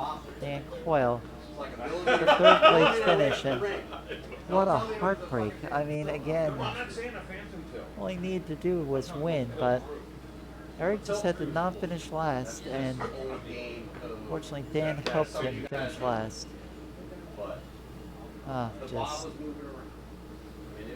Just heartbreaking, really.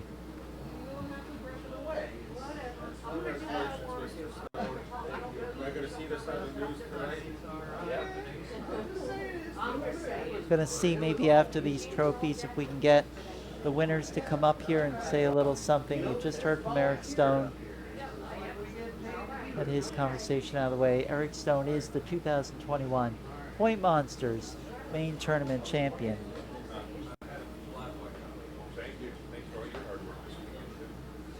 And we're going to see if we can get a little conversation with these guys at the mic, at the remote microphone out here. He's the future. What we got? Getting ready for the award ceremony. The trophy was located. It's high above everybody. I don't know if any of these guys are gonna feel like talking after what just happened, but see Dan Coyle, he's kind of staring off into space, and I don't know, if I was him, I'd be rethinking what just happened back there. What happened?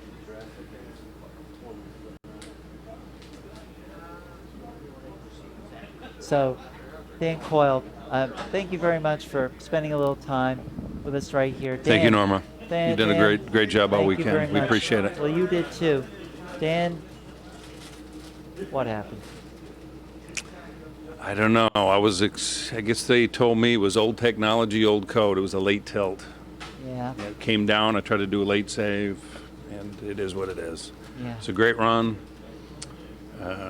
You know, you gotta have a perfect game to beat Eric Stone. You know that. Absolutely. Well, You know, I Dan, thought you're I had it on T2. I thought I had one on the ropes, and I was looking forward to coming back on TX sector, but it didn't happen.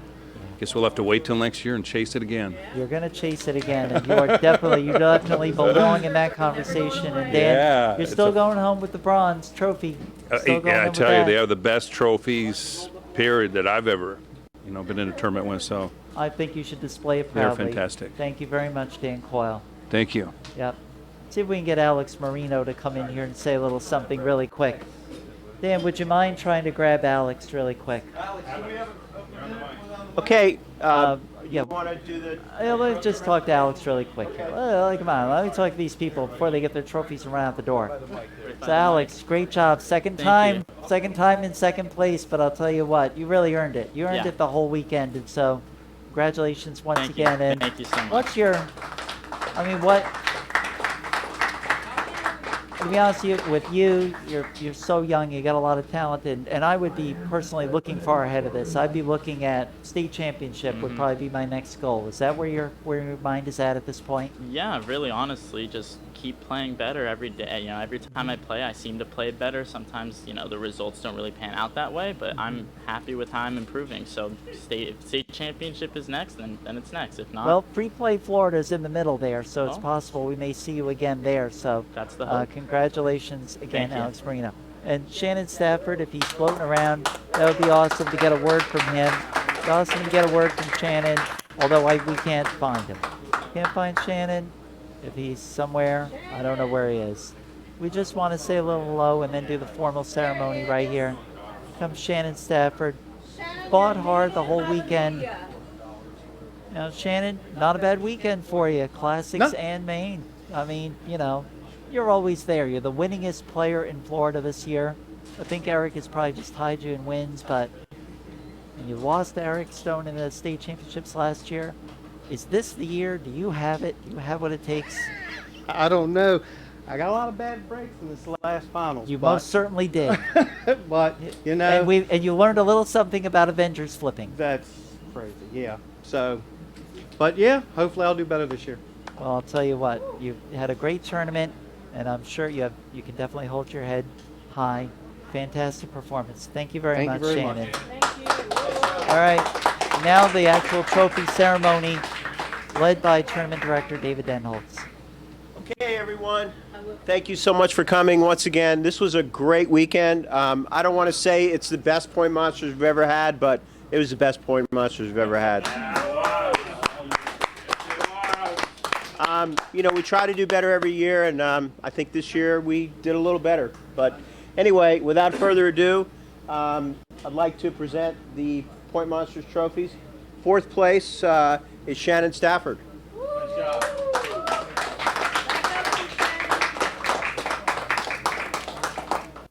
Here you go, sir. Thank you so much. Some money. And Thank this is you. your Classics. He also came in third place in Classics. Thank you very much. Good job. Sir. Oh, yes, definitely. Thank you, sir. Good job. Thank you. Third place this year. Got to look at my cheat sheet here. Goes to Dan. Dan Coyle. The Bronze Monster. Ooh, that's nice. Thank you. Nice job. Thank you, Dan. Appreciate it. Good job. Thanks for Nice job, Dan.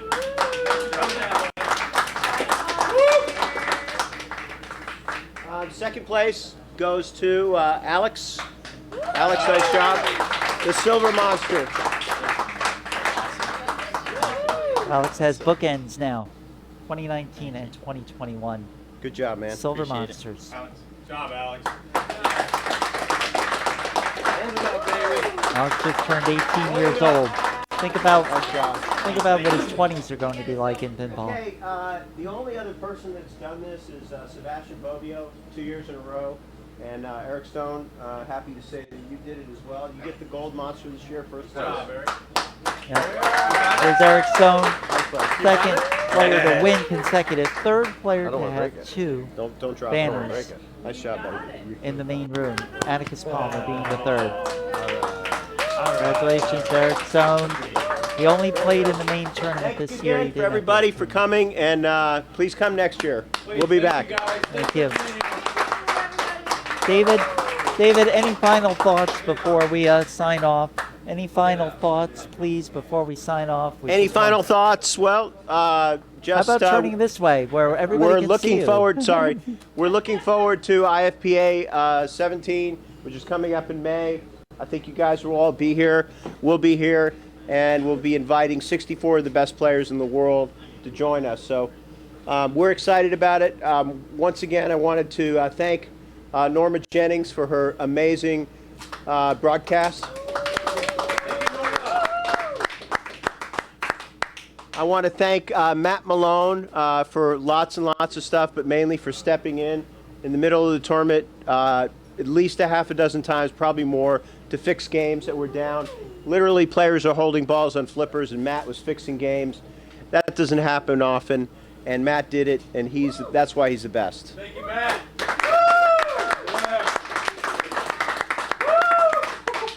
I'd also like to thank just as important as the previous people I mentioned is Mike Huff. Without Mike Huff, you wouldn't have seen anything today. You would have just had a blank screen. It would have been all black. Mike designed our camera system, and he did an amazing job. Thank you, Mike.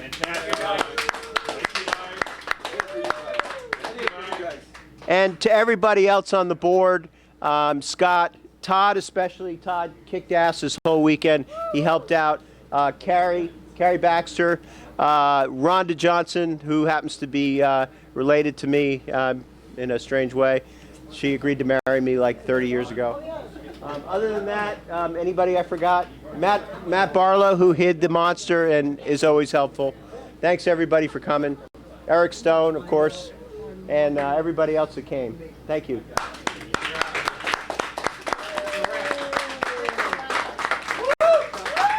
So thank you very much there, David Denholtz, and that's it. We've done it.